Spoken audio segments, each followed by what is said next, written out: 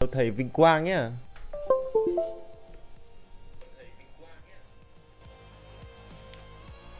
Sợ hôm nay Bin quay trở lại à đâu nhầm, có mỗi cái ảnh thôi.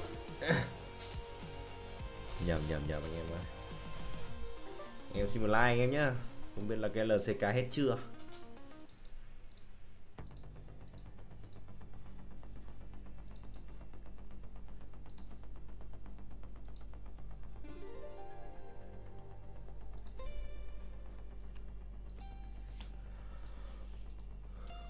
Làm tí bình luận nhiệt đây.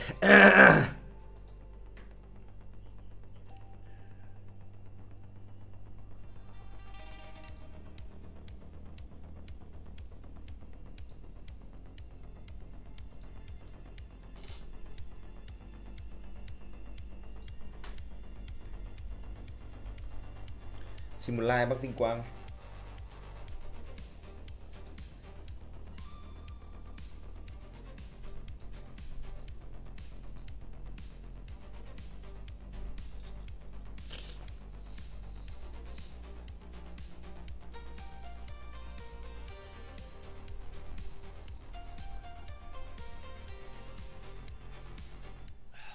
Two weeks of the LPL are in the books, and we are rapidly approaching the midway point of Split 3 as we get to the start of Week 3 here in the LPL. My name is Yanni, and I am joined by Jay Beto over here on the unofficial LPL English broadcast, as we have only a 2-game day today, kicking things off with JDG and LGD, and later on followed up by EDG and Top Esports. Jay Beto, for our first matchup of the day, should be a pretty interesting one to see how these paths of these teams are going to diverge from here. Yeah, because it feels like this should be a slam dunk matchup in favor of JDG, and I think that's where my predictions will be going tonight regardless. But if you look at the score here between these two teams, it's the same. Both these teams have been struggling so far in Split 3. As you take a look at the standings here, JDG not really off to the start we would have hoped them to be in. Not at all, and it's just so strange to see. I think their match against Top Esports to cap off Week 2 is a microcosm of all of the things that have gone wrong. The first 12 minutes of Game 1, they absolutely dominated. I had to even look back at the scores when I was watching that game for preparation and go, are we sure that they lost this game? But somehow they tossed their cookies. And then in the second game, it was rough. They came back from like about a 6,000 goal deficit, and they still stumbled at the end and could not get it done. It feels like nothing can go right for this team. Some cylinders are firing, but not all of them. Yeah, definitely. And continuing on into this split, something that you don't want to continue happening. JDG have been struggling in the meta a lot, which we'll talk about a little bit later. They've been struggling as a team with an identity for like the entirety of this year. I think that after they made it to first stand, a lot of people had very high hopes, myself included. I've been talking about this team positively the entire year, and yet it really haven't found not only the heights of even Split 1, but that we know this team, or hope this team can get to. LGD, another team as well that has come into Group Ascend here after the very entertaining Split 2 change-ups, and hasn't found a ton of success against the top teams either. Is this a top team? I mean, on paper, no, but I still think that if LGD get a win here tonight, it's really important for their standings, and it's crushing for JDG. No doubt about it, and it's so crazy to think of the differences between these two teams despite their records. JDG, nothing can go right. LGD, scrappy team, taking a game off of BLG, taking a game off of Top Esports. So it's so weird to look at it from just different lenses and what our expectations for these teams are and come to such vastly different conclusions, really, Jay Beto. But let's go ahead and chat about this JDG roster from top to bottom. There have been no changes made, but maybe some on the horizon if things continue to go poorly. It's Xiaoshu, Junja, Hongqiu, Gala, and Vampire. A lot of people, myself included again, have been incredibly excited about this team. Just the potential that some of these players can have. A lot of people have been high on Vampire this year. Obviously, Gala has had not the best last couple of years, but Hongkyu and Juncha coming over from the LCP. We've spoken about that a ton, and this is a really big development year for Hongkyu as a young player. Then Xiaoshu, the remaining member. And I do think this team has grown, but this split so far just hasn't really landed in the spot they want to. They've lost to everybody except for one team. They lost to WE. Not what you want to see from a roster that not only made it to first stand, but has this height that I think we would hope from a team like this. Yeah, tough start. You know, last 3 games not going their way. Losses to Thunder Talk, BLG, and Top Esports. And BLG, Top Esports are always a pretty tough assignment as a whole for really any team, whether you're a top team or not. But they've had very similar opponents to LGD, and unfortunately for JDG, have had very similar results. I think it's interesting that the schedules have been so mirrored, and I really, again, don't think that JDG should be in this position. 1-4 as well against the same teams. I mean, you can make an argument for some of them, but this is a team that was contesting the top at the beginning of the year and now is really struggling against those teams. Another thing as well for tonight is that, believe this is correct, we are in the JDG home ground. So another thing on top of JDG's shoulders. I don't know if that makes them more confident, more comfortable, or more stressed. I know Gen G recently lost all their games in their home stadium, so maybe not the best, but we'll see how that goes. Hey, listen, they call it home field advantage for a reason. Hopefully, they will be able to take the strength and the gyos from the fans and lead them to victory today. The good news for JDG is that their gameplay issues are completely fixable because of that great start against Top Esports in game 1. You can hang your hat on that. It's like, okay, how do we fix this? You cut down on the over-aggression, you cut down on the disconnection, and what you certainly don't do is you don't throw Gala on mages. That has been a pretty big struggle point, Jay Beto. You know, gotta break this down for me because you want some more unique picks to come out of the spot lane for Gala as opposed to mages. Talk to me about it. So these are some picks that we've seen internationally in the bot lane down the bottom there. I know that it looks really strange, but these are picks getting played.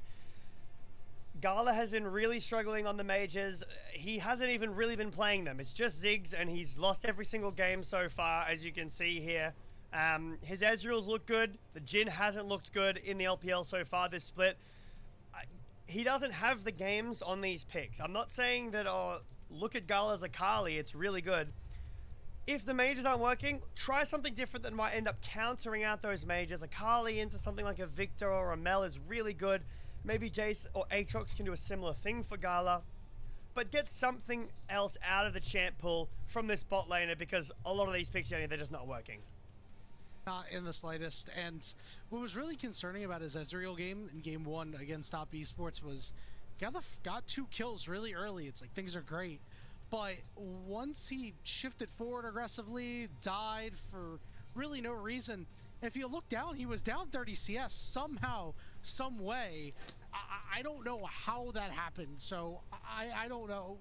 Something definitely needs to change. As you said, maybe something a little bit more unique. I feel like that might not be the direction that they're going to go, but I would love to see him on like a Jace because it's the most 80 carry, non-80 carry out there really, that you'll at least have some level of comfort. Listen, I know that when Jace first came out, I took that man bot lane as an 80 carry player. I was like, hold on, maybe this can work. It didn't, but hey, it's 2026 now. Anything can happen. It does now. Yeah, exactly. And I really hope that JDG do have an answer. It doesn't necessarily have to be the one that we've presented tonight, but the champ pool is just really not working for JD, or for Gala specifically, I should say. And that is really detrimental. Gala's not a player who has a massive champ pool to begin with. If you just hết xu hướng rồi. A player who's played a ton of champions in the bot lane, as opposed to somebody like Viper, who has a ridiculous amount of creativity in the bot lane, who's really thriving in this meta. Em xin một like nào. Này yeah, nhiều Gala's thủ gonna quá. have to figure something out if he wants to hopefully take this win for JDG and then start contesting these top teams. This I believe, should be one of JDG's easiest weeks, if I'm not mistaken. They're not versing any of the top 3 teams. So this is their time to start getting wins and hopefully start getting some score and experience and comfort, and then to be able to contest the top teams again. Yeah, it's going to be a one that they can definitely take advantage of. One programming note is that JDG is playing against Team WE at the end of the week on the 9th. So that is one thing to keep in mind. They're not playing against top esports, but that is, you know, they'll be able to hopefully snag 2 wins. If you're a JDG fan, you want to go 3-0 this week. I don't know how it's going to be against Team WE. Going to be a little tough, but that's another story for another time, Jay Beto. Let's go ahead and talk about their opponents today in LGD and bring up their roster that saw a facelift coming in here to split 3. It's Số một like em nhá. Shaoya, and Ui Chris. dồi ôi, bao nhiêu đối thủ. Chris has done good things for this roster. Again, it's still in this weird like place where these old Group Nirvana teams are currently in Group Ascend because of the qualification matches, and they haven't really found their stride against these top teams. They just got the wins against the teams that are now in Group Nirvana, and I think that LGD need to find something a little more if they want to start getting wins against these top teams. JDG is the team, though. This is the team that you want to get a win of. It is a top team on paper that is struggling right now. This is a really important win for LGD to set themselves apart from the new Group Ascend team, like bracket down the bottom there, put themselves solidly or hopefully near 5th place, and then start contesting those top teams. They're toàn các sát pretty thủ far diệt away. anh I em think lậu. the 3 Sát and 4 thủ both diệt have lậu. 4 wins, so it'll be a while before that happens, but this is a great place to start. And we've seen that they can do it, right? We talked about it a little bit earlier. Taking a game off of PLG, taking a game off of the top esports. You can absolutely take 2 games off of JDG in a best of 3. One player that we want to shout out for really not only their Split 2 performance, but a couple of really nice performances for the start of Split 3 is LGD's mid laner Tang Yuan, who has been Cảm giác nhà đài bây giờ nó cứ thừa nhân sự the ấy nhỉ. stats might not look super pretty, but if you've been watching the games, he's been making a sizable impact out of the mid lane. Gonna have an interesting test today against Hong Q. 2 guys that are, you know, somewhat similar in some aspects, with Tang Yuan once being a highly touted prospect, now starting to re-emerge here in his 3rd year in the LPL, and Hong Q, this young stud who in year 2 hit the ground running in the LPL and is still performing fairly well despite his team's struggles. Yep. Mid lane meta, pretty important. Having that reliability, a lot of global champions as well. Obviously the Orianna around, but there's flexibility in League right now that there just hasn't really been before. I think you can really take advantage of that if you have a big champ pool and the ability to flex in your lane. Yeah. Em xin một like em nhá. We've seen some interesting flexes, right? We saw Tang Yuan play Gnar. It didn't work very well. Hopefully he'll put that one on the bench permanently. But it is nice to see that there are a lot of options for really both of these players that could create some really fun matchups. Speaking of a fun matchup, is our head-to-head matchup for today. While we have talked a lot about the mid laners, it's the bot laners who have had a very interesting go at things. The Pentakill Prince Gala struggling heavily in this meta, a tough time on mages. Shaoya, while again the numbers aren't super pretty, has played some really good League, has had some really good 1v1s against other AD carries in the league, and you know is really able to recognize these opportunities. Xin một like em ơi, sao lại không có lượt thích nào thế này? Này làm sao mà có view được anh em ơi? Cứu cái. EMEA is the biggest one here, and maybe DPM as well is pretty different, but you know gold is pretty close. Skill participation is obviously higher as well for Shaoya, so within reach. And like you said, Galo, who is a very touted player, has been struggling heavily in this meta specifically. This is Shaoya's time to take over. And I want to quickly add as well, this is the meta that, or like the game state currently, that you can come back from any deficit. Pro teams can truly come back from any deficit. If you have a bit of a tough time in lane, it's a brutal matchup. you can get these shutdowns. There's so many objective bounties. Dragons are really important. You can make the difference there. So I think that Gala's going to have to be on his A game. Xiaoya could take over.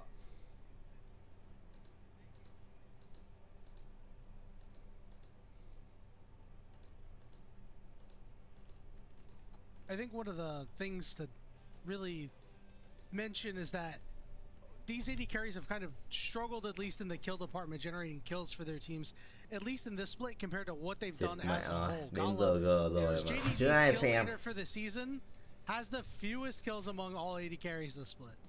Not too hot, right? Xiaoya, very similar story. The leader for this LGD squad, but second fewest among all AD carries in this split. So I hopefully like to see them turn it up a little bit, start getting some kills together, maybe get some 6, 7, 8 kill games, and really lead their team into a strong mid to late game that'll win you some series. You need to start picking it up now. Momentum is huge, even though, yeah, you'll at least get to play-ins if you finish pretty poorly. You gotta have the momentum going. I want to shift the conversation here to the draft, Yanni. JDG on first pick, LGD on red side. So we should be getting pretty standard looking drafting for our viewers at home, and of course us as well. Sometimes, I can't lie, it gets me too. But with JDG on first pick, I'm a big proprietor of, I think second pick is really strong.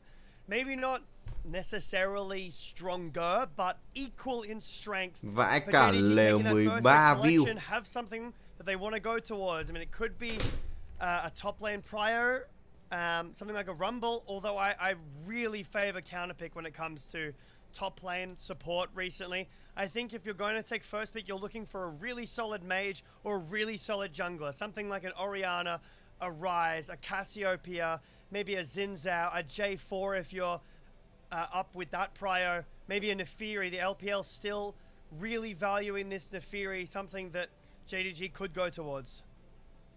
See the teams walking out. I had some criticisms for IG's stadium when it came to the walkouts. Didn't think they were nearly as cool with that one, but the stadium here in Beijing, JDG's home turf, certainly a pretty awesome walkout for both of these squads as they're showing themselves off to the fans, ready to hopefully play a really competitive series of League of Legends. You know, while JDG is struggling and while we've expected them to be one of the better teams in the league, at least from the start with how well things were going, we really like to see them recapture some of their split 1 and largely split 2 success that they had. Yeah, I agree. It has been a disappointing start for this team, and LGD now in Group Ascend, a team that I don't think a lot of people were super high on this year so far. I think that Tong Yuan has had some pretty good showings, and Xiaoya, you know, the same can be said. But with Crispin, while I think we have seen improvement, it's yet to come across through the results. I think that Crisp can bring a lot to this team. He's been gone a bit, but he's back now, obviously. I think this is a really interesting matchup because on paper, JDG should be much superior. That's where my prediction's going. I'm going to be predicting 2-0 tonight. But they're really struggling in this meta. Mental might not be super high after losing to all the top teams, including WE now. This is LGD's chance to take over. Yeah, they're wounded right now, is JDG. Right? This is the opportunity to go surprise them. They have their gameplay issues. But one thing that JDG has been pretty good at is their early game, like we saw against Top Esports. LGD has had pretty okay early games, but it feels like if they get taken by surprise, they might crumble. They might struggle to put a cohesive game plan together. You know, we saw them play a team against the same Top Esports that JDG played after a game 1 win, and that scaling team didn't come together. So you really just have to win in the early game in this series and hope that the lead that you're able to build is enough to put you over the top for either of these teams. Yeah, what has Tabe been cooking up as well is another question. Không có tai nghe mẹ ơi. A lot of people globally, including all of the LPL staff here, Really like this guy. Lên chắc phải đấm nhau. Không tai nghe lên đấm nhau. This is your time to really show up. You're 1-4 in split 3. You're struggling in this meta. This is where you can make your impact shown with a bounce back, with some creative drafting, with some whatever your answer is to this bot lane problem. Xin like anh em nhá. I think another problem that we haven't brought up is the lack of synergy between jungle and the rest of the team. Vãi nồi không tai nghe thì lên thành cái chợ à?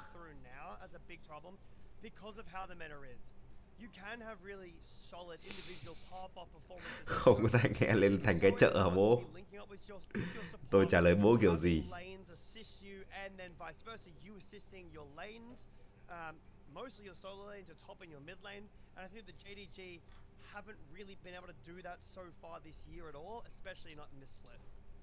One of the things I noticed when digging out some stats in preparation for today's game is that, you know, a lot of these junglers in Group Ascent have really high kill counts, and these junglers today have the bottom two. You know, since Xiaohao is not on EDG anymore, more on that in the second series of the day. So it really feels like these teams don't have the ability to. Ok, và chúng ta sẽ đến với cấm chọn trong ngày đấu đầu tiên, cuộc đấu giữa LGD và Dinh Đông Gaming. Riêng thằng Dinh Đông thì nó hay dẫn trước lắm anh ạ. Dẫn trước và sau đó là cụt. Đó là cái mấu chốt để cho anh em đơm nhé. Tôi thì bây giờ tôi không có cái niềm tin vào cái thằng Dinh Đông. Dinh Đông có mỗi thằng Gala này biết chơi thôi. LGD well scouted, already taking out some of the picks that are very common for JDG. I'm on immediately on this Cassiopeia that's actually left up a good flex, maybe something Gala can take to the bot lane. I think Cass is one of the most AD carry-like mages in the meta currently. Syndra. I personally don't find it that different to play than a normal AD carry. Obviously, can still Cassiopeia. get picked up here. Quanh đi quẩn lại cái giải này lúc nào nó cũng chỉ có mấy con tướng meta anh em ạ. Đéo bao giờ lệch luôn. Giải này thì siêu hot con Nafiri rồi.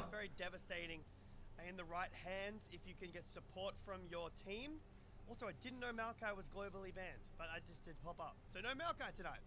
Interesting. I want to know why. I want to know what the heck is going on with that champion that requires the Nafiri Sam. Ván này thì đang có Sen, đang có cơ mưu. To go over to Crisp, not only a great takeaway from Vampire, but also that is something that has been pretty solid for the LGD support.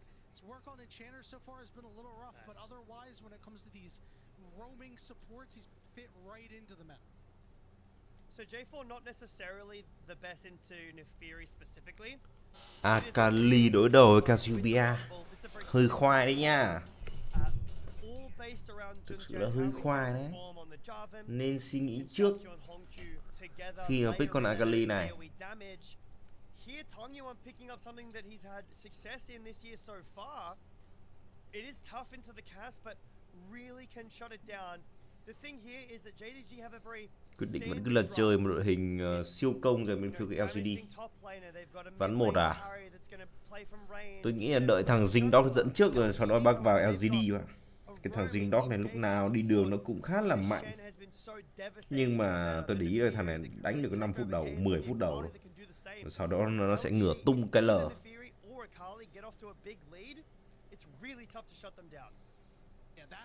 Nào, chọn cuối cùng. Cấm 4 dành cho bên phía Dinh Đông chứ.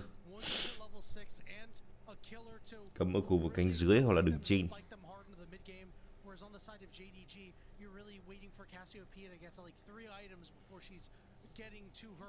Cơm mưu được hở ra nhưng mà dạo này có vẻ như không được ưa chuộng cho lắm.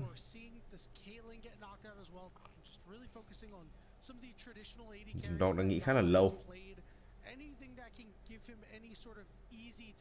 Cặp này thì Zingdog vẫn được đánh giá là cửa trên thôi. Anh em đợi cái thằng LCD nó cộng nhiều một tí rồi anh em vào là chắc ăn nhất anh em ạ. Anh em xin một like anh em nhé.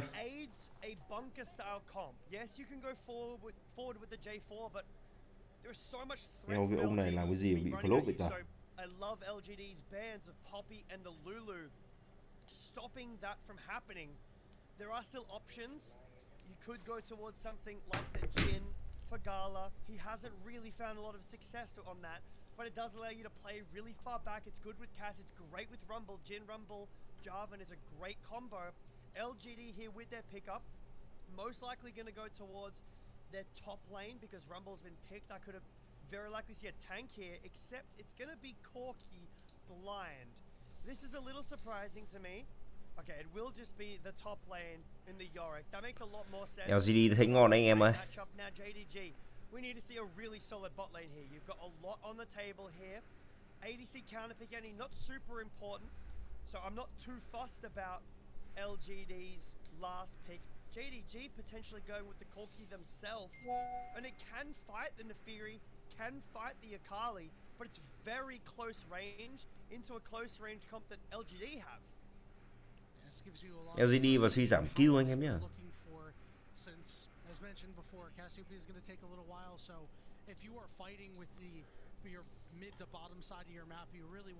Em xin một like anh em ơi.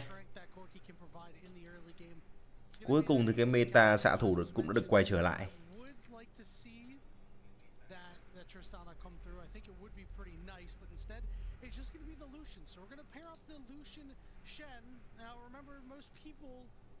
Don't know that you don't necessarily need these buffing supports like a Nami or Emilio for Lucian to be good. The passive proc that gets that increased hit damage is whenever somebody CCs a champion within about, I think, 1,000 units of him. So a Shenton will buff him up all the same, just as a Nami or Emilio would, just not as. Yeah, I would say that the Lucian is going to lose out a little bit of late game potential because, especially with Emilio, he is really good late game, which is not normal. Lucian's normally not that good late game. And this is one of those games where I think the game is about the Akali, the Nefiri, and the Shen. And on JDG side, Thôi tăng trưởng với suy giảm đó. Nhìn con Akali tôi nghi ngờ suy giảm lắm. This is a game for a Cassiopeia to absolutely take over. We need to see Hongq have a monster performance here to help with his team. If Gala can stay alive, play with Hongq, that's great. Eyes on Junjur as well, but I want to see this cast pop off. There is a lot of snowball potential on the LGD side. Definitely the member that I'm looking out for. He doesn't even need to be amazing, right? Just needs to have some really good miasmas drop down. Over on the side of LGD, I'm really looking toward Hung to have a strong early game on this Nefiri. Nói chung là dinh đông thì tôi không đánh giá cao đâu. Còn nếu như anh em muốn chắc ăn nhất thì đợi cho nó lên cộng 10. Then you can convert that lead into taking that objective first and then try to put the game away from there with a strong 1-3-1. We are in JDG's home arena in Beijing. Let's see if the home cooking is good enough for them to get a win. Game 1 starts now. Ok, và game đấu của chúng ta cũng đã được bắt đầu. Game này thì bên phía Dinh Đông họ sẽ đội 1 và LGD đội 2. Dạo này thì thấy khá hot một con Corki hụt tiến dưới. Và bây giờ sẽ là Lucian kết hợp với Sen chứ không phải là một con Milio như thông thường. Rừng sẽ từ tiến trên xuống dưới. Và đường giữa thì sẽ là một kèo khá là khó dành cho Tăng Duân ở những giai đoạn cấp độ đầu tiên. Mặc dù pick sau nhưng mà Tăng Duân ta quyết định sẽ là chơi tướng cửa dưới.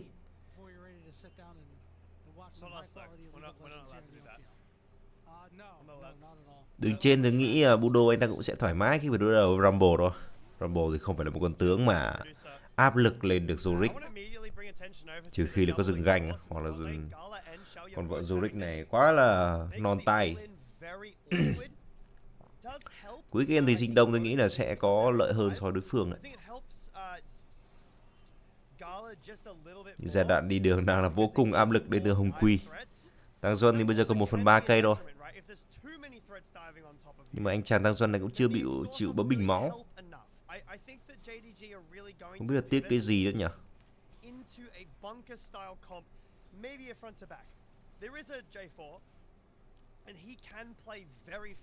Tiến dưới thì sẽ là một câu chuyện ngược lại. LGD họ sẽ đẩy nhanh hơn. Một con Alistar level đầu, những giai đoạn level từ đầu tiên thì nó cũng không phải là mạnh đâu. Một trong những con tướng support khá là yếu, trừ khi có bất khuất để bằng trụ. thì lúc đấy thì sức mạnh sẽ lên một tầm cao mới. Gần gấp đôi chỉ số lính đến từ vị trí của Hồng Quy so với Tăng Duân lúc này. Trong khi đấy ở tuyến trên thì Celsius anh ta có thể ôm farm được. Tuy nhiên thì thế lính này đang là đẩy dành cho vị trí của Celsius. Với cái lượng máu này thì Tăng Duân anh ta khả năng sẽ có thể trụ thêm được một wave nữa. Còn nếu như mình đang muốn chơi an toàn thì có thể biến về ngay lập tức. Mỗi rừng thì sẽ kiểm soát một cua.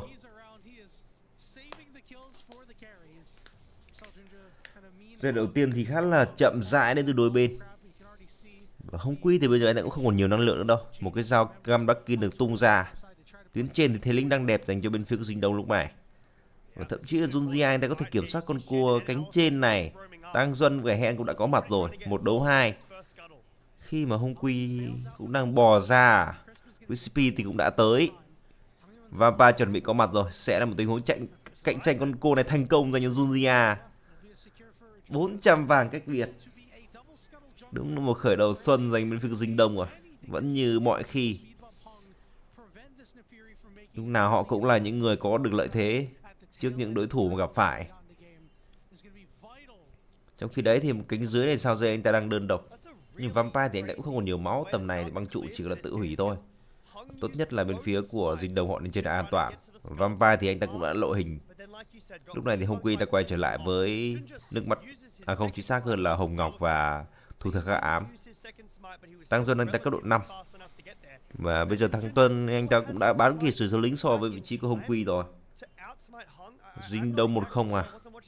Khả năng đấy. Dinh Đông thấy cái team này pick ưng hơn đối phương. Tuy nhiên ở giai đoạn giữa thì chưa nói trước được điều gì nhỉ. Chắc là LGD họ sẽ mạnh hơn đấy, bởi vì họ có Akali. Cassiopeia là một con tướng mà cần thời gian cơ.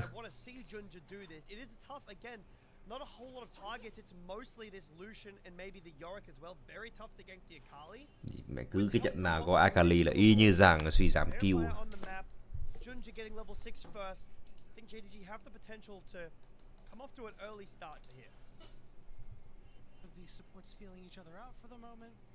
Vampire a full level ahead of Crisp, so not utilizing being out of lane and not getting penalized nearly as much as Crisp, as we do have a fight up on the top side. It is just equalizer. We see this a lot just to try to take out the maiden. With Xiaoshu going into the danger zone, he is doing a lot more damage. Tranh thủ thăm nhà anh em nhá. Tứ luôn win à?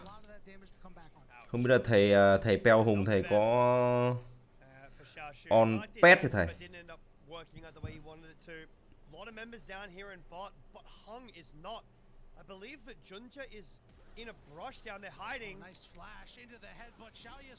Nghe là chưa có on pet thì mở giúp tôi một on pet anh em nhé. Sắp bị đuổi việc đến nơi này anh em ơi.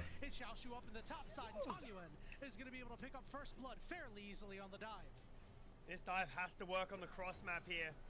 Alright, there's that headbutt, there's that pulverize, the flag and drag as well, and Vampire on the backside dives the turret. It's an unclean dive, a 1-for-1 when all's said and done, and it's Xiaoya who gets credit for the kill. Yes, let's talk about these map movements here. So Junja's making a play down in bot, Hung going top, Tong Yuan decides to go for the dive because Xiaoshu has no ult and he's low. Gets first blood, amazing play from Tong Yuan in the mid lane, gets some stacks on his Dark Seal, and shuts down Rumble in the side lane. So then Junja has to make the play to go for a dive to get something back. He gets a kill, but so tăng trưởng 30 mạng hả? Đây, thầy vừa phàn nàn là có ngay thầy ơi. Có ngay cho thầy đây. Chưa gì đã bấm 3 xác rồi. Tính ra giải này mà 3 xác thứ 6, thứ 7 này là ngon đấy. Là nhanh đấy anh em ơi.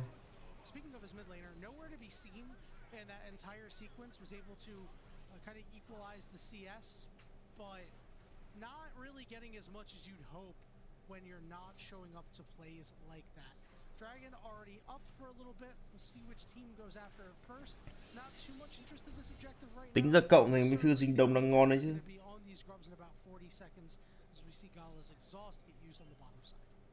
Interesting use of the summoner spell. sets up this freeze, which is nice. But it looks like Xiaoya and Chris will be able to walk back down and hopefully break it. Hung is pathing down to the bot side as well, if need be. Gala now doing a ton of damage to Crisp as well. Able to continue out this freeze, even zoning away from XP. This is nice, but Junja, that was the play. That was the time in which we needed to see him get the double kill. That would have really set open the game, whether Junja gets a double kill or ideally Gala gets a double kill on that dive with the early XP lead that the jungle had. But now Xiaoya got a kill, evens up the CS lead. Junja got 1 kill, and J4 with 400 gold. I mean, it helps when you get that first item online to fight, but it's not a Nefiri with a with that lead, which would be very scary. Now Tangyuan's got this lead. I also Ba con sâu thì bây giờ cũng đã ra rồi. Đứng giữa thì vẫn sẽ là một câu chuyện như vậy khi mà luôn luôn là gặp áp lực đến từ thằng Duân.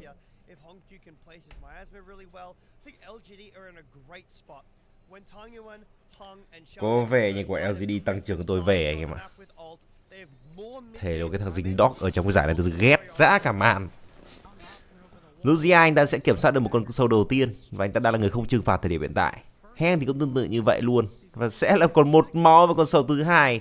Heng là người ăn, tạm thời tỷ số đã là 1 đều và sổ lên đến từ Heng luôn. Đằng sau sẽ có Vampire bổ trợ nữa. Nhưng mà Lucia anh ta quyết định khi mà Budo anh ta có mặt. Vẫn là trao đổi có lời trên bên phía LGD.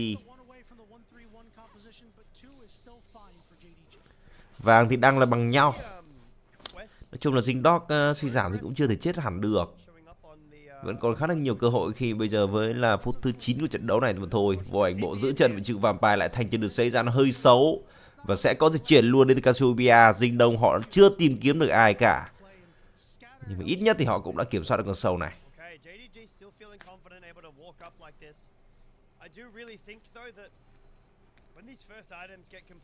Em xin một like anh em ơi. Giúp tôi lên 10 like anh em ơi. Rồng gió thì bây giờ sẽ được ăn bởi phía Dinh Đông.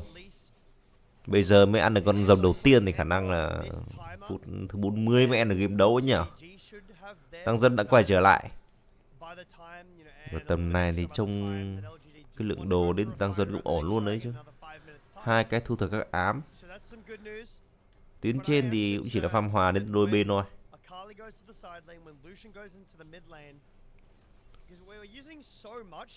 Nó dặn ra được 3 mạng và nó bắt đầu câm.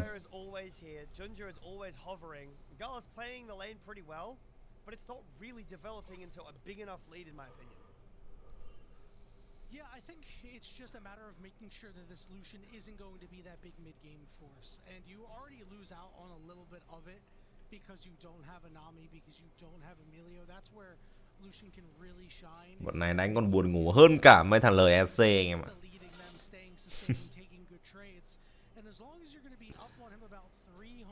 Cứ ôm mà cứ giúp rồi. Và 4 phút nữa thì mới xuất hiện cái mục tiêu lớn tiếp theo.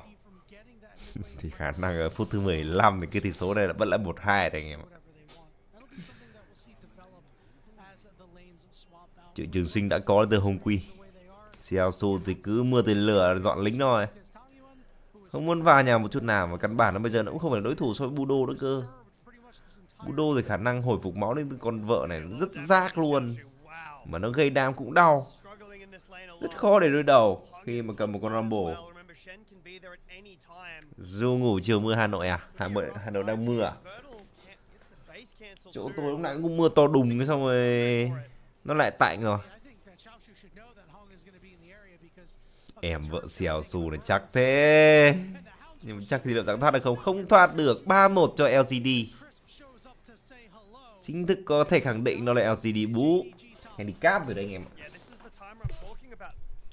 Cái thằng dính dog này mà được đánh giá cao vậy. Trừ hắn 6 độ rưỡi. Giỏi. Lại bố. Gala and Junja end up zoning Xiaoya away, and now this is a lead from the Corki that we can start to talk about, right? 800 gold lead on the Corki is something that JDG can use to win these fights now, because he'll get first item and second item much faster, and that will be a very strong spike for Corki with the Trinity Force and the Mana Moon completed when we get to that point. But right now, 800 vàng cách biệt. Đội hình này bên phía LGD họ cũng có thể snowball đối phương được. He has just enough gold to go the Essence Reaver that allows him to just farm for free basically with infinite mana. There are severe differences in these items, James. Cánh dưới thì có va nhau kiệt sức, bắt đầu bị sao dê bắt choáng được, thêm một cái lồng được úp, nhưng mà LGD họ cũng gỡ được một mạng khu tiến trên. Ăn miếng trả miếng liên tục, có vẻ như là tăng trưởng kill Đàng Xuân. Đấy. Nuôi rùa, tàu chậm kinh điển giờ Liên Minh Huyền Thoại à? Nói chung là nó cũng đâu đến nỗi đâu anh em ơi. Nhìn cái giải này tôi thấy là ok hơn cái thằng LEC đấy. Cái thằng LEC gọi là bố của ức chế ấy. Nó đánh nó diễn bịp điên, đặc biệt là mấy cái thằng mà đáy bảng xã hội. À không, đáy bảng xếp hạng chứ. Nhầm.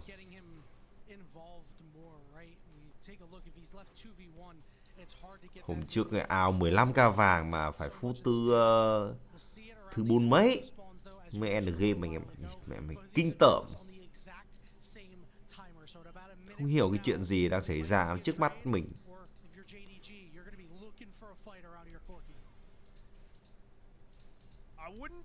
Anh em nhớ thăm nhà nhá.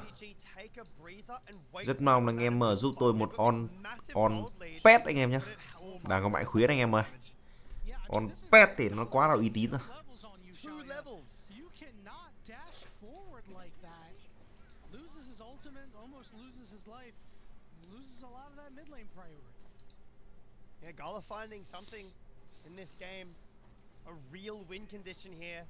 Mẹ như thế này còn được tăng trưởng được 6 độ rưỡi thì bao giờ mới chết hả anh em ơi.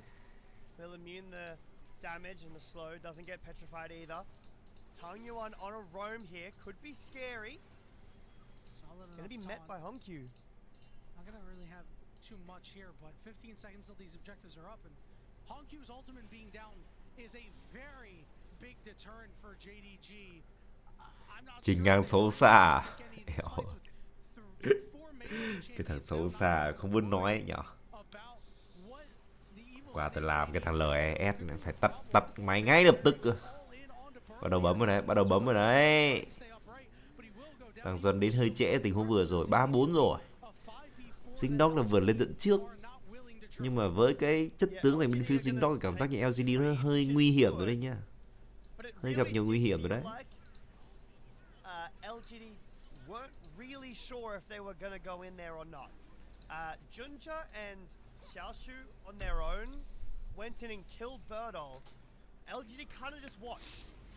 Còn dòng thứ hai Dinh Dog họ cũng ăn luôn. LGD thì bây giờ họ đang muốn gỡ bằng cái con sứ giả của tiến trên. Và thi đấu này thì sẽ là linh hồn dùng đất.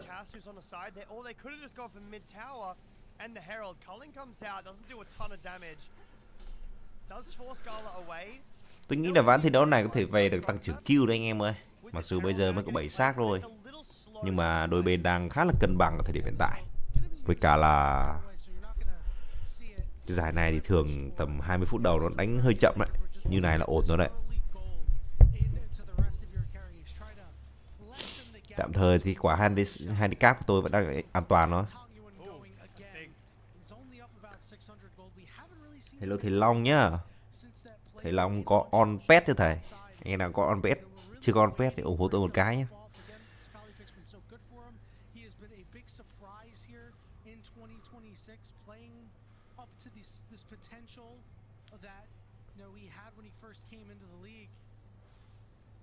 A scenario here where things could go well or poorly depending on who you're rooting for, but looks like we'll just see that everybody is near the top side, not do much about it.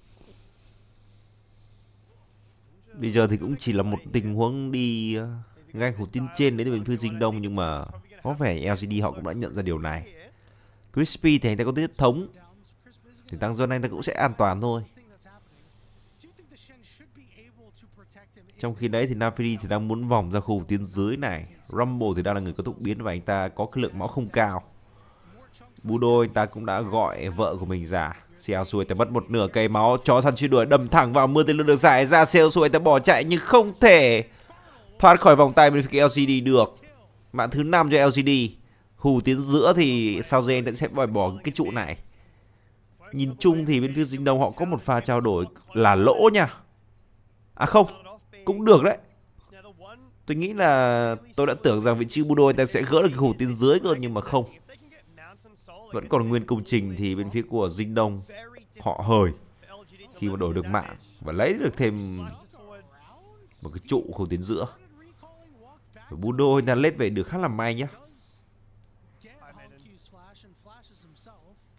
Một ca vàng bên phía của Dinh Đông mình lúc này.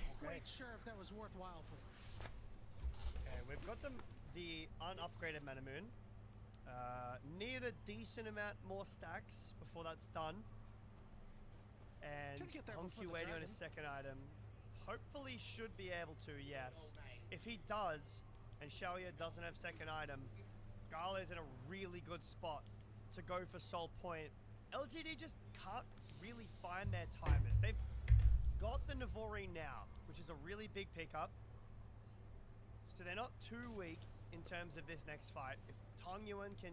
Cảm giác như tấu nó chậm chậm thế nào ấy nhỉ? Game này chắc chắn là sẽ đã tăng trưởng kill rồi đấy.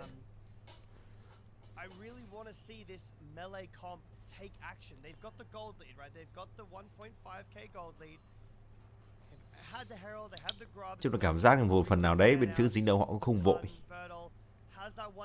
Tôi nghĩ giai đoạn cuối game thì Dinh Đông họ sẽ có nhiều lợi thế hơn với những chất tướng ở trong tay. Trong khi đấy thì Lucian không phải là một chất tướng late. Alkalina Free thì cũng tương tự như vậy. Zoric thì càng phế nha. Và bây giờ thì anh ta sẽ đu thẳng vào Seosu cho Chanji đuổi mưa tên lửa dài ra góc độ rất đẹp, có vội bộ giữ chân vị trí Seosu lại. LGD họ không có nhiều đam, tăng dần tới sát chiều hoàn hảo. Và cuối cùng thì cái tôm mạnh nhất vẫn sẽ hủy diệt đi Seosu. Đường giữa thì sao dây ta bị tiếp cận là dính thiêu đốt. Gala anh ta dính kiệt sức vào đầu, sao dây tiếp tục cò quay. Và phía bên kia thì Budo anh ta không thể thoát được. Rất nhiều mạng giây phút vừa qua. Và khoảng cách về vàng bây giờ gần như là quay về vài xuất phát. LGD thì bây giờ đang muốn lấy cái trụ khung tuyến trên. Và cái trụ cánh dưới này đang còn khá là nhiều máu. Nhưng mà chưa có ai đép bên phía LGD cả. Con rồng thì cũng chuẩn bị ra. Con rồng thứ ba là con rồng đất rất quan trọng. Khi mà đội hình của LGD họ chơi sát thủ, nên là tôi nghĩ là không thể bỏ qua con rồng này.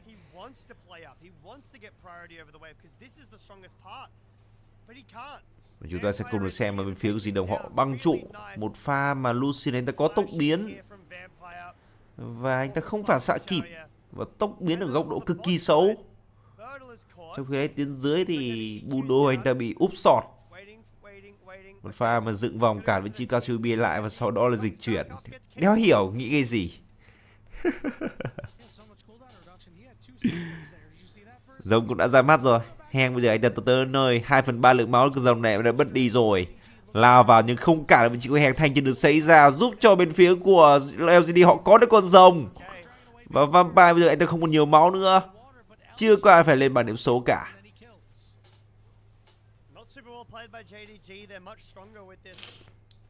Anh em nào chưa có on pet thì bấm vào cái ngôi nhà tôi đang ghim anh em nhé. Xin mong anh em ủng hộ một on pet anh em nhé. JDG feel the need to run away. They're worried about the chase. Don't value their positions. The vision control wasn't great from JDG either. Not the best setup. Oh, it was the shadow flame. Okay, that makes, I guess, a bit more sense. On the Akali going for a bit more damage. I have a feeling though that this Akali, despite having 2 kills, has a very low damage count. Want to see it get active, get on the Corki, get on this Cassiopeia. I still think that LGD's comp, they've got enough gold to really make it work. They just have to take their fights from these flanks, make it chaotic. Nó đánh cứ tà thôi. Winning position and it's Gala right now and he is single-handedly with 0 kills holding his team in it. Yeah, and you're going to run into a point where as the game goes on, Corgi is really going to start to fall off, especially against these assassins like Nefiri, like Akali, that if they just get on top of him, he's instantly going to die. You're already seeing just a couple moments ago what a couple of darkened daggers does to Kala. It takes him to nearly half HP with a 2-item Nefiri staring him down. So I'm really worried for JDG's prospects, but Nhưng mà cái mùi suy giảm kill lắm rồi đấy anh em ơi. Đúng là cái ví Akaku à. Không lệch đi đâu được.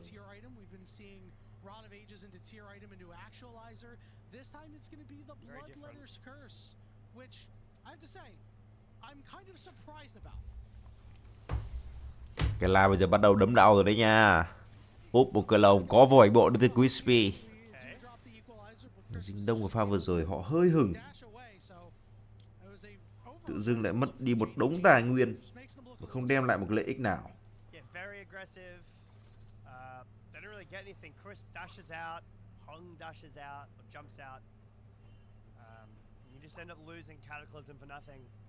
Yeah, the Bloodletter's Curse is an interesting pickup. Works pretty well with the Rumble. Will help his damage considering that Xiaoshu is down a considerable amount of gold. Junja. We are going in. Nearly using our target ability. There's an equalizer. It doesn't quite land. We do get that TP out of JDG as you mentioned. A look at Hongq slithering, trying to get closer. Bertle ready to teleport away. Will he be successful this time? He will. The LGD will make their escape. Is that a Randy Orton reference by any chance, Jenny? Potentially. I mean, it wasn't intended, but I was thinking about it as I said it. Okay. I was thinking about how Cassiopeia could RKO somebody. Didn't really go well in my head. Listen, if a fight was about to break out, you would have heard me go, "Oh, watch out, watch out!"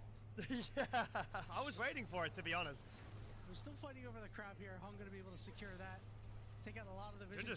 Not able to get over the wall. He's forced to flash away. A big cooldown for the JDG jungler spent. Tranh thủ tham gia anh em nhá. 99% là suy giảm rồi đấy. And Junja, I was talking a bit earlier about the value in a game like this because he can do so many things. Where did he go? Ô, tự dưng lên được 80 view à? I just killed him. Em xin một like được không em ơi? 83 view và 2 like. Giúp tôi lên 10 like cái. LGD bây giờ họ sẽ tiến thẳng vào con Baron này. Dính Đông cũng đã có mặt được với 5 thành viên ở đây. 2/3 lượng máu con Baron này mất đi. Một tên lửa ra ra một góc độ cực kỳ xấu đến Xiaoshu luôn. Heng đang đuổi với chữ Xiaoshu ra, anh ta bị dính rất nhiều ra tường. Tiếp tục Heng, anh ta bay vào hủy diệt nhanh chóng Xiaoshu luôn. Đang rồi anh ta vẫn đang quẩy gà là cả lại, anh ta có 1 chấm máu trên người. Chuyển sang mục tiêu đó là Vampire. Tăng dân quẩy hết à? Anh ta có được đồng hồ cát và anh ta câu được 3 người bên phía LGD và cuối cùng cũng phải lên bảng không? Chưa. 1 máu nữa thôi, Hồng Quy có bỏ được không? Vẫn là một tình huống lách mượt nhưng mà nhổ động thì không thể né được. Không sao cả, ít nhất thì bên phía LGD họ có được con Baron ở tình huống vừa qua.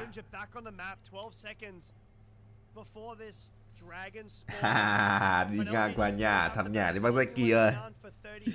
Ngày nào bác cũng cứ hỏi cái câu hỏi này thôi.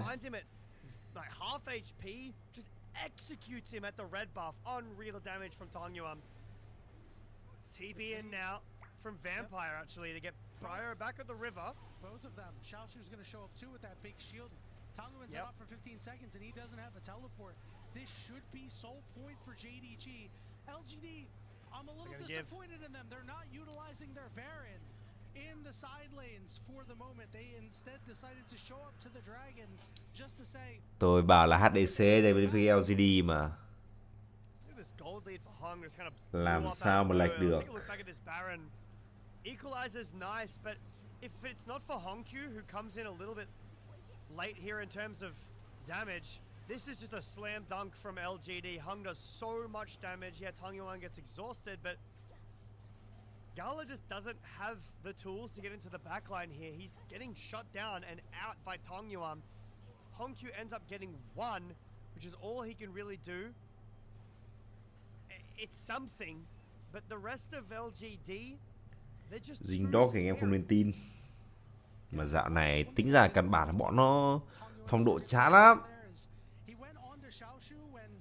I really think you could have immediately went after Hongq or Gala, get a little bit more damage on them, make them scared, right? Make them put their feet to the fire and see if they want to stay in and still try to fight that Baron. Ended up resulting in Hongq getting a lot of kills for himself. Gala's still killless, but still putting up big numbers, at least in the damage department for now. LGD have a 2,500 gold lead. Going to continue to utilize this Baron to take out mid-tier 2 and try to further increase that gold lead.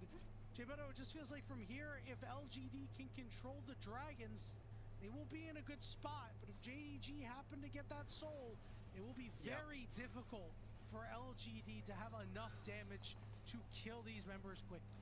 Yeah, I agree. See how big of a 2k7 rồi. threat is single-handedly holding Lỡ on ngớ to lại that 2-0 thì bên phía second LGD from cũng the lên. Baron that JDG have to hold on for. You're right, if LGD can Lỡ deny hết these thịnh à? dragons, they're probably not getting soul before Tôi the thấy game được cái ends. bọn Um, fan bên phía but của denying LPL nó the không amount đông of lắm đâu. soul from JDG is Ý là such a tôi nhìn trên massive sân part khấu of ấy. this game. Giving more Khi mà tôi nhìn trên sân khấu thì tôi thấy không đông khán giả bằng LEC. Không hiểu như thế nào. Thật là làm một cái sân vận động nó bé. Chứ tôi xem cái giải LEC thì mẹ tôi thấy khán giả mà to như một cái concert ấy.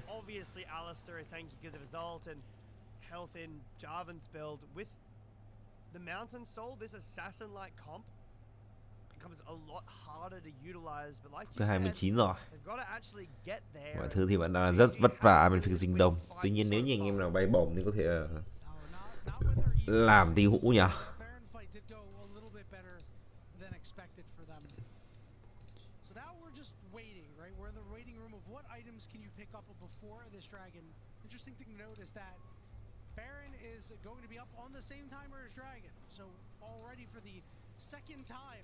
In this game, we have two objectives spawning at the same time. JDG could elect to price themselves into a trade if they want to. Not quite sure if I'm really willing to do that as JDG. 35 à? 35 tôi nghĩ là được đấy.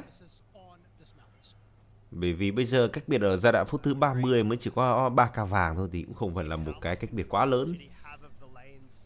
Thậm chí là Dinh Đông họ có thể lật được ván bài này. Khi mà có mỗi con vợ xeo su nó phế thôi à. Thằng Duân vẫn đang còn chiều cuối bay thẳng vào muốn hạ sát Hồng Quỳ, nhưng mà có người bảo kê là vampire. Phía bên kia thì say thanh trừng sấy, ăn nguyên một cái thanh trừng và nằm xuống đến ra van luôn. Tiếp tục LGD họ đang sồ lên, xeo su thì không làm được một cái gì cả. Và sau dê thì có được mạng của vampire. Dinh Đông đang còn 3 người đấy, 10 tên lửa góc độ rất đẹp đến xeo su. Anh ta sấy bù đô, anh ta còn 1/3 cây máu thôi, bắn liên tục đến từ Gala. Bù đô đã phải nằm xuống, sau dây còn 1 chấm máu trên người. Sông Quy anh ta có được mạng dứt điểm. Vẫn tiếp tục là khoảng cách 3k vàng thiết lập dành cho bên phía LGD. Và chung quy lại thì đó là một pha trao đổi hòa. Như này thì phải 40 phút.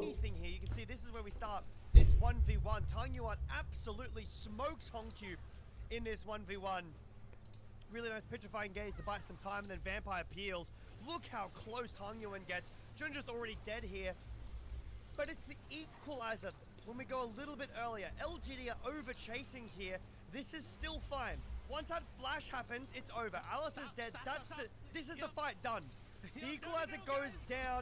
So much damage from Xiaoshu, Gala, and Hongqiu in the background. This is how we want to take our fights.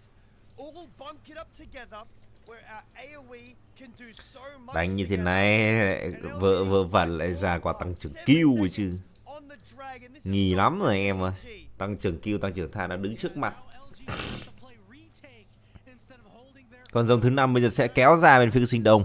Và thế lính thì đang đẹp dành cho họ hơn. Heng anh ta lao tới, anh ta bị ngăn chặn bởi vị trí của Gala, anh ta mất khá là nhiều máu rồi. Thành trên được sấy nó nhắm vào Hồng Quỳ. Xiaosu thì đang là người che. Heng còn 1/2 cây máu, tăng rồi ta bay qua phía bên kia đường tường để tiếp cận. Rồng bây giờ còn 2k mà thôi. Junizia đang muốn giật ra, có bất khuất đẩy bên chiếc của Heng ra và anh ta vẫn cướp được con rồng. Bấm đồng hồ với Tăng Duân, Crispy đã đi trước. Có rất nhiều người đợi vị trí của Tăng Duân và anh ta còn 1 chấm máu, chắc chắn sẽ phải nằm xuống. Gala là người được mạng. Tiếp tục tràn lên bên phía của Dinh Đông của mình. Budo đang bị tiếp cận. Heng là người còn sống, anh ta lao vào đã bị ngăn cản bởi nghiền nát và anh ta sẽ bị nằm xuống tình huống này. Quét sạch cho Dinh Đông. Ôi giời ơi, endgame không? Có anh em nào căn được quả hậu dành cho Dinh Đông không? En những gì nhờ? Thằng Crispy thì làm sao mà đép được? En nói thế đéo nào quả 35 phút lại cút. Mẹ vẫn là suy giảm kill anh em ạ.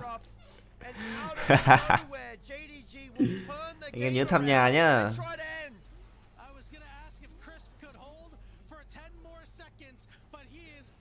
Thăm nhà mở một on pet anh em ơi. Diện như chân thành à? Đéo thể tin được có thể kết thúc trong quanh vậy.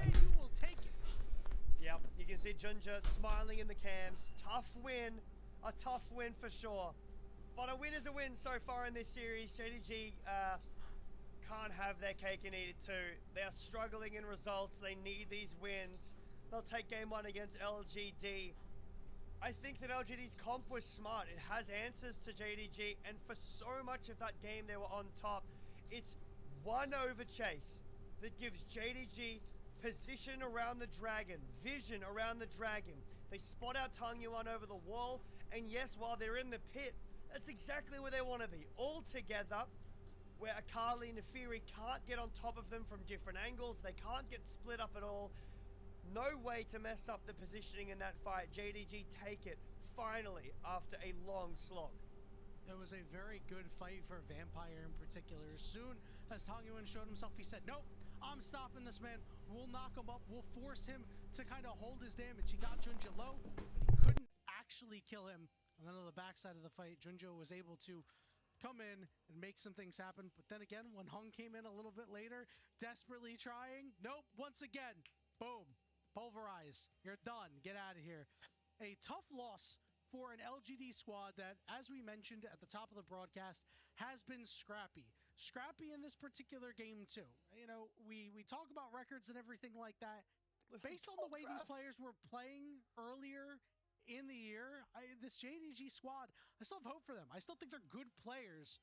So for LGD, you may look at this as a scrappy game against better players, but you have to start converting.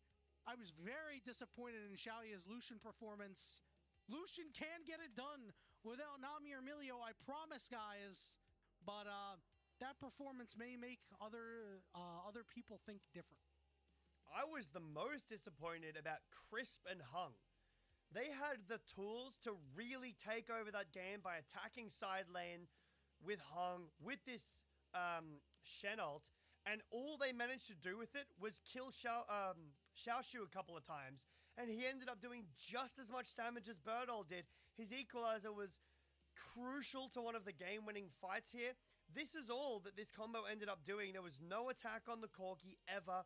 They weren't able to punish the Jarvan really at all either. Pretty disappointed with a comp that's what you should have done. Obviously, they still could have won without that, but yeah, pretty quiet game on that front. It is going to be a Gala player of the match. I think Honkyu definitely deserving as well. Vampire pretty deserving as well, but it's most likely going to be Gala that gets it.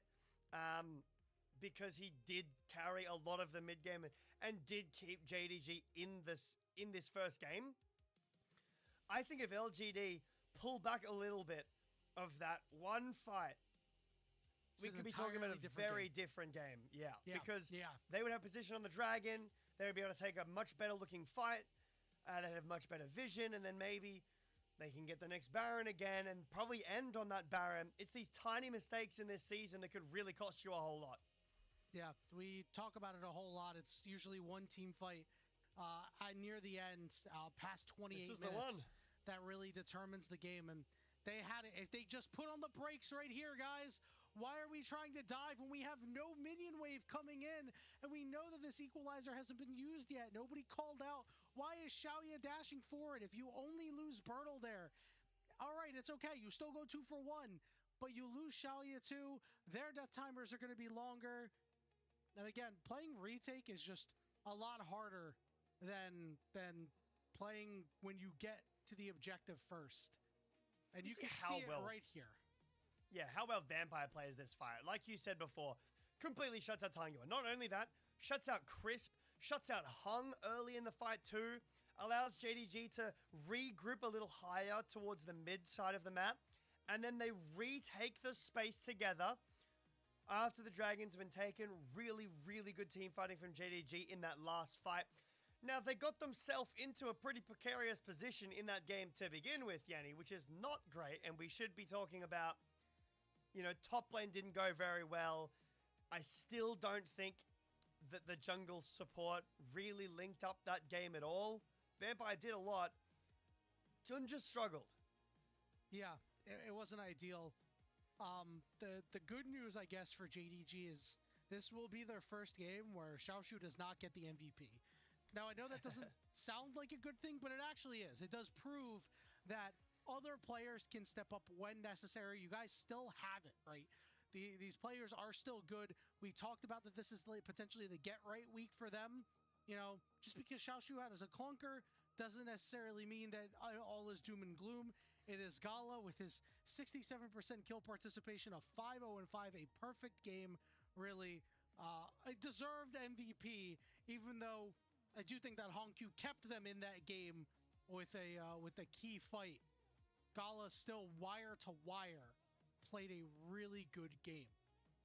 Yeah, he was very crucial through the early to mid stages of the game, doing a lot of damage, and later on in the game, he did damage. That's his job. I think that a lot of JDG here you can point to helping out in terms of actually really split vote, but the GOAT got it right. The GOAT got it right. Surely we're not calling AI the GOAT. Yep, that's the GOAT. That's my buddy right there. Everyone knows I'm leaning into the bit.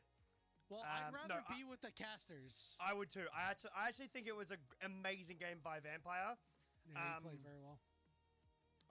That last fight, really, really nice. Why are the summoners voting for top lane? Pog Gala. That's all I had to say. Why are the summoners voting for top lane? That is the most confusing decision he put down that equalizer ever seen in my life, Jay Beto. It is the most. I guess that was one of the big plays of the game. I'm still very confused by that. But you know what's not something that I would not be confused by? In fact, I think it's probably a great decision. It honestly is a pretty great decision to support the LPL English project. You can consider becoming a coffee member. Coffee is the best way to support our project because the vast majority of your contributions will go directly into the show. A lot of the initial payments go to upgrading the broadcast, but a huge bulk of it pays on-air talent and our content creators. If you subscribe to the coffee, which will be linked in the chat, you can unlock perks like early access to content, the ability to ask interview questions at international events. Beto, JDG finally get a game. Let's see if they can finally take a series. We're going to go take a short break. When we return, the Game 2 draft will be up next.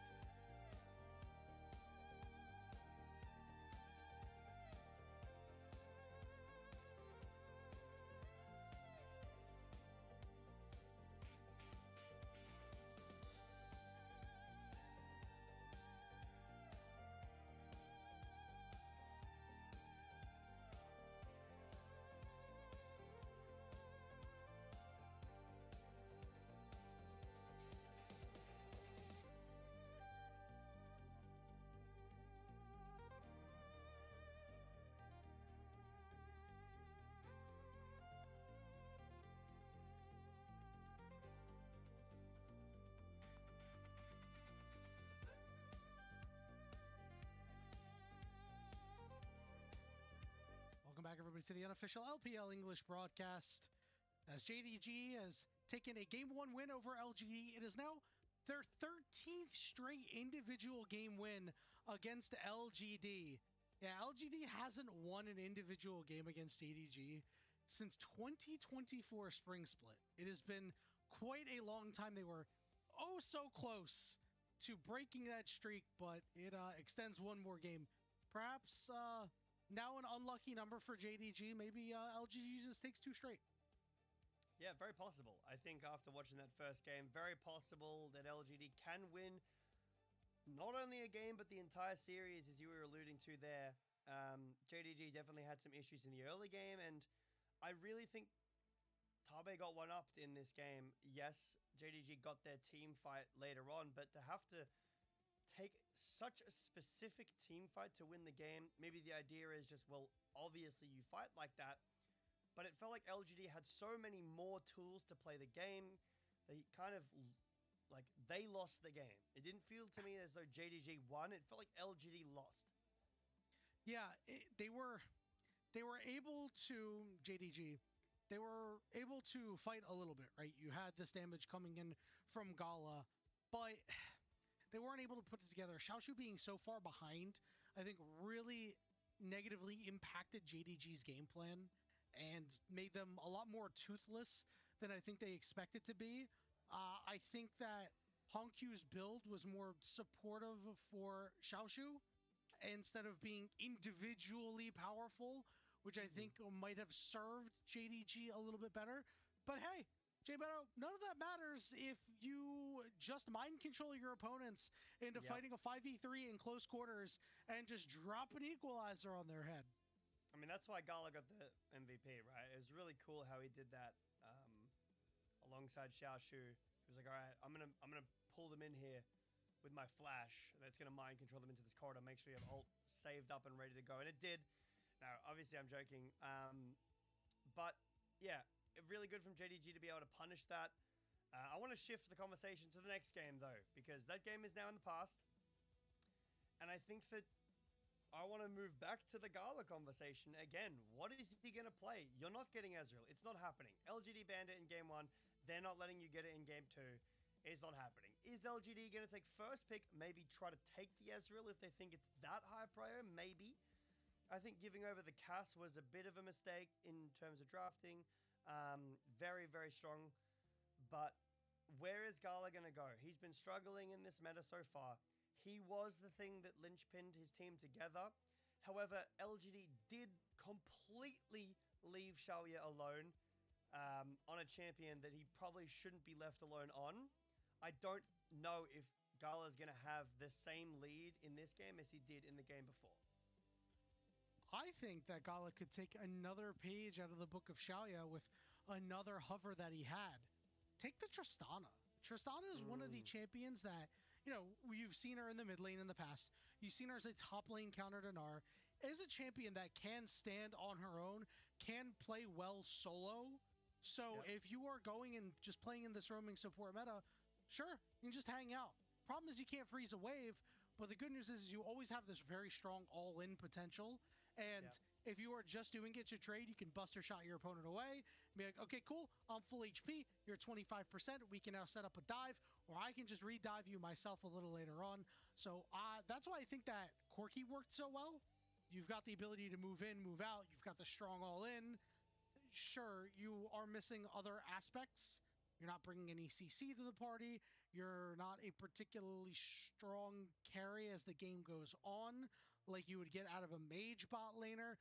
But I still think it's an 80 carry that can suit itself fairly well to the situation that Gala has found himself in, where these mages are just not working, and you have to really get creative with your 80 carry picks. Yeah, I think creativity, like you said, is the name of the game here. As we are jumping into draft. So my immediate thought is, what side has LGD taken? I think if you want to take the second pick, and they have, it is still fine. So we have original drafting, standard drafting again, LGD either chose red side or they chose second pick. Makes sense. JDG would have chosen the other.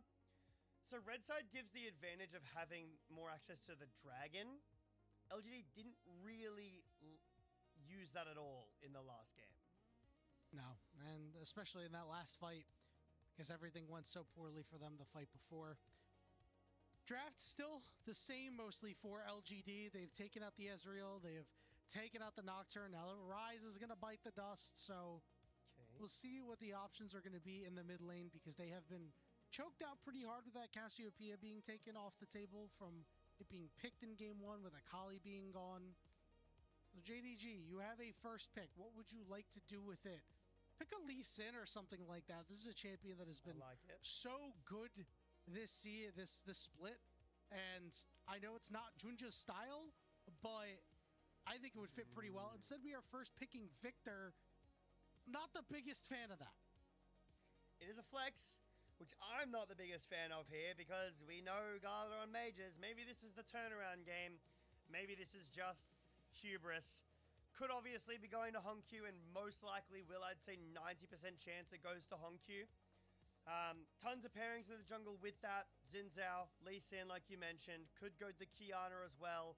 Pretty good with Victor. Gonna be the Trundle early here from LGD to stop Xiaoshu going something like a tank on the weak side.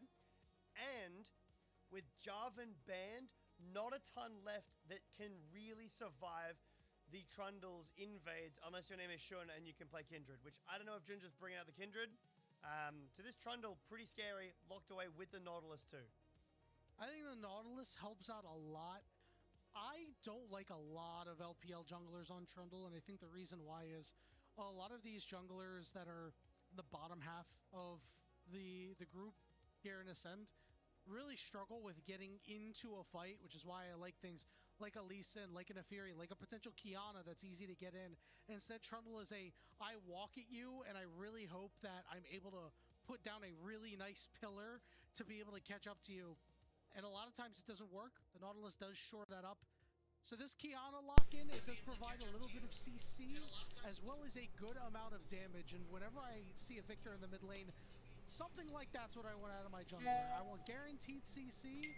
It's not necessarily guaranteed, but it's decent enough and good damage to be able to make sure that if you get into you can close out on a kill with good target selection. So ideally here, you'd want to go a top side, like a tank, right? You've got Assassin and a Victor, but because of the Trundle... Ok, chúng ta sẽ đến với cấm chọn trong cái đấu thứ hai của đối đầu giữa Zingdog và LGD. Meta Victor cũng được quay trở lại rồi.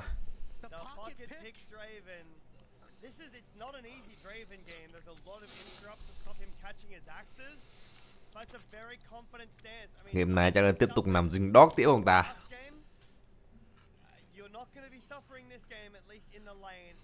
Cái thằng Zingdog à? À quên, LGD. Nằm LGD chứ.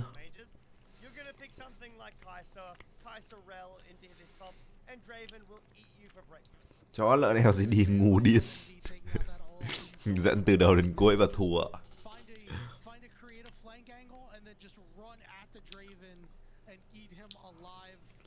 See how JDG is going to respond. Still need a mid laner, potentially a top laner. So you focus out these solo laners that Annie getting taken out. So you're losing out on some. Để xem là bên phía LGD họ sẽ cấm đi con tướng gì đây. Cấm là cấm cuối. Đường trên hoặc là ở khu vực tuyến dưới. Tuyến dưới thì đang còn hở ra Zik. Zik tính ra đối đầu với Draven ngon phết. Còn Draven nợ tù bỏ mẹ lên. Đây rồi. Tỉnh đấy.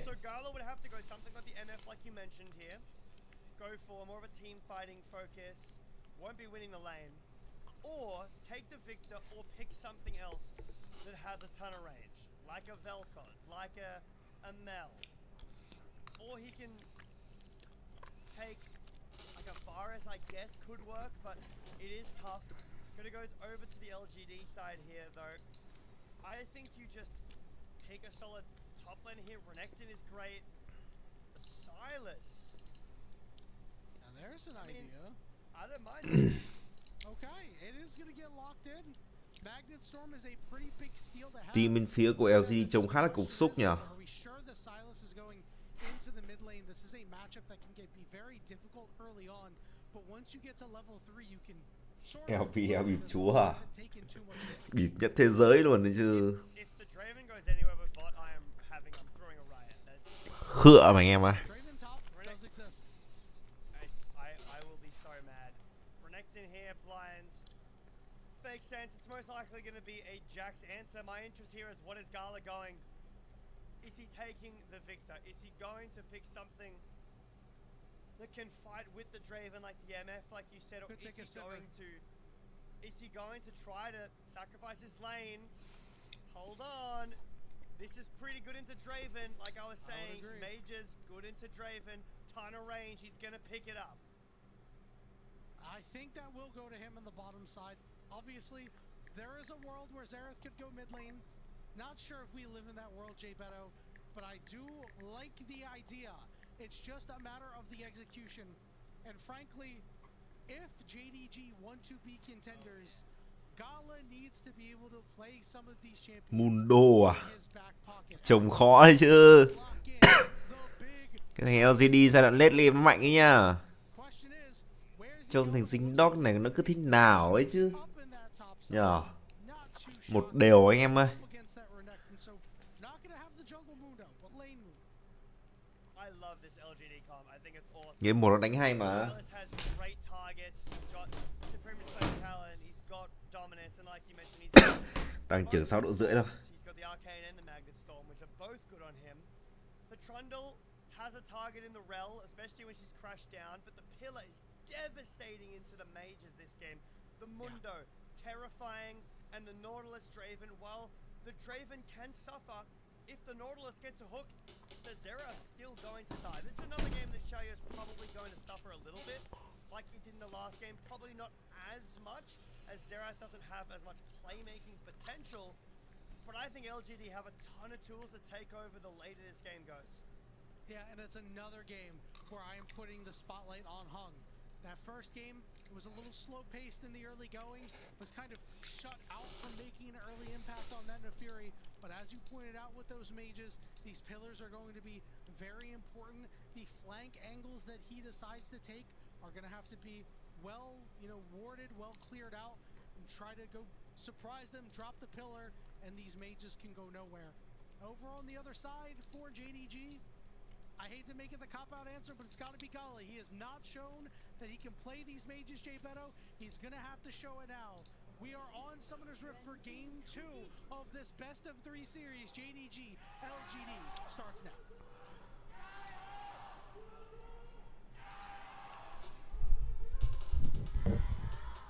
Ok. Game đấu thứ hai của đối đầu giữa Zingdog và bên phía LGD cũng được bắt đầu. Game này thì bên phía của Zingdog lại lôi một cái tướng phép nó sẽ đạn ra.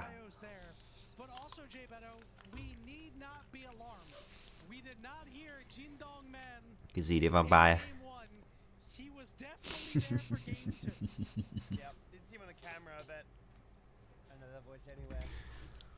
Chưa gì thấy dính đồng rén lắm rồi.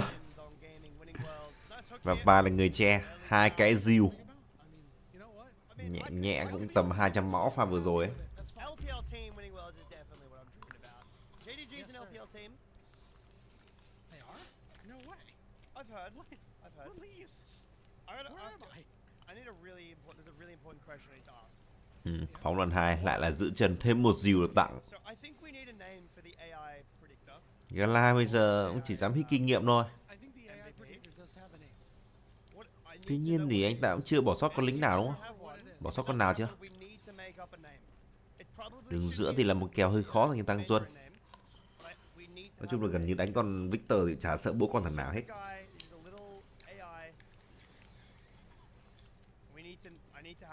I need help from my friends on the LPL who are native speakers because he has to have a native name.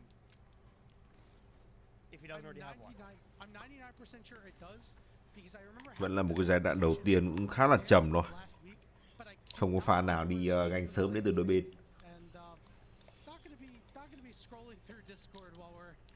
in the middle of calling a game between JDG and LGD here. All has been pretty quiet. There's been a lot of back and forth down the bottom lane. Shaya's got a small lead. Interesting to note that he's got this cleanse. I'm not too surprised by that. It is very difficult. Thằng Duân thì bây giờ nốt quấy lính này và cút rồi. Đừng có dướn nữa nha, thế chính đang là rất xấu dành thằng Duân và anh ta bắt buộc phải dâng cao. Heng thì cũng không ý định nào can thiệp.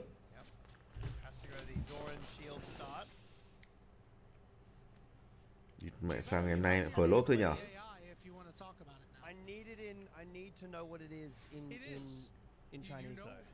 Eo hôm nay ai cũng phở lốp. Hôm nay đang có một cái sự kiện gì à?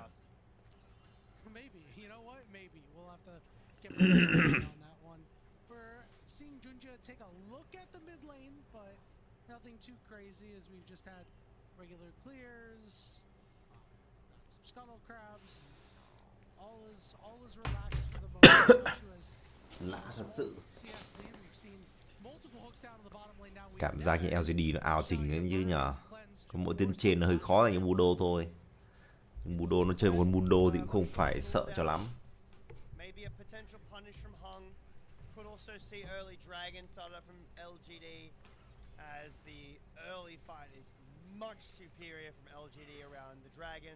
JDG need a lot of time in the fight specifically to get stuff done. They need to poke down, they need to have range. Their team fighting is a lot more difficult than LGD's just hit whoever is in front of us. They probably die anyway comp.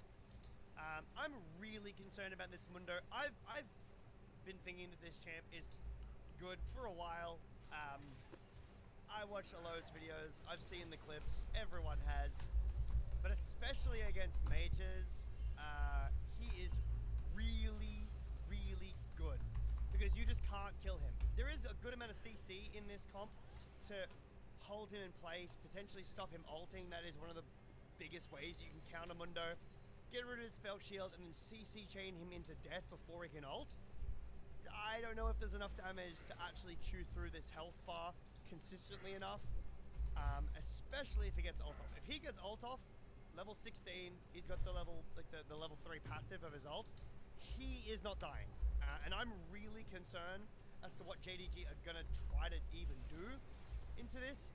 Dragon's up, LGD have prio. JDG have to take a back seat around this dragon. And if you're focusing down Bertle first, I mean, that's just gonna allow everybody else on LGD to feast. A lot of healing on that team, so we might see a heal cut item come in a little bit later. Em xin một like em nhá. Some really good work on that bottom side. This does mean that the dragon will go over to LGD. A little bit of a warding mission done by Junja up on that top side. He's going to take care of that top crab, which should get him to level 6. Shaya taking a lot of damage here from Gala. And if Gala was level 6, maybe a Rite of the Arcane would go down and deal a lot of damage. Whoa, if that had hit, Striss would have died. Shaya's taking a lot of damage, but here's Hung. Yep, good stun. 6 phút trôi qua vẫn cứ là ó thôi, mặc dù cánh dưới đang đánh nhau rất là nhiệt. Sao dê một tích tụ năng lượng nữa là đi đấy nha. Tốt nhất là nên cút, mặc dù là có huyết trượng trên người và lao lên tìm kiếm, nhưng cũng chỉ thấy crispy thôi.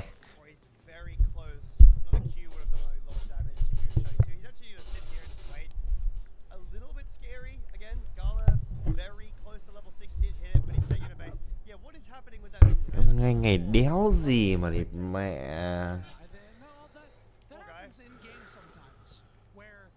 không view vùng gì ta. Đang có sự kiện gì à? Sự kiện gì đặc sắc ngày hôm nay à anh em ơi? Tôi thấy cái kênh nào nó cũng bị flop.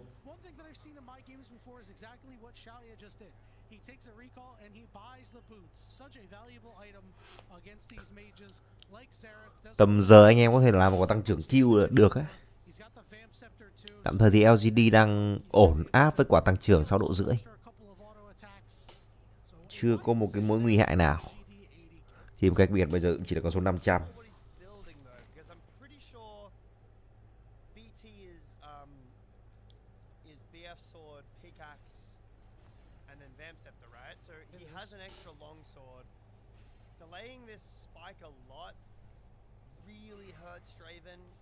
love to have BT as early as possible, and he's consistently needing to base for with not enough gold.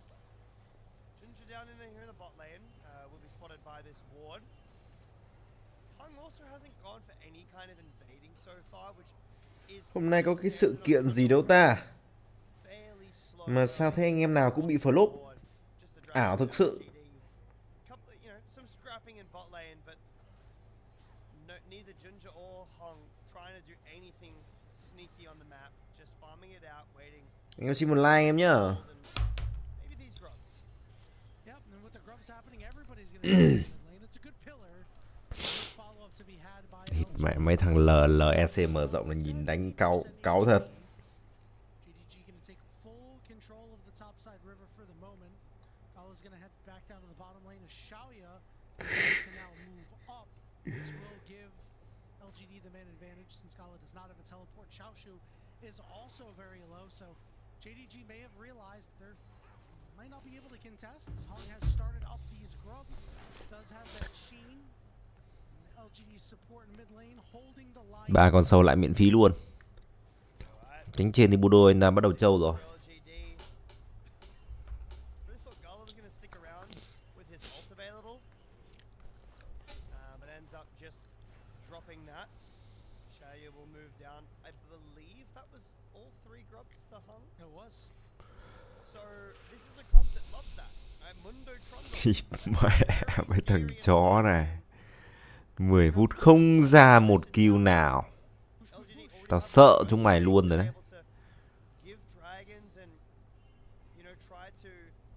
2 van suy giảm kill. Có khi nào ngày nay nó là 1 giây suy giảm không? Dạo này LPL toàn thế em ạ.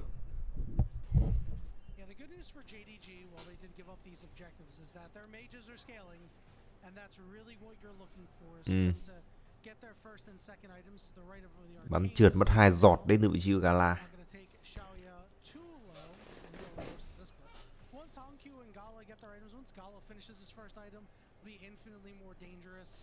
Game này 40 phút rồi. Second items, it's gonna be so difficult for Xiaoya to try to play out this game. First item's getting completed. The Cyclo Sword, the Eclipse, the Black Fire Sword. Unclear to get for LGD, so JDG, if this maintains... Nó bịp mà anh em ơi. the dragon spawns, we should see LGD give Cái giải này bây giờ nó cầm khán giả nữa đâu. significantly weaker on these item spikes. Vô liêm sỉ, vô nhân đạo. Because they have these spikes completed. Gala doesn't have the ult, so that is a bit of a concern, but a lot of members down here in the bot LCK lúc nào mới hết nhỉ? Nhường sân khấu rồi nhờ LPL cái. Hôm nay nhiều đối thủ quá. Ước gì có một cái LCP. LCP thì nhà đài nó mới đỡ lên với cái giải này được.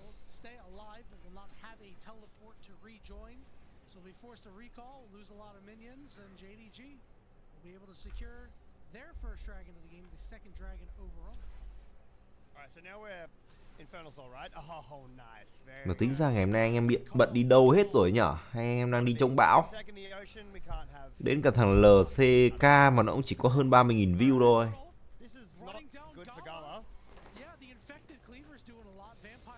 Bây giờ giết Budo kiểu gì nhở?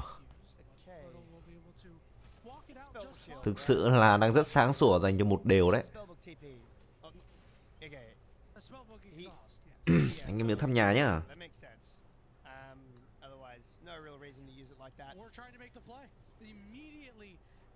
Teleports up to the top side to show up. Crisp holding wisely. Junja trying to come in through the lane. Should be a lot of stacks taken down. Xiaoshu's get well played, Xiaoya. Well played. And now Mundo down the bottom in the lane. Bot lane, sorry, pushing down the tower. Crisp with 3 grubs. Crisp hooking to the wall. Junja gonna flash after him. Spring display of talent lands, and that's gonna be first blood going over to the JDG jungle. 2-0 à? Nhưng tôi cũng chưa hiểu là giai đoạn cuối game thì LGD sẽ bị hủy diệt kiểu gì với một con Budo đây. 3 cái đai lưng khổng lồ.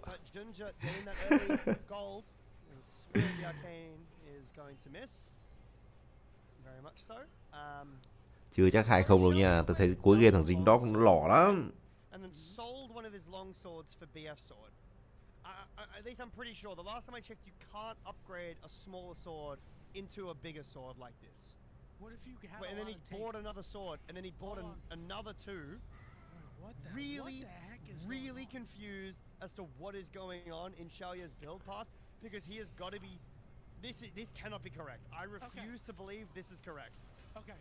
The only thing that I could think of is that if you have the extra damage to be able to get a cash out, it will pay off in spades. It'll be worth the gold that you lose and more. He's up gold and down an item though. Tính ra từ game 1 đến bây giờ bên phía LG đánh ổn mà. You need to have this damage early because if you Hồng Quy, anh ta bị chặn tường lại, anh ta bị rất nhiều thứ dồn vào, sao dê là người có được mạng và tới cứu nhưng không kịp, có nhiều sát thương đến Serat nha. Hen là người thoát được thành công nhưng mà Crispy thì bị bỏ lại, tăng dồn tới. Chưa có một pha phản công nào bên phía LCD cả. Tuyến trên thì Budo bây giờ anh ta không khác gì một pháo đài bất tử rồi. Chưa có rồng ra nhưng hai bên đang giao lưu võ thuật rất là nhiệt.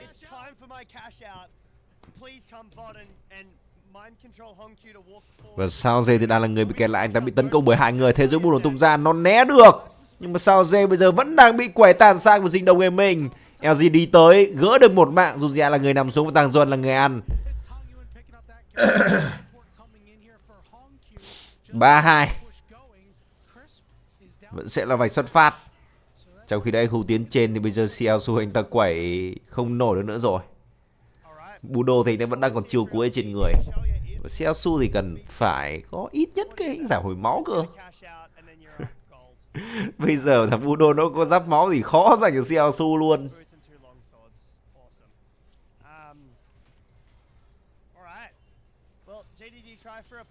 Giáp máu của Mốc cũng đã có, thuần máu.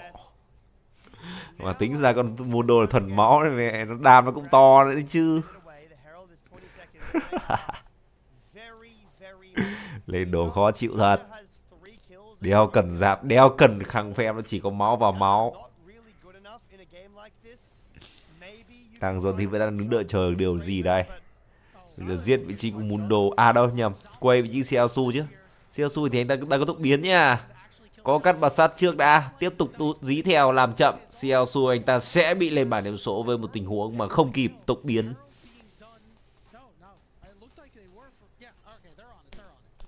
2-0 đâu mà 2-0. Khó lắm.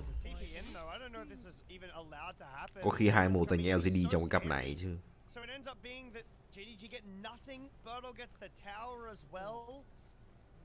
Not a great position for JDG.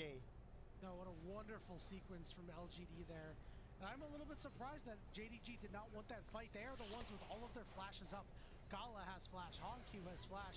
Junja will find the pick on the Hong, and it's Vampire who ends up claiming the kill. Teleport coming in, here's Portal, he's going to tank up a couple of tower shots. Looking for Gala, lands that infected cleaver, but Xiaoya can't get close because the counter teleport is coming in for Xiaoshu. Meanwhile, up on the top side, Hongq with a stolen ultimate, dealing, taking his health down fairly low. He's telling you is about half HP. Vẫn là hơn vàng bên phía LGD mà là thương mạng. Tàng Duân thì đang bị quay, anh ta cũng bị Vampire chặn đầu nữa. Đu xích vào người của Vampire để thoát ra. Nào Nautilus đang di chuyển qua, anh ta hất ngược vị trí Tàng Duân lại. Và Tàng Duân anh ta có được tốc biến nhưng có tốc biến di theo. Phía bên kia thì tiếp tục sẽ va nhau. Phóng một neo để bỏ chạy, có hồi máu đến Crispy. Gala trưởng làm chậm vị trí Gala với dao nhiễm khuẩn. Và Crispy thì đang người bị mất rất nhiều máu, tốc biến lên dí theo. Đốt liên tục đến từ thần cá sấu nhưng mà Crispy anh ta chưa bị hạ gục. Người đang bị giữ chân nó Xiaosu và dìu được ném vào đầu. Sao Dê là người có được mạng. Trong khi đấy thì LCD họ chính xác là dinh đồng người mình, họ sẽ gỡ được cái trụ khủng lên trên.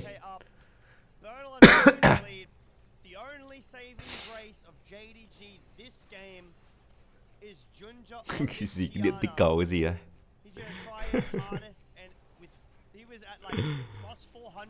Khó rồi đấy. Anh em nào mà đi được quả LGD thì chúc mừng nhé. Có khi 3 ván về cộng luôn đấy chứ. LGD bây giờ nhân 1.3 thôi. Không vào thì hơi phí. Giờ vào thì hơi muộn. Vì đó cảm giác như game đầu tiên nó hên mà. Chứ thằng LCD thấy hơn rõ. Vì nó bây giờ phong độ nó kém lắm.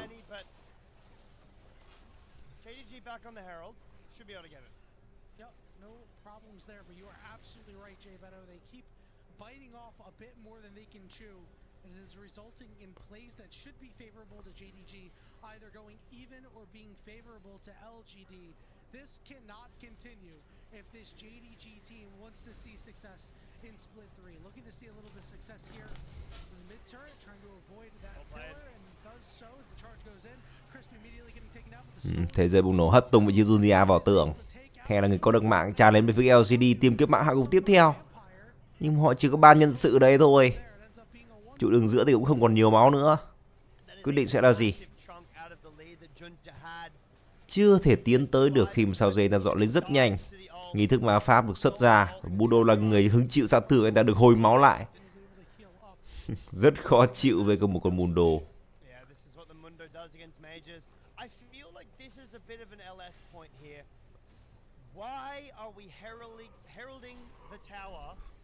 When it would have given us like a little bit of gold and giving over our fed assassin jungler on like một k 3 càng đánh thì cảm giác là càng lỏ tay bên phía của Dinh Đông.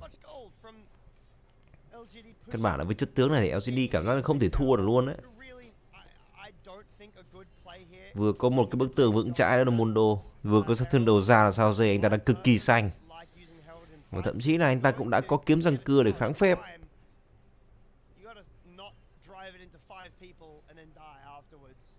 Khó à.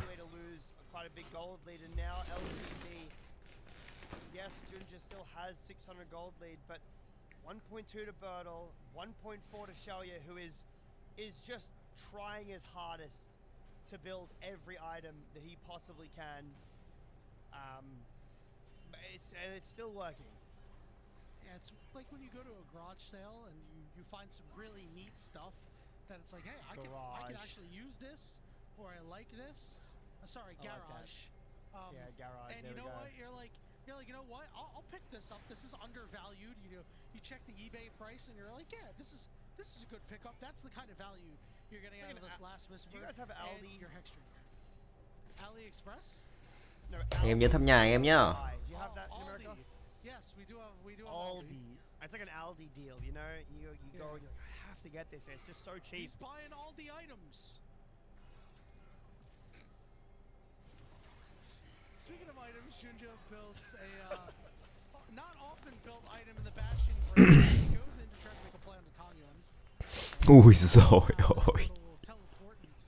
Giờ giết thằng Mundo là kiểu gì đây?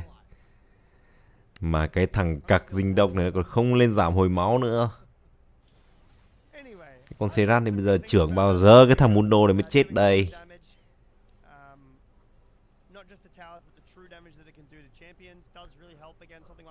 Khó khăn thực sự dành bên phía của Dinh Đông. Tầm này có mà 2 con Serrat vào cũng khó luôn. Làm gì có trưởng đau đâu. Hết rồi. Pick rất ngu. Pick rất ngu lên từ bên phía Dinh Đông. Một đội hình không đam không tanh. Thế thì đánh cái gì? Giờ dê này thì nó sẽ hồi máu nhanh thôi.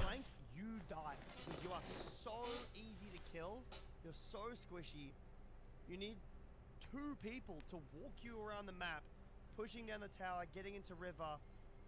Looks like JDG will have some priority over the dragon because of some LGD base timers, but Bertle's just walking in. He doesn't even care. Look at him. Yeah, why should he care? Yeah, I think he should care for at least a little bit, but once he builds a spirit massage, why should he care? You know, I don't know who's going to be able to kill him. Rồng cũng đã vỗ cánh tung bay, con rồng thứ tư. Mọi thứ thì cũng đã sẵn sàng. Tuyến trên thì bên phía Dinh Đông đang có một đợt lính đẹp và bắt buộc là LGD họ sẽ phải tấn công nhanh con rồng này nếu như không muốn một công trình thứ hai ở khu tuyến trên.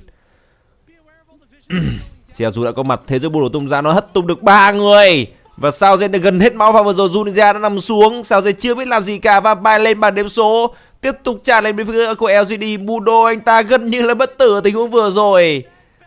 Và chưa ai phải lên bàn đếm số bên phía LGD cả. Họ có được con rồng, họ sẽ tiến vào con này. Khi mà Dinh Đông bây giờ không còn người chơi đi rừng, sao Gen anh ta sẽ hồi lại máu nhanh thôi. Và không quy còn một nửa cây thì làm được cái gì. Gala bắt buộc phải bỏ và dọn nốt cái đàn lính hủ tiến giữa. Hello thầy Đạt nhá. Đàn cát mà thầy, đàn cát mà thầy.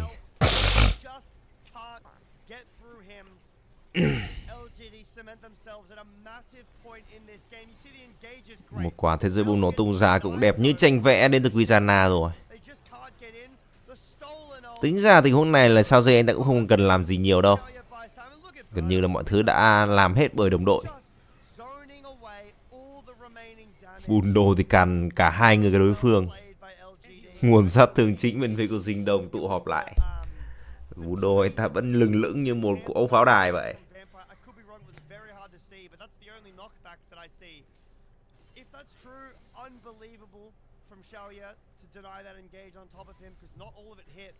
Mười 14 xác, phút thứ 24. Tất nhiên thế trận đang là quá một chiều tại bên phía của Dinh Đông. Chính xác là LGD. LGD bây giờ sẽ tiến vào lấy cái trụ ở khu vực tuyến giữa. Nghi thức mà phạm được cái quạt nó nhắm vào vị trí Crispy và ngay lập tức anh ta nổ tung. LGD họ sẽ về được tăng trưởng 6 độ rưỡi, thậm chí được cả 3 game. Bây giờ thì anh em có thể vào luôn game 3 anh em ạ. Chứ thấy là LGD đang rất sáng thời điểm hiện tại. Hôm nào mà vào quả Dinh Đông game này tôi chịu luôn. Tính ra là cái giải LPL đánh cũng không phải khó đâu anh em ạ.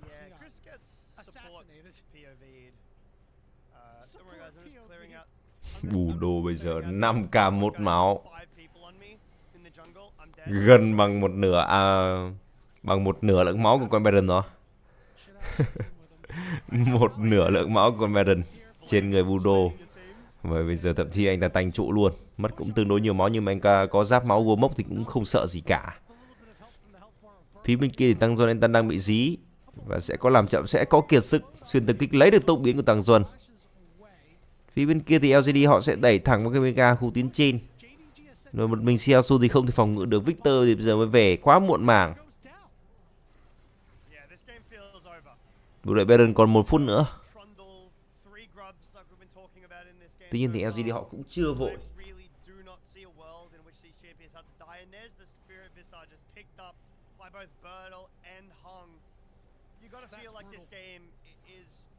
Has been broken open, that there's really no way back in for JDG, which is surprising considering the kills, right?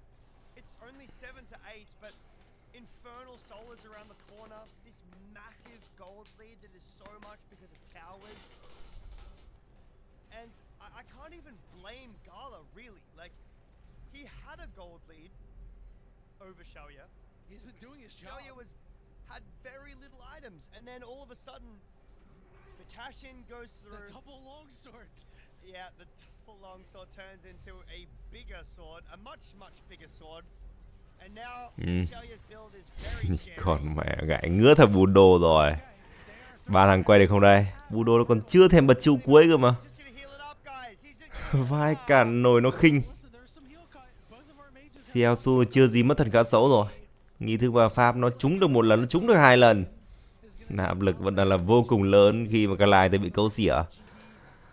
Một công trình hủ tiến dưới đã bị biến mất đi. Vẫn chả hay hoàn nhỉ, từ chưa đến giờ trang chính thức báo đi cây, nhưng mà không có tỷ số à? Bác chơi bên nào ấy?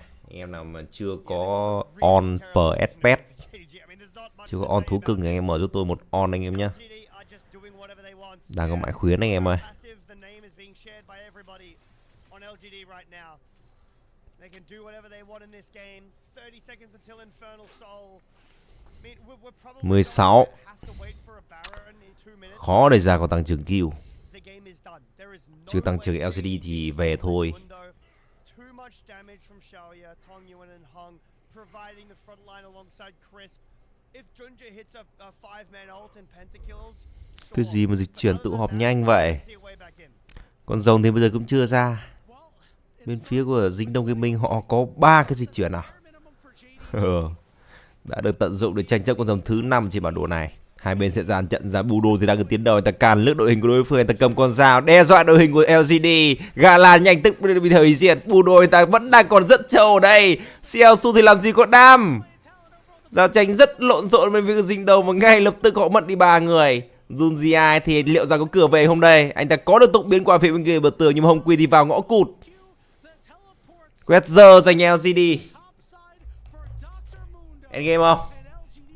LCD đang muốn endgame. Bù đồ lại đầy máu rồi. Anh em thăm nhà nhá. Anh em nào mà chưa có on pet thì mở giúp tôi một on pet anh em ơi.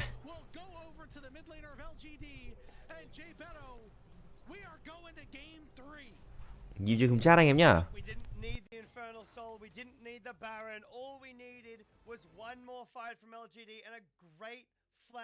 From Tong Yuan gets it done at the end. LGD's comp so much better. Front to back that game. LGD just floored Jindong Gaming. And they break the 13 individual game losing streak, Jay Beto. They have broken it. The last time they won a game against JDG, they lost the series. Like I said, 2024 spring split. That was the Flandra, Kanavi, Yagao Ruler missing roster. That is a very long time ago, but also an incredibly high-powered roster. And LGD have a chance to try to claw back the lifetime series with JDG up 15-7. But LGD, that game just exploded once Xiaoya got that cash out. Yeah. It felt like JDG were in a stable enough position. I was still worried about the Mundo. Anytime double mage is peaked and Mundo's not banned, that's the concern. When there's not something like a Vayne or a Yone or anything in the jungle to deal with it. And there was enough damage in the early game, but then, like you said, the cash out came through. Scaling did. LGD had control of the dragons with red side, which is a great utilization of the side selection. And took over the game. The Baron was theirs, all the dragons were theirs, the 3 grubs, a massive gold lead. LGD, they're looking pretty close to making this upset happen. It can happen for sure, Jay Beto. We saw Crisp in his last game against Top Esports hit a milestone of 8,000 assists. He's hit another milestone today, his 5th 100 career victory. Congratulations to Crisp. As you can take a look at the damage charts, you might have all this damage, but it doesn't matter if it's all getting dumped into the Mundo.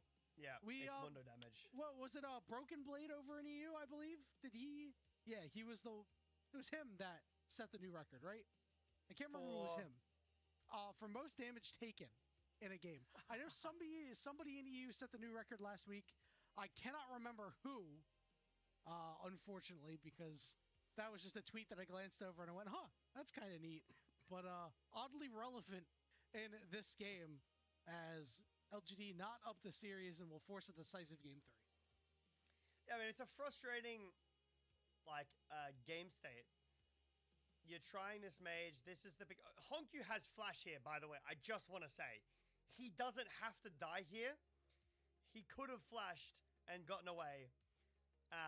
But he didn't. This is a good kill onto Xiaoya, but after that, basically when Straven got BT, that was it. His build is fine, and every single time Tong Yuan took the supreme display of talent, his display of talent was far more supreme. This is the play that really makes me mad, though. I don't understand why this is necessary in the game. You're getting 50 gold a person here, maybe. And then giving over a kill, giving over... I think it was the axe? I'll have to take a look back. Still, great fight from LGD. Yeah, it was absolutely fantastic. It was Tong Yuan making the big play when he needed to, correctly taking the supreme display of talent in almost every single fight and really applying it there. That's what well and truly put LGD ahead and kept them ahead. And I think that ultimate was really worthwhile of a potential MVP performance for him. The problem is, Xiaoye did a whole lot that game too. Jay Beto, I'm torn between those guys. What do you think? Yeah, I want to pick Tong Yuan. I'm going to say Tong Yuan for my vote. I think the supreme display of talents was so good. And again, when you're saying, like, Draven did damage, and you look at the stats compared to the others, he didn't really. He got some kills. He held it down. He did his job, right? I think that Tong Yuan went above and beyond in some of these fights, winning out in, like, what ends up kind of being like a mirror match in the ults, right? Ending up beating out Junja on the supreme display of talents, and him alongside Hung, this looks so good. So much damage coming out of that duo. It's just the case of anything that you can do, I can do better. It's Bertle who gets player of the game. I want to see the numbers of how much damage he took. Also, shout out Twitch chat for pointing out that it was Wonder, not Broken Blade. I think Broken Blade was like second on the list. My bad, guys. But I don't watch that region. I'm so torn on this because on the one hand, that fight only goes so well because Bertle like shoves out the Victor and the Xerath. I want to see the vote breakdown because I think this is going to be like another like 3 out of 8, and we got to see what the AI is doing. I think it'll be split. See what our buddy has to say. Oh, wow. Okay, never mind. It is almost unanimous. I don't know if I can agree with that. I don't agree with that either, but I mean, congratulations to Bertle. Everyone over on the official LPL really thought he did a lot. I also thought he did a lot. Is it 7 out of 8 POG votes a lot? I don't know. I do like that the only other vote was Tong Yuan though. That is, yes, well deserved. But man, if Tong Yuan was not in this game, right, then maybe I'm saying it's going to be Bertle, but I don't know. Anyway, he gets an MVP. It's one potentially stolen away from the LGD mid laner. But Jay Beto, we have a game 3 upcoming, which means it's time for you and I to take a break. And when we return, the final draft between JDG and LGD. We'll be back after this break.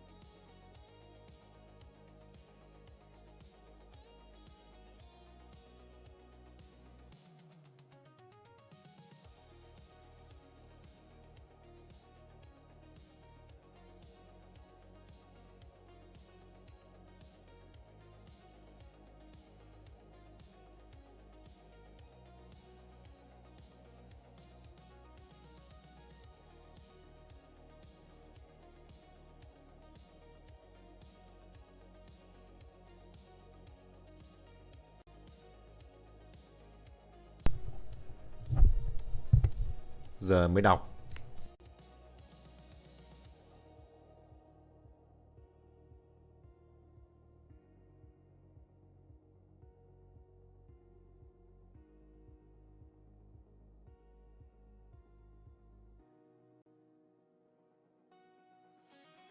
Em nghe thấy.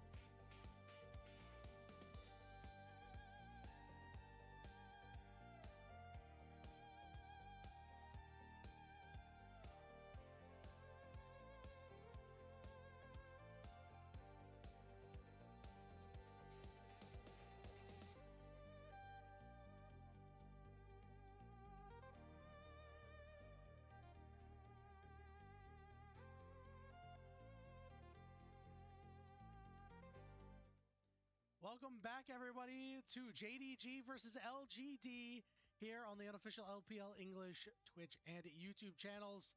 J Beto, LGD came away with that win in game 2. Xiaoya's Draven, Tongyuan's Silas, I almost said Lock for some reason, but Bertle's Dr. Mundo that got the MVP. Yep. A little bit of push, but a lot of push your carries out of the fight. Yeah, did a lot. A champion that we saw a lot in the jungle previously, but now against these double mage comps just finds so much value. And now it feels like to me, Yanni, JDG backs against the wall. It's 1-1. Both technically are, but it feels so much more as though there is a big weight on JDG and kind of an elevation of LGD in this series. No doubt about it. I mean, JDG's first ever loss as an organization was to LGD. Demacia Cup in 2017, ancient history.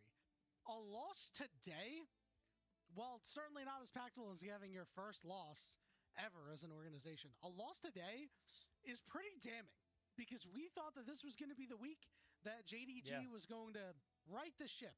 2-1, potentially 3-0. If you lose to LGD, everybody's thinking about a 1-2 at that point.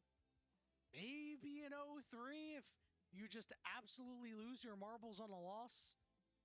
We have not seen the new styles debuted at the Met Gala yet. What are you wearing? I'm wearing Mage bot laner. Get the hell out. No, we got to go back to the AD carries. We got to get the spice. Doesn't have the body type for it, even though he's been hitting the gym. We got to see Gala on something that is more well suited to him. Doesn't matter if that's what the meta's for. You just have to go with what your players are good at sometimes. Good to see some of JDG still happy. Well, not Gala, obviously. He's never happy on camera, at least. But Junja, still smiling. I have a feeling, though, that the stress is setting in for JDG. This would be a pretty rough loss to take. Like you said, this is their week to bounce back. This should be one of the easiest weeks possible for them. And yet, here we are at the first match of the week for them. 1-1, talking about how good LGD have looked so far. This could have been a 2-0 for LGD already if a couple of fights in game 1 have gone differently.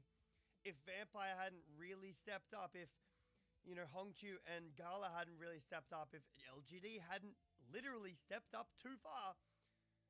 I like the mention of Lock you had before. I know it was a bit of an accident, but something that the LPL... I thought about it too. I'm like, why is he not really hasn't been playing a lot. I know it's really popular in some other regions, but the LPL, despite having a lot of those hands check players, hasn't really been picking it a lot. Maybe this is a game in which Hongq can bring it out, have a great performance. It doesn't really strike me as a Hongq champion, though, more of a Tongyuan champion. If he could bring it out here against Hongq, give him the hands, could be a good look here. But again, like you mentioned earlier, Yanni, I'm thinking about Gala. What are we picking? What is he going to play? Is it just going to be a standard AD carry, or is it going to be something spicy? One or the other. Just not a mage at this point. He has not been a maging on those. You got to get him off of it.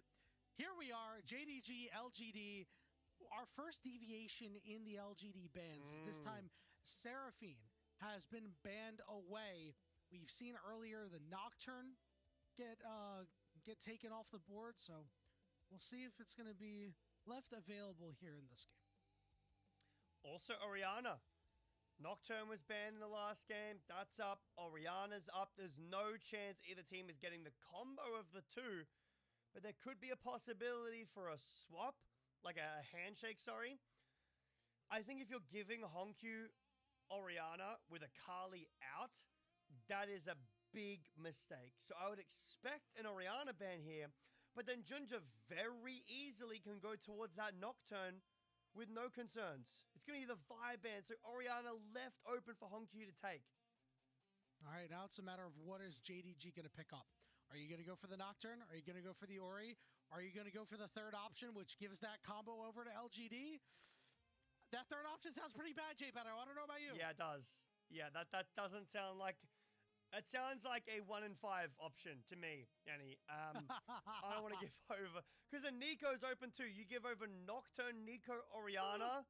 That sounds horrendous. We're just gonna dodge draft because we don't actually know. Might be an issue. I hope it's Orianna. I know we get some time in to talk about it. I think Orianna is the far superior side of the duo. Maybe JDG are happy to take something into the Orianna that roams. It's like maybe an Annie. That sounds like a terrible lane. Maybe a TF. Sounds like a terrible lane to me. Sounds like Honkyu not getting ahead, which is what I want for this game. Just waiting to see what happened with draft. One of the coaches raising their hand. We have a problem. What's your problem? I forgot to ban Nocturne or Orianna. Can we get a do-over, please?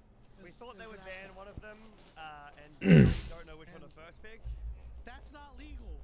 They didn't ban them. What do you mean? Like, guys, they banned Orianna every game this series. Why are they not banning it? What's going on? We stopped banning it, and then they didn't do it. No, I'm sure that there was an issue with one of the bans being incorrect. Maybe someone couldn't pick something, so the game had to be crashed. I'm sure we'll get back in hopefully soon enough. But I want to talk about, I don't know if you have an opinion about this, but you're going to have to come up with one if you don't. What do you think about lock into Orianna? I feel like it might be a very similar situation as a Kali. I think a Kali's still better, but a similar vibe. I think it requires a lot of ability. Like, you need to have the ability to outplay an Orianna QW, right? Because if you're going to play melee into Orianna, you always have to be very careful about that. The fact that you can just get hit with a QW and take a bunch of damage. The reason why the Akali ends up working out a lot better is because you can put down the Shroud, because Orianna's auto attacks hurt. The Clockwork windup that stacks up does a lot of damage, and Lock doesn't have the ability to... Ai có sảnh số sảnh TF không hả? He does have the ability to do it right Sao đấy? but then you're burning an ability to just get back health that you lost as opposed to just not taking damage in the first place and allowing you to farm safer. You don't get that opportunity, so I would be a little worried about that. I think it would be a very difficult laning phase to deal with. However, you would have plenty of open opportunities to kill the Orianna once you get to level 6. Yep, other options, I mean, could be some range, a Hui, Victor's out, which is... Ok, chúng ta sẽ đến với chấm chọn cho cái đợt tiếp theo. Trận đấu cuối cùng của đối đầu giữa Dinh Đông Liên Minh và LGD. First pick dành bên phía Dinh Đông. Well, it doesn't matter because Orianna and Nocturne is still We up. started making jokes about how Nocturne and Ori weren't banned, and guess what? They're still not banned. Still not banned. And we're still taking as long as we possibly can to talk about which one we're picking and why. Cái thằng LCK lúc nào nó mới hết được nhỉ? If it's not either of those two, I'm really unhappy. There is no reason to not go one or the other. Hàn Won là Gen Z. Oh my god. Làm tí Gen Z nhỉ? Alright, remember these bans. What is going on, guys? I've been playing some ranked 5s. It's not this hard. It's not this hard to just ban and pick. It really. Listen, I honestly, we played with the casters. Hard stuck caster low. We got games on Thursday. It's sometimes we have to tell some of our members to shut up very loudly and very rudely.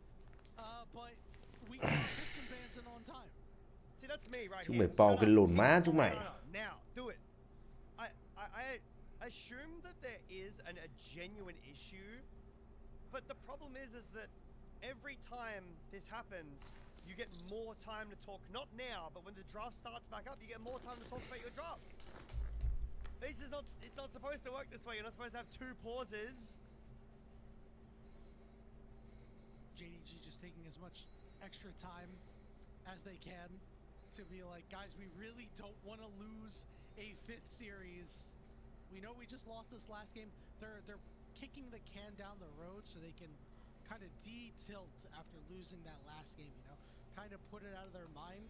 They actually, what they're doing, J Beto, is they want enough time to pass, so it feels like they're playing a best of 2 where they went 1-1, and then a best of 1 afterward, right? I see. So they drew But in a best of two, wouldn't the person who won the first game win the series, and then you just on a you get to two. I guess you don't remember when the LEC had ties. No, I don't. But what I do know about best of threes is that out there. In Australia we've got this thing called State of Origin. I do not watch because I'm not into NRL, which is like Australian. It's not Australian football. That's a different sport, but it's like Australian football. And it is, yeah, it's like rugby. Rugby is rugby union for us. Rugby league is a different thing. But anyway, I guess it's strange. I understand. Either way, State of Origin is between two states, New South Wales and Queensland. The Blues, which is New South Wales, which is the better team, and Queensland, which is the Maroons, which is the far worse team, and you should never support them. But if it's a best of three, but if one team wins two, they still play the third. I feel like that is the most uninteresting game you possibly could have. I know that there's other things that do that, but like it's such a random gamble to be like, okay, well if it goes game three is awesome, but if it goes game three and the series is already over, it is the most boring match possible. I don't know. It always shocked me. Ever since I was a kid, I never understood why they did that. I've always thought about what if we did that for League, right? What if we started putting like heavier weight on like individual win-loss in games rather than series? You know, I kind of have like rose-colored glasses for the time that like LCS played like a million games, or when like Cloud9 went like 25-3 in the regular season or something like that. And I miss that they played like so many games, but it does feel like the third game of a best of three where one team is up 2-0 would be an absolute snooze fest. I feel like a lot of the fans would just be like, all right, dude, you guys can have that. If you're a fan of the winning team, you're like, hell yeah, 3-0 these guys. Yeah. But you get no real benefit to that other than just playing an extra game for the sake of playing an extra game. I guess they have to like pay for the arena, maybe. But I know that they sell tickets instantly. So if you're buying tickets to game three, you are really taking a risk, because it could either be the worst game or the best, like the least important or the most important game. Imagine if we did that for Worlds. Imagine best of 5 Worlds finals, one team 3-0s, then you have to sit there for 2 more games. Well, We're in. Have that. Fans are the same. We have the same. Yeah. Pick something. Clearly, either there is an issue with picking the champion. Thank you. Or a team has tried to claim that they messed up on their bans and something happened and it was denied. Regardless, it's Orianna the lock-in for JDG. Now, I know you said you want to see the response be Nocturne and Nico. Do you think that we will get the Nico? Because I think we'll definitely get the Nocturne. I think Nico can come on 3. Doesn't have to be here. I think you can go towards something. Ooh, like a Syndra that's been left up all series so far. This is a flex as well. Lee Sin instantly locked in. I guess both teams Pick của mấy con tướng từ 20 phút rồi. to think about what pick they're gonna play. Syndra makes a ton of sense. JDG have been banning it the entire series so far. They let up a ban so they can ban things like the Poppy, which sets up for the Lee Sin because they knew they weren't going to get Nocturne. This answers some of the early pressure that the Nocturne can provide, and it's still a great combo with Orianna. Another champion that does both of those things, early pressure and combo with Orianna, is this Camille support that's been rising up and dominating the meta. It has been one of Vampire's worst champions. He is winless on it. He has not performed particularly well on it, but they are going to give it to him. They're going to put the ball in his hands, figuratively and potentially literally, in this game. Not the worst ball carrier, as well as Lee Sin. Over on the other side, it will not be a Nico. It will be a Leona, so a champion that doesn't get taken advantage of in a Camille lane can also have some solid roaming. Thì đâu thấy bình nhá. Bring a little bit of beef to the team composition. Yeah, I don't mind it as well because hôm nay bị cái gì mà kênh na cũng thấy phở lốp. Similarly in Tài thật. any similar way to Nico, but when the lights get turned off, you're dumping a ult on someone's head. It's still very difficult to see who's getting stunned, where the ult's coming from, where the Leona is coming from. Bình luận viên nhà đài nó cũng chỉ có vài trăm view. I think that JDG, Ảo thực however, sự. have far far superior draft in the first 15 minutes of the game. Yes. They need to run LGD down, because if they don't, they will lose the game. I don't see a world in which later on you are winning against this, because the Syndra will deny every engage. I always think back to, I think it was Demacia, it might have been the very beginning of this year in the LPL. I think it was Rookie playing a game on Syndra against, I believe it was Honkyu on Azir, and it was so much dive, and every time Rookie was just hitting the scout of the week so perfectly and denying all the engage. Khả năng 9 giờ mới xong mất. Yeah.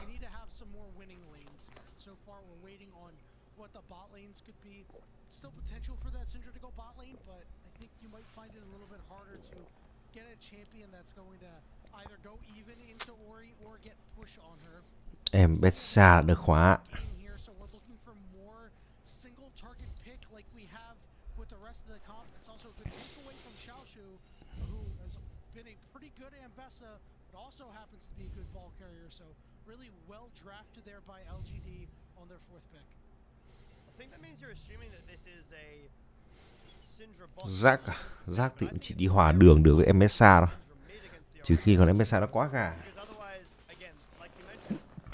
Đội bình nguyên phía có dinh đông khỏe đấy chứ. LGD thì đang chưa có xạ thủ. Không biết là họ có hứng thú chơi xạ thủ không. Có vẻ giải LPL bây giờ nó nhận ra là nó đánh mấy con phép không hiệu quả, nên là nó sẽ bắt đầu chơi xạ thủ từ bây giờ. Đánh phép là cút thôi.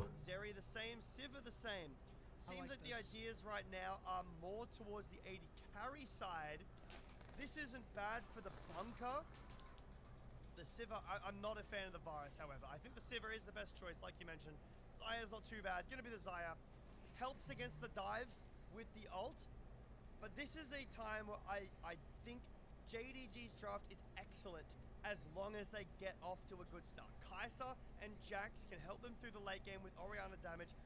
We need to see Vampire Junja linking up with Honkyu, because this is one of the most scary early game jungle support combos I could possibly think of.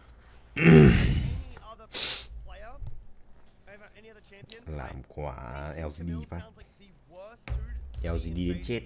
I could have possibly thought of. Yeah, I am hitting the panic button and trying to flash out of there. And I love that JDG rounds out their draft by giving Kai'Sa over to the Pentakill Prince Gala, a champion that he has been so good on, is going to be back in his wheelhouse. Meta be damned. If LGD can weather the early going, this will be a problem for JDG. But Hắn này được 5 rưỡi rồi. because I know that JDG is going to disrupt him and try to keep him off hitting level 6. But if he can hit level 6 without a hitch, and LGD are the first ones to make a play, I am very concerned with what JDG's doing. Yep, gonna be a scary early game for LGD, but like you said, if they can weather the storm, they have a lot of late game damage, Yanni, a lot of backline as well with the Zaya, with the Syndra, with this Leona. A really nice bunker comp that has the ability to go forwards too with the Nocturne and the Ambessa. Alright, Jay Beto and fans. Vừa vào 5 rưỡi lên 6 rưỡi. Hello thầy Thịnh Quang nhá.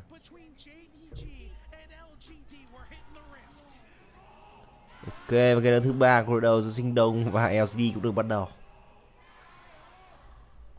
Ôi, tính ra mấy thằng... Ôi, đéo ai mua vé xem bọn này luôn ạ. Nhìn những cái giải ao làng ấy nhở. Nhưng mà tôi để ý bọn con gái này rất xinh. Để ý mấy em gái rất xinh, khả năng là ghệ của mấy thằng kia. Liệu con mẹ mà như kiểu là họp xóm ấy nhở.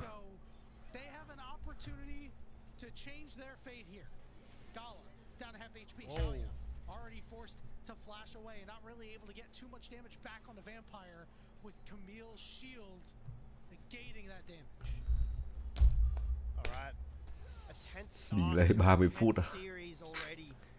Nó rác vãi lở.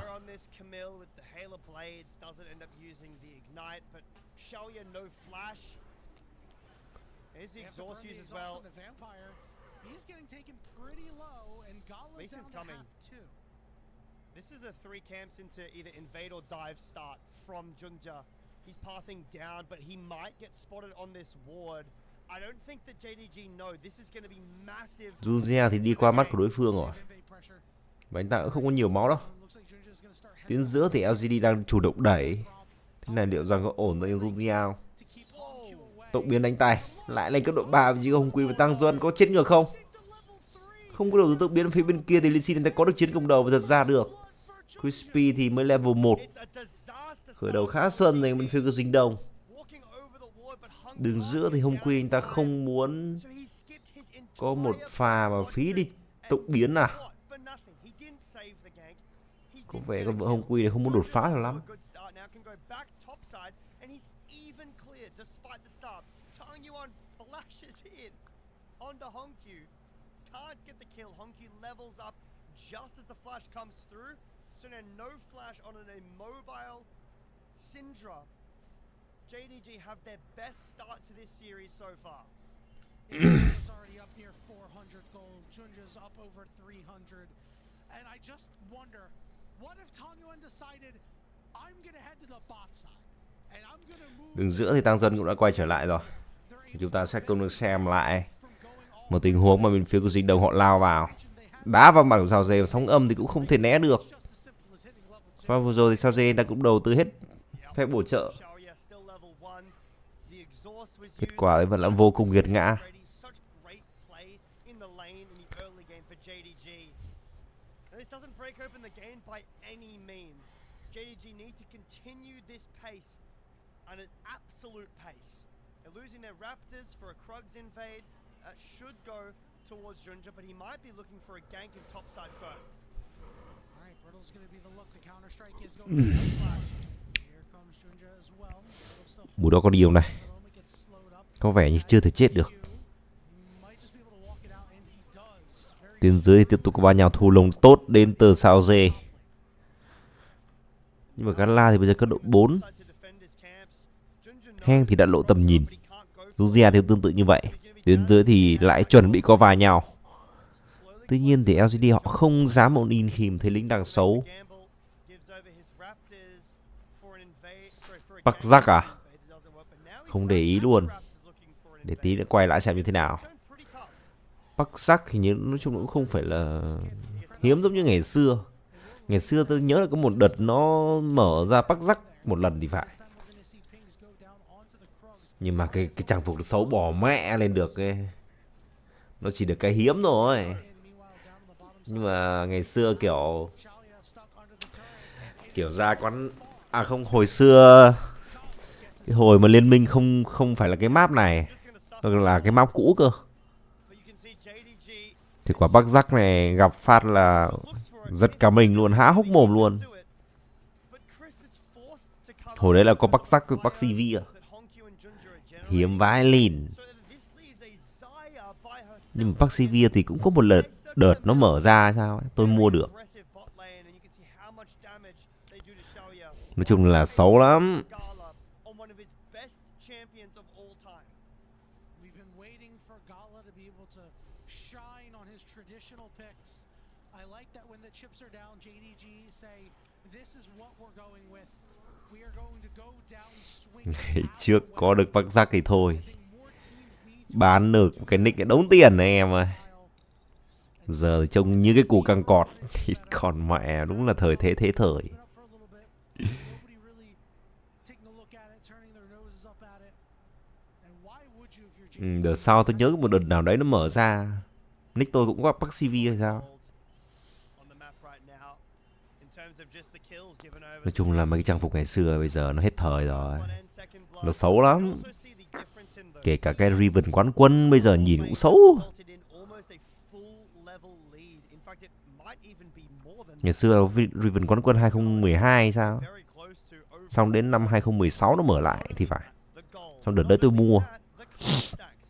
When Gala finishes this, he's 30 in front. He's gonna have that extra gold for an item spike way sooner. He will be at Kraken Slayer, while Shaoya has a couple of long swords.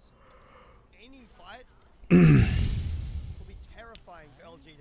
Ủa, Wave, it's still Oh caught no. Tom, you chết giờ không thằng Duân à. Nhưng mà người chết ngược là Vampire, vẫn là 1 đối 1. takes out Vampire to Hồng Quy rút về được không? Anh ta có tốc biến. chase down Hongq, unable to do so. So the first paranoia Làm quả LGD cộng to bây giờ ổn không ta? Dinh Đông ngày hôm nay Still a good pick có up vẻ here như for chơi hơi nhường đúng không? Hongq. Nhưng mà thằng Dinh Đông thường thì giai đoạn đầu tiên nó khá là hay dẫn đấy. That's the most important part of this kill. Junja can come back and look for another gank with Vampire. Try to get some more leverage for Hongq in this lane. He hasn't really built up that big of a lead for himself as the puppet execution goes wide. Really feeling those nerfs still. No one has really adjusted to them. Definitely doesn't feel too good, but JDG simply need to play around Gala throughout this early game with this 1k lead and so much there's so much CC to proc Kai'Sa passive or to add stacks to. Gala has Anh em nào mà chưa có on pet thì anh em mở giúp tôi một on pet anh em nhé. Đang có mãi khuyến. Bây giờ cái nghề tay trái của tôi để bán bảo hiểm anh em ạ. Bán bảo hiểm cho on pet anh em nhé.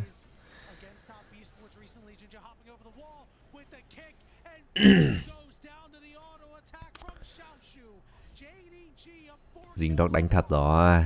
Tự dưng đến game 3 hủy diệt vỡ lờ.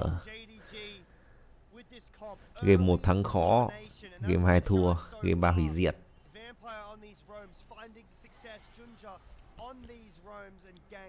Giai đoạn cuối game thì dính đó nó cũng ngon hơn.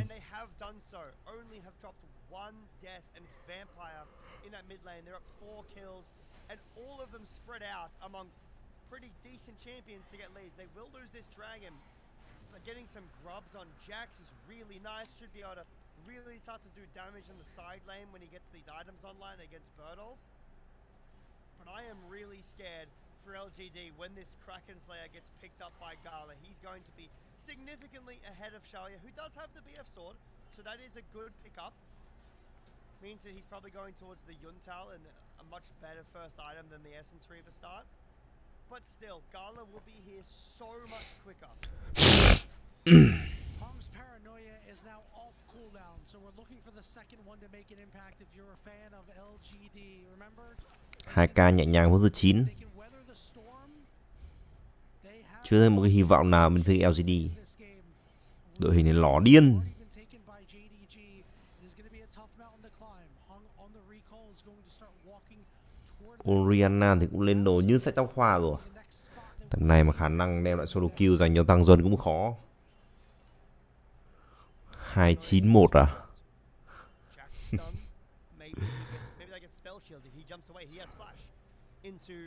Không biết cộng to dành cho LGD có ổn không nhỉ?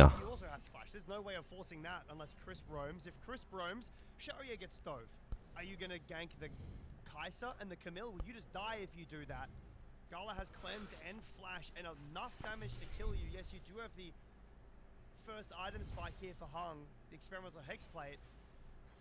But I think that anywhere you go as Hung right now, you are losing the play unless you overwhelm with numbers. And right now, that's a risky gambit to make. Leaving someone like Dinh Đông game này đánh nhìn cẩn thận vỡ lờ. he will be losing it. He was going to go down a lot of CS, and at any time a dive could be coming. He swept out some wards earlier, but Tính ra game này bấm nhanh chứ 10 phút mà 5 mạng rồi. Jack thì bây giờ có tam hợp. Gõ u đầu thằng Budo vẫn. Dính đó thì đang có ý định bằng trụ. Một nhảy thôi. Budo anh ta có 1/2 cây máu. Vampire vẫn đang đứng đợi. Vào thế ngõ cụt để Budo anh ta có được level 9. Cầu trên đầu Vampire hành cuối cùng hai đảo ra tiến xa và Budo anh ta chắc chắn phải nằm xuống. Quá đơn giản khi mà kéo 3 người ở tuyến trên bên phía Dinh Đông. Đèn được tắt nhắm vào Lucy, người ta có hạt thông nổ để đánh và vẫn là đu theo kịp đến từ Heng làm choáng. Dù ra tiếp tục bị bắt choáng lần 2 và chắc chắn sẽ có mạng bên phía LGD. There is an answer, but I do still want to talk about the macro decisions from JDG there. Going for 2 dives at once, one in top, one in bot. As soon as Junja is on that control ward, he knows LGD are going to drop everything to cover for their AD carry. And then immediately, JDG retreat in the bot side. But they're in top now, with Honkyu and Vampire diving this Mbessa, putting her further behind. Unfortunately, Junja gets caught and Em nhớ thăm nhà em nhá. beauty of the play. But still, there's the Cull finish for Gala. He has the Kraken Slayer finished as well. LGD cannot fight him at all. He's up 1.8k. He's up so much CS. Xiaoshu's going to get spotted on this ward, but I don't think that's going to stop it from happening, this dive. Gala had just completed his 80 carry quest too, so he is a lot of money in the bank right now. He's pretty waiting rich. to cash in on. He's gonna Dễ quá nhỉ. Game này chắc 20 phút end mất. gonna help out with those triple grubs. It might even be worth the death of Vampire here. It's gonna be Hung picking up his third kill of the game, but it's Xiaoshu and Gala with their pockets up 2k on their lane opponents each. Yeah, definitely an overstep there for Vampire, giving Hung the kill. I will probably agree with you and say that it is worth just because of the magnitude of the sheer gold lead that Xiaoshu and Gala have together. And I do think that it is still really difficult for Hung to go in anywhere on a side lane. Typically on Nocturne, you want to be going in on a side lane and ulting and making these plays at this part and future parts of the game.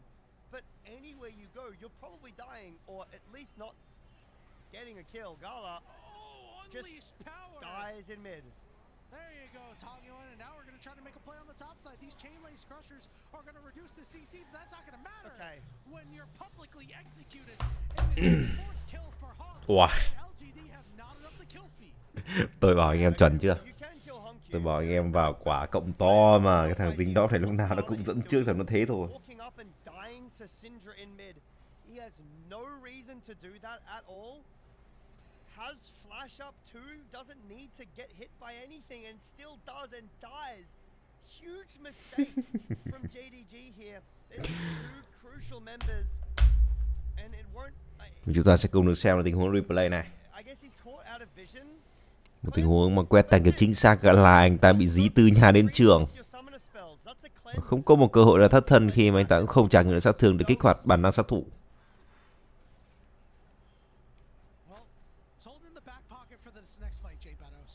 Có lật không? Có lật không?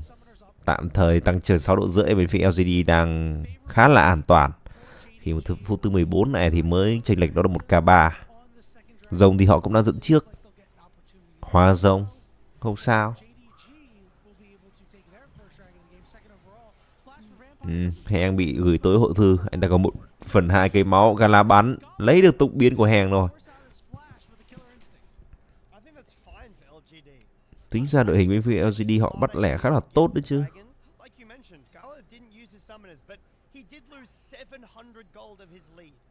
Với một cái Nocturne thì có thể thậm chí là dẫn trước mạng được.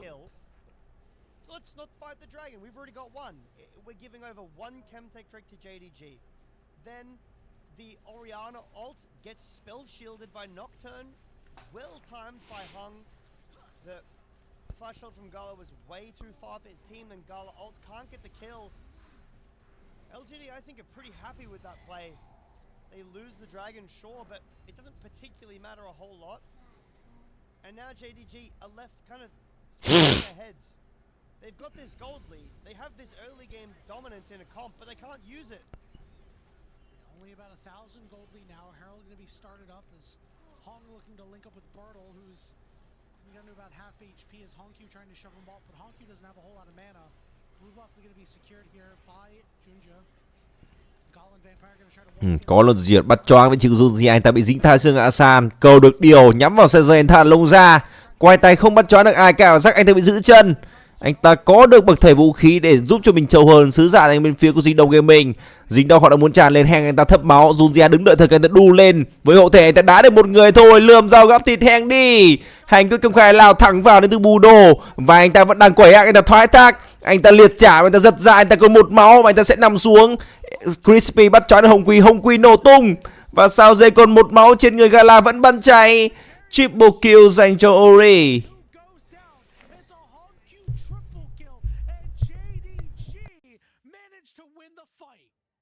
After all that, nobody picked up the Herald. It was just about the fight the entire time.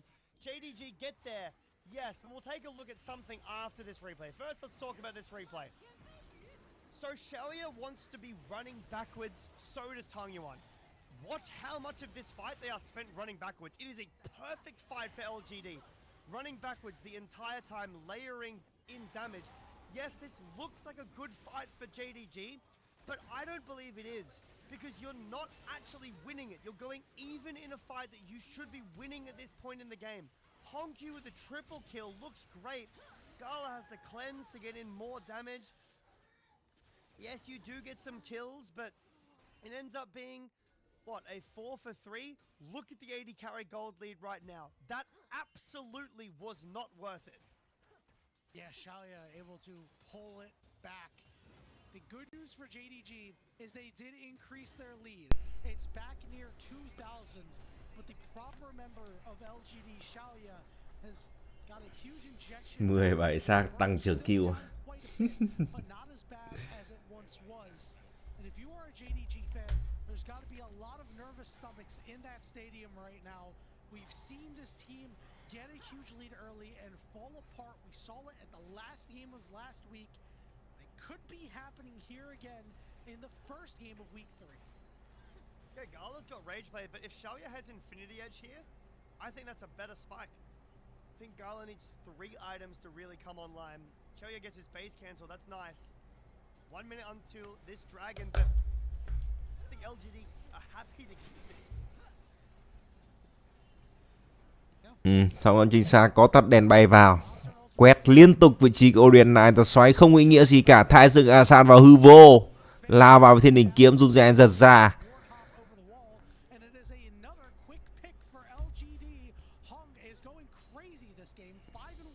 3 game handicap dành cho LGD. Ngọt chưa?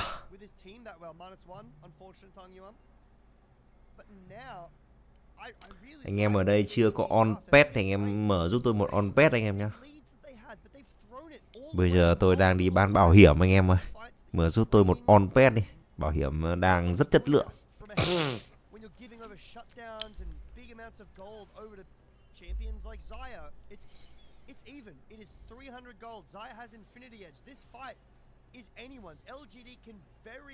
Lết thì bên phía có dính đông hơn.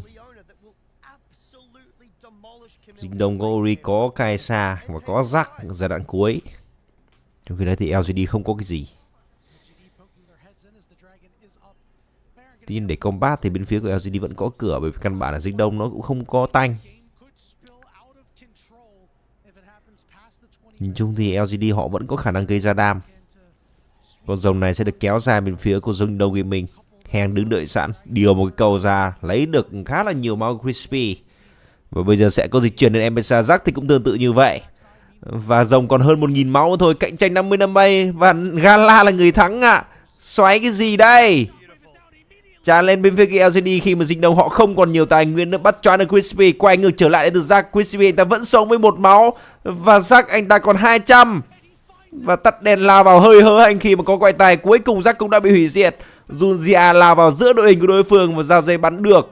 Dính đông bây giờ còn 3 người, họ làm chậm Tang Duân, họ làm mềm Tang Duân. Sao dê quay ngược trở lại bắn cân 3 vị trí của Tang Duân. Chính xác là Sao dê. Và anh ta vẫn sống, Gala đảo góc. Cuối cùng thì anh ta cũng có được mạng. 3 đổi 3.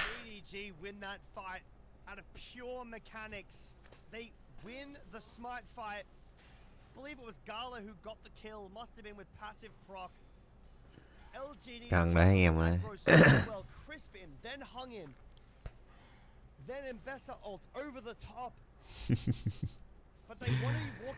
Mấy thằng chó này em nhanh cho tao đi ăn cơm.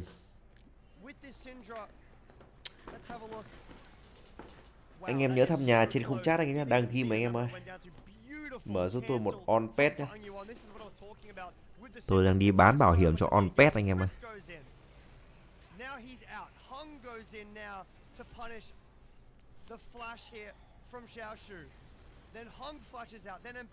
Tính ra là dính đông nó không có sóng âm mà nó vẫn đánh được kìa.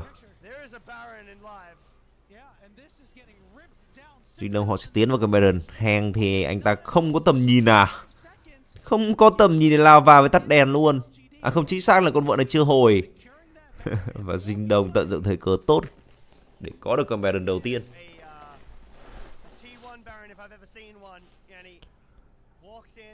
contests it so much. Cái gì là better. ID nổ hơi à? Gets the Baron. Have the lead in Dương Dragon, 11 à? gold, and now they have the Baron to continue both of those through. Baron nearly Làm tí Nuru đi em ơi. spawn too. So they'll have Ra cầu giấy em ơi. should have prio throughout most of the time. Hoặc là có Right thể now, donate ảnh được. it's 5 members strong in the mid lane, but they won't even be able to take down the mid lane tower. The side Mở lanes mở are mô full tài of khoản được không bác? Ép dai ép dai nam ơi. shipping down these towers, Một and một now on pet đi. JDG in control Đang có of hiểm the bảo nhá. map. Yeah, it looked like LGD thought that mid turret was going to go down with just that auto attack. Was not enough. Would have been a good way to claw back a little bit of gold. This means for the next 2 minutes, LGD should be pinned down by the might of these Baron up minions as JDG looking to just rotate around properly as 3 members with Oriana and Kaisa and Lee Sin and just shove in waves, knock down some turrets. Xiaoshu went in, does force the flash out of purple. Đủ dây máu. Ui, đẹp như tranh một vampire nằm xuống ạ. Cái đít con mẹ mày. Lú luôn. Trông có vẻ là khá chuyên nghiệp nhưng mà thực ra là vẫn óc chó. Build from Hong Kong. He has Blackfire Torch, Rocket Belt. He has a lot of ability haste and utility, but Tôi biết ngay cái thằng Dinh Dog này lúc nào nó cũng dẫn trước và sau đó nó lại cút might mà. have just completely thwarted the entire Baron. They've got a minute left, and on this hero play, getting the Baron, Đánh thế này mới là Dinh Dog tôi biết chứ. they can't even get a mid tier 1 tower. Xiaoya might be down a half an item, but he does have that Infinity Edge. It looks like he's taking a recall to maybe equalize that. Mid turret going down. Anh em vào LGD đông nhờ. To make sure that Baron has very little value for JDG. It's about a 1200 positive gold Baron power play. 30 seconds until this Baron falls. Xiaoya has gotten that third item. 5-4-4. A really wonderful comeback from a guy who, That should when be the lights are shining me. brightest, he has Hold been able to your make plays. hand. Chris may have gone a little bit too deep. His ultimate did not connect, and they cannot save the support. Okay. So a little trigger happy, and he'll go down. Xiaoya taken below half HP, forces that exhaust out, and JDG back on the offensive. 5 seconds on this Baron. This is the 3k4. last thing they'll be able to get. Positions around Khi the nào dragon handicap is dành the cho most LGD important chết đâu. thing that JDG are looking for right now. Tự dưng bây This giờ gold is thấy nice. một He chiều gets quá nhỉ. back to about a 1.3, Dính Dog nó cũng khả năng đột phá được cơ. 1.4K lead, but they won't Phía be able to dưới thì push Dính in Dog đang any được more đẩy. towers. Dragon, Soul Point, Và for EMEA liệu JDG rằng in ổn áp không đây? 30 Tối hậu thư seconds. đâu? Play on Một Battle. cái tối hậu thư vào mõm hành cũng không khai trượt. Execution not gonna land. Xứng đáng phải nằm xuống. Shockwave either. And JDG find another critical pick. Chết mẹ rồi. Quả tăng trưởng ổn không đấy LGD. 4,500 Tăng trưởng 6,5 độ. Dính Dog cho mày en nhanh dùm tao nhá. Not finding the ult onto Vampire, and then the Zenith Blade still hitting, going too deep, cost them so much. You see Gala hits W and then immediately uses the killer instinct on the Xiaoya in the backline to try to do as much damage as possible. And Hàm phản được 2 phút à? that's not possible in this position, because the second that happens, Khó he's nhỉ. gonna get hit with every CC known to man, and he's going to die. He might cleanse, but then he's hit by another CC. Leona just Vẫn còn mà thầy. The Nocturne ult could have been after that as well, Tang Yuan. But as soon as Crisp dies, there's nothing stopping Gala. Cái thằng LCK lúc nào nó mới hết nhá. Once he hits that W, they lose the Nhà tower. chưa chia tí They view lose cả. a lot of Xiaoya's health bar, then the dive gets played onto Birdol, and they lose the dragon. All happening after Crisp Hai just không goes dung. in a little bit too deep and Ui dies. giời, bây giờ mới ván 1. Mentioned it's not possible if Chris doesn't go in. As hang on, we have a member going golden here. It's Xiaohu who's trying to flash away, but they are really trying to. Đây thầy. And they will. It's Xiaoyu getting credit for Đây thì the thầy mấy ơi. And LGD are unable to continue their push. Still back and forth. Lại là 14 đều rồi. Frontline from this Leona. She Cố provides tình so bán much handicap bên phía defense Dinh Đông. protecting Xayah and allowing her team to go in. Catching that Xiaoshu in the side lane is very nice. He's got a big lead. Mới cặp đầu thầy mây ơi. 30 seconds is nice. Hôm nay 4 giờ mới đánh. Continues to manage to even up Tốn the thời gian goal. với L. Gala gets something, Xiaoya is getting something back. He's never too far behind in terms of gold. Once this Xayah gets to a point, I think it's 4 items. Maybe the GA after this, I assume LDR is important as well. Like, important enough to talk about. But once the LDR, that's all the damage that's necessary. Really nice knockback from Tong Yuan. Bắt đầu bìm bịp rồi đấy, The bắt đầu ultimate bìm bịp rồi beautiful, đấy. but Crisp being alive here and just zoning away. Khi Look này at mà Midway, lật he luôn thì got the cười win. ỉa. Solar Flash splits up the fight, and then again Crisp is here. Kick from Junja saves Vampire's life. The Leona answer to this Camille, the later the game goes, is proving to be a really big issue for JDG to deal with. I shudder to think of how the game would have changed if Junja's kick is not as good, if it does not hit multiple members. Because I think LGD are able to continue the fight from there, and maybe, just maybe, they're able to really take control of this game. Instead, JDG still having their 4,500 gold lead. An unsteady one, if you have been watching JDG lately. A team that has struggled to close out games with the leads that they have. We might be seeing it repeat. Bay vào, cầu trên đầu nhưng mà không có góc độ đẹp. Bởi vì chỉ có mỗi Crispy với cả Hang thì đứng gần nhau. Bên lần thứ hai cũng đã ra. Tuy nhiên thì đôi bên đang tương đối chậm rãi. Tính đó thì họ cũng không muốn để cho LCD họ lật. Game này khả năng là 40 phút đâu. Thấy chậm lắm anh em ơi.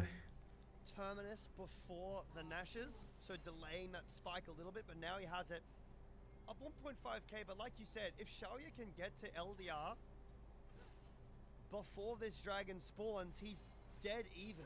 The extra damage from Gala, pardon me, isn't going to matter a ton. Honkyu's ult needs to go massive. Xiaoshu needs to go huge in the backline, and the problem is that Tong Yuan, despite not having the same gold as Honkyu does, the Scout of the Week provides so much against the comp that JDG has. Xiaoshu on the split push right now. He's going to be able to take out bot tier 2. As LGD are going to have to back off. Baron has been started. Ward put over the wall. Junja going to clear out this pink. Right now, LGD are holding. Em nhanh dùm tao.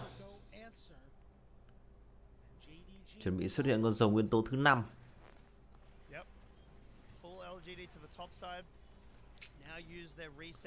Có mỗi thằng Hang bên phía LCD đánh thì trông không ăn thua nhỉ.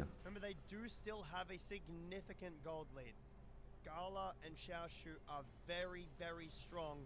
Honkyu still doesn't have massive amounts of AP. Rồng lửa cũng mạnh phết rồi, nhưng bên phía dính đông cũng chưa. LGD khả năng bây giờ sẽ không thấy con mặt rồng ở đâu nữa. Trông áp lực khá là lớn để tạo ra bên phía dính đông. Thái dương dàn nhắm vào Gala, anh ta chỉ bị làm chậm thôi. Có cầu trên đầu Gala, Josie bị bắt choáng. Rồng cũng đã xuất hiện. LCD họ không có tầm nhìn nhưng mà họ vẫn muốn cạnh tranh. Cầu được điều ra liên tục đến từ Hùng Quỳ gây áp lực lên Crispy. Sao dê thì cũng tương tự như vậy. Sẽ kéo con rồng ra bên phía sinh đồng. Vampire thì đứng ra ở tuyến trên. Và phía bên kia thì Xeo Su anh ta lao vào, nhưng có được thoái thác đến từ EMEA. Thì chỉ cái không chính xác bay vào luôn, nhắm vào Crispy với tối hậu thư. Đá thằng Crispy ra. Và con rồng này vẫn có dành bên phía sinh đông của mình. Họ đã có được cái linh hồn rồng thứ 4 rồi. Bắt choáng được Crispy. Bay vào đến từ Juzia, tiếp cận được sao dê. Đá bay mõm sao dê luôn rồi. Còn 2-3 người bên phía LGD thôi. Và Baron đang rất ngon ăn để cho bên phía sinh đông họ tiến tới, nhưng họ chưa cần thiết. Đang dần sẽ phải nằm xuống. Hèn là mục tiêu bị nhắm tới. Anh ta bị bắt choáng. Và thậm chí là có thể end game dành bên phía Dinh Đông một thời điểm này không. Khi mà LGD còn một người thôi, đó là Budo. Anh ta đang cố gắng dọn những con lính cuối cùng. Và Budo anh ta tốc biến qua phía bên kia bờ tường. Tia chỉ kích không chính xác. Gala anh ta cái gì đây. Thôi cuối cùng cũng end game rồi. Anh em chưa có on pet thì anh em mở giúp tôi tài khoản nhé. Để mở thì anh em thăm nhà trên cùng chat.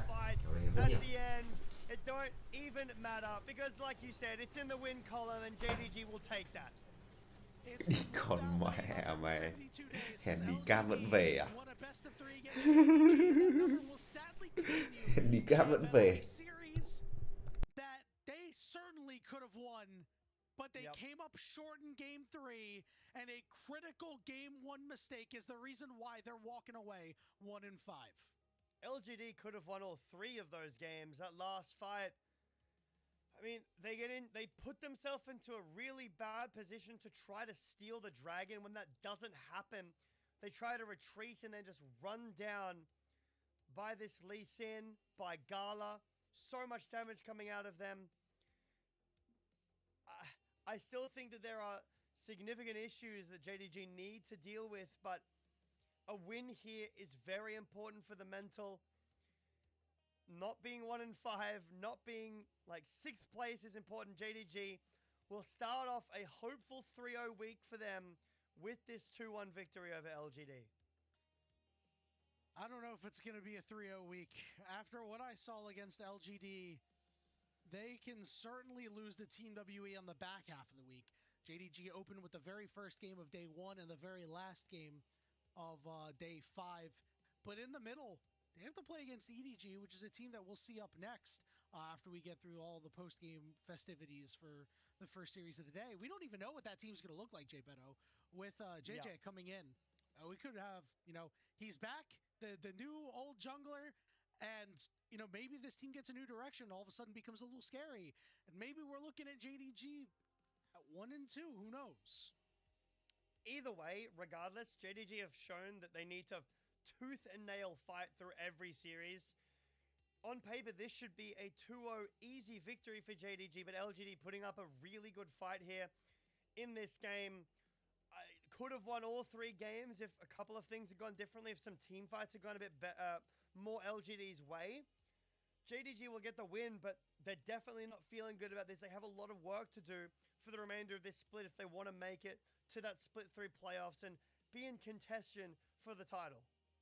A lot to like out of what they brought to the table today, but they're going to have to very quickly shake off this tough loss because tomorrow they're going to play against Thunder Talk.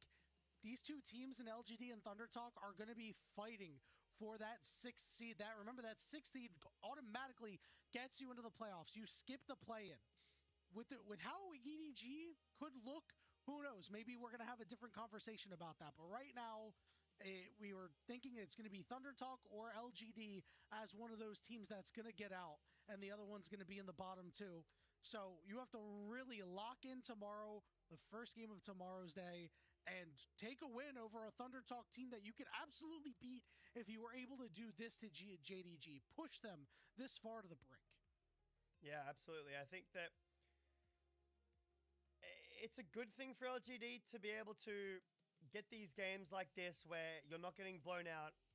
Very easy to look over and point out mistakes that they made in team fights and some moments where they were hesitant or overstepped and got overexcited. Again, if a couple of things in all 3 of these games were different, this could have been an LGD series, and they should be happy about that. It is upsetting for them, and I'm sure they're not happy about being 1-5 in Group Ascend, but there is still plenty of good to take from them in this series. Great team fights, some good laning. I think Hung had a good series. But you do need to work on these issues. I do want to talk about JDG, though. In terms of stability, I feel like Vampire is it. He's been very stable in this series so far. I think that the Alistair game he looked good in. I think in game 2, despite it being a little uncomfortable, didn't look terrible. And in this game, the Camille through the early game didn't look too bad. There was a couple overextensions, but dictated a lot of the early pace of JDG. He was absolutely everywhere except for the top lane, but was really converting on a lot of these kills. I thought he had a really strong early game. It's just a matter of the team needs to be able to convert these early leads and make these game's not close. Like, this game should not have been close with the start that JDG had, but for some reason they go up 5-1 and they get all loosey-goosey. They do happy gaming, and sometimes, Jay Beto, when you do happy gaming, you get punched in the mouth and you have to lock back in. We've all had those games. You're playing with the boys, things are going great. You inted in top lane, that's okay. You inted in mid lane, Gala, that's okay. Guys, this game is starting to get hard all of a sudden. That's exactly what happened in this last game. You take a look at the damage charts, dueling 80 carries, both of these guys, when you took a look at the numbers earlier, when we had this as our head-to-head, both of them struggling. They really came out to play in this third game. And unfortunately for Xiaoya, Gala was just a little bit better. Yeah, I think that this graph is really impressive because the damages are all touching each other. Of course, Camilla's going to have a significant amount more than Leona. That's given. But if the gold lead was different, if it was more even, if LGD had the lead, could very easily see this going the other way because of how much damage LGD did manage to do with their limited gold. Side lane issue. Xiaoshu kind of gave Birdle the hands in this game, with help from Vampire, sure. But for the most part, I was impressed by Xiaoya in games 2 and 3. Don't need to talk about game 1. And I think that Tong Yuan had a good series. Hung had a good series. A couple of fights different, and LGD can win these games. JDG, obviously aware of that, need to be changing up some of these mistakes that they're throwing these leads, because that was not a clean game at all. Not in the slightest. And I want to go back to what you just said about Birdle, right? Kind of got the hands in that last game. Birdle was a big reason why this team was so successful in Group Nirvana, a big reason why they managed to get into Ascend for Split 3. But one thing that I mentioned in the past is that now Birdle needs to hit another level. We need to see further growth from him if this LGD team wants to do better, wants to shoot for maybe winning a playoff series. And unfortunately for him in this series, we didn't really get to see that, especially in this last game when the chips were down. A couple of uncharacteristic mistakes from Crisp. A lot of timing issues, especially in this fight. Could have dropped down the Nocturnal a little bit sooner to prevent a lot of damage onto Crisp. Could have pulled the trigger a little bit sooner because I think Jax's Counter-Strike was still down.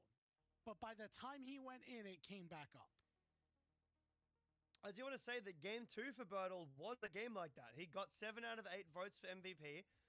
And while I'm not sure about 7 out of 8, I think he did have a really great performance on the Mundo. He looked great in lane. It was a great Mundo angle. And he played the champion super well. He did his role perfectly. It is there. But when you're picking a champion like Ambessa and getting demolished like this, it becomes very difficult for your team to win fights because you just don't really do any damage. I don't necessarily think that Birdle is the reason why LGD lost this game, not even close, but it really doesn't help when you go from, man, that Mundo performance was insane, MVP, to, okay, you're down 3,000 gold in the side lane and you don't really do any damage to the backline. Certainly a tough one for LGD to swallow, Jay Beto. Let's talk MVPs. This game, I certainly think that you could give it over to Gala. I think that Vampire did a really excellent job in this one. Could also give it to Junja, who really had a good game. I'll even give credit to Xiaoshu, but I'm really thinking it's coming out of the bottom lane in this game. Yeah, I don't think an MVP for the series for Gala, but definitely for this game would make a ton of sense for me, and he will be able to get it here. This means he's going to get it for the series. Is that how it works? He got it in game 1. He was player of the game in game 1. Almost certainly is going to have it for the series. I mean, I would be surprised if he didn't. You know, we talk about a guy like Vampire who played 3 really good games. Tong Yuan, who played 3 really good games. Gala played really 3 excellent games. We acknowledged that the Xerath game was not really his fault. He did his thing. He did all the damage that he had, that he could do. He landed his skill shots. Unfortunately, just wasn't able to have that sort of impact like he's had on 80 carries. But for the most part, the Corgi game and the Kaisa game were excellently played. 8 out of 8 Pog votes. I don't know here if for I'd Gala. give it 8. I'd give him 6. So we're like ranking, we don't get a vote, but we're ranking like out of 8, how many would we give you? I like it. That's an interesting one. Yeah. Yeah, it is an interesting discussion, and it's one I've had a couple of times on broadcast about what actually constitutes a player of the series. Is it just you got Pog in 2 games, but had a pretty unimpactful game 2? yeah, he didn't lose the game, but he didn't really contribute to it in any meaningful way at all. Wasn't really impressed with the Xerath. I think, like, if I would give a player of the series as to anything other, I think it would be Vampire. Of course, it is going to be Gala, like you mentioned. But I do want to shout out Vampire. I think he had a really good series. I think played really well in game 1. Game 2, a bit tough. When enemy Draven gets cash out on your mid laner and is up 3,000 gold. You're on Nautilus. What can you do? And then game 3, I think, yeah, he overcentered a couple of times, but was instrumental in their pushing forwards. Talk about Gala, though. This Corki game was insane. Yeah, the Xerath was a little slow, but the Kai'Sa, I mean, it's Gala Kai'Sa, guys. He looks great on it. Yep, and I'm glad that, as we mentioned earlier, JDG going back to what works for them, putting Gala on what he's good at, seeing how far you can get, even though the meta is hostile to some of these AD carries, he was still able to get the job done when JDG needed him the most. That's going to be it for myself and Jay Beto. But the good news for all of you LPL fans is we have one more series today. Edward Gaming versus Top Esports will be coming up next, covered by Foles and Grapes, right after this break.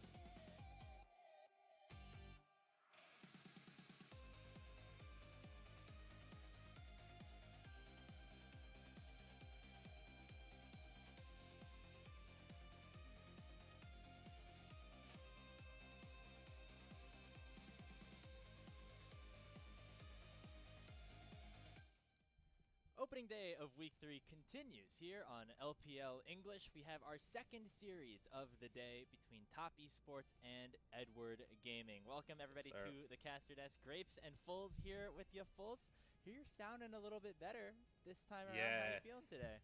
Yeah, man. So we had to take the airplane ride, man, in the previous occasion, but we got ourselves in a new room here, man. All the boys clocked out. Samikin's gone, KD as well. No more Willie or Tails, man. So it's just me holding it down the fort at the Winthrop here, man. And we're just gonna be making some magic happen, doing our best on this LPL. And we got some of my favorite players lined up tonight, Grapes, man.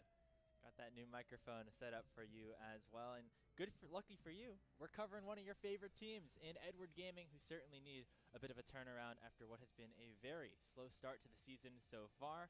Let's take a look at their roster as they try to avoid falling to 0-6 to kick off split number 3. Oh boy! You may notice here, Fulls, a little bit different of a look this time around, as a little trade was announced. JJ joining this Edward Gaming roster as Xiaohao moves over to Weibo, and that is going to be the big difference maker, hopefully, here for EDG. Yeah, so I had some crazy takes going in the earlier splits of the LPL this season, and I was a big-time LNG fan because of this man here, Bulldog. He's one of my favorite players I've ever seen, man.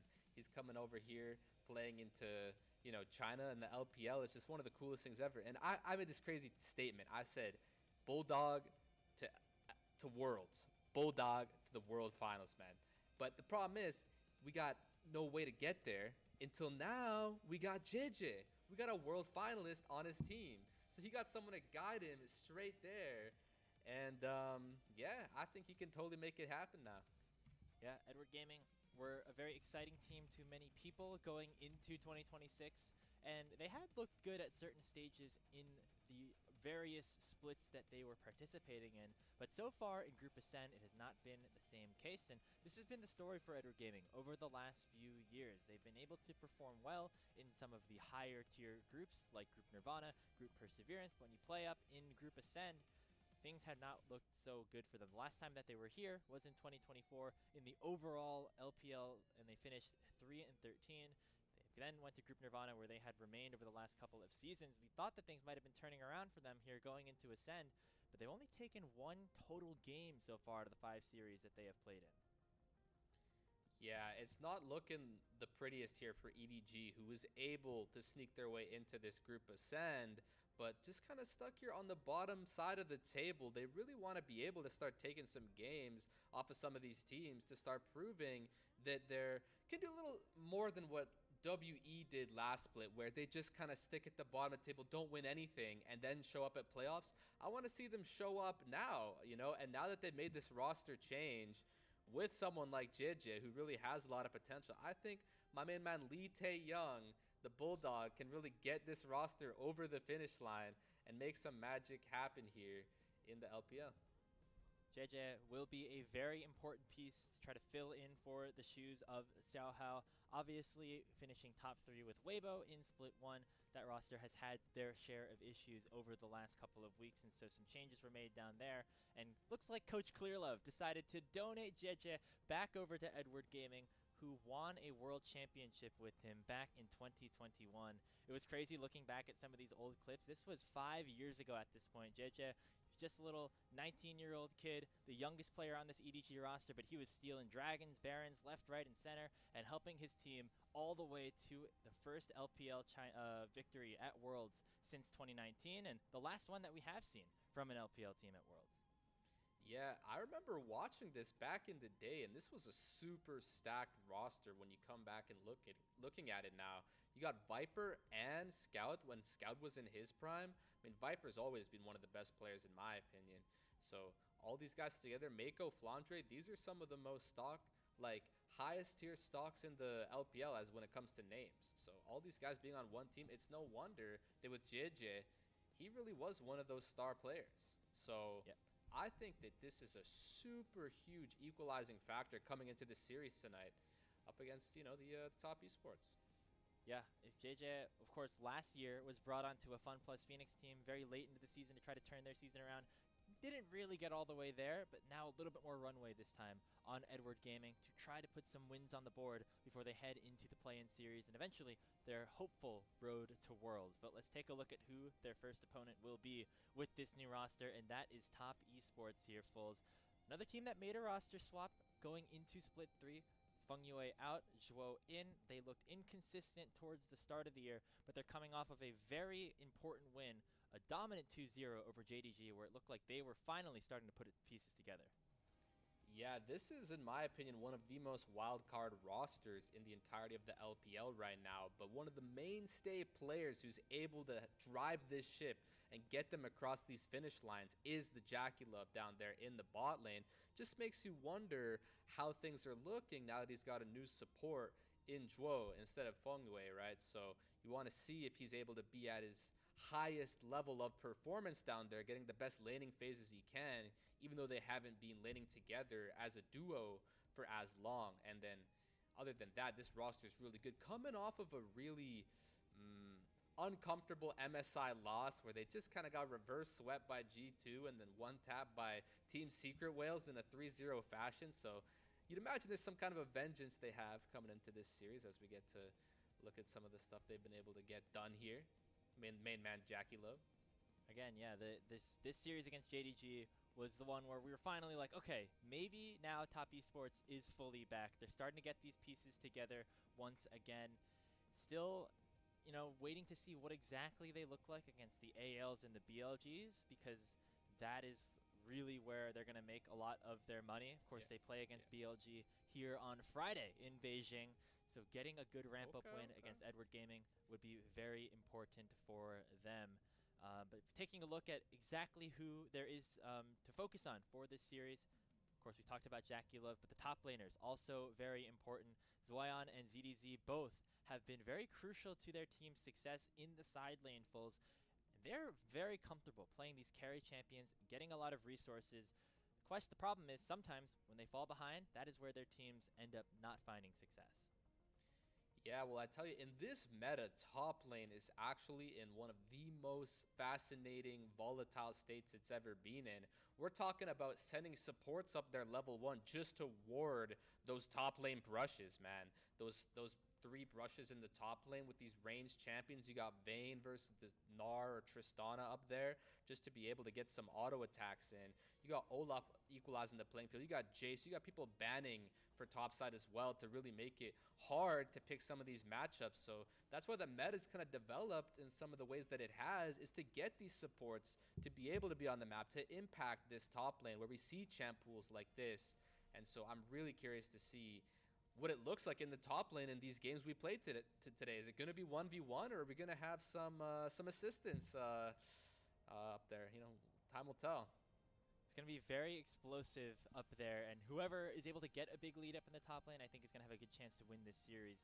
The one game that EDG has won was against Billy Gaming, and it was with ZDZ playing Vayne up there. So you're going to see things like the marksman, the explosive high damage picks up there if either team wants to have some level of success. Zoyan, of course, really on a bit of a heater as of late, and Top Esports in general on a heater. They've won their last 4 total games, 2 against LGD and then 2 against JDG. Edward Gaming looking to try to get some momentum back in their favor. Only 1 win out of the 5 total series that they have played so far. As we take a look in Beijing, our first look at this new look Edward Gaming roster. We'll see how JJ is able to implement himself into this team as we get the epic walkout here out of the Beijing arena. Yeah, man. I mean, these are the guys, man.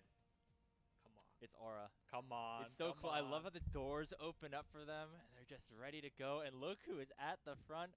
JJ, the former world champion, there he is, with man. EDG making his grand return. I mean, this is just so awesome to see.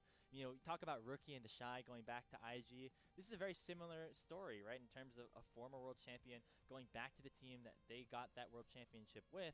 Obviously, our expectations right now are a little bit higher with IG versus EDG, but maybe JJ can get this team back on the right foot.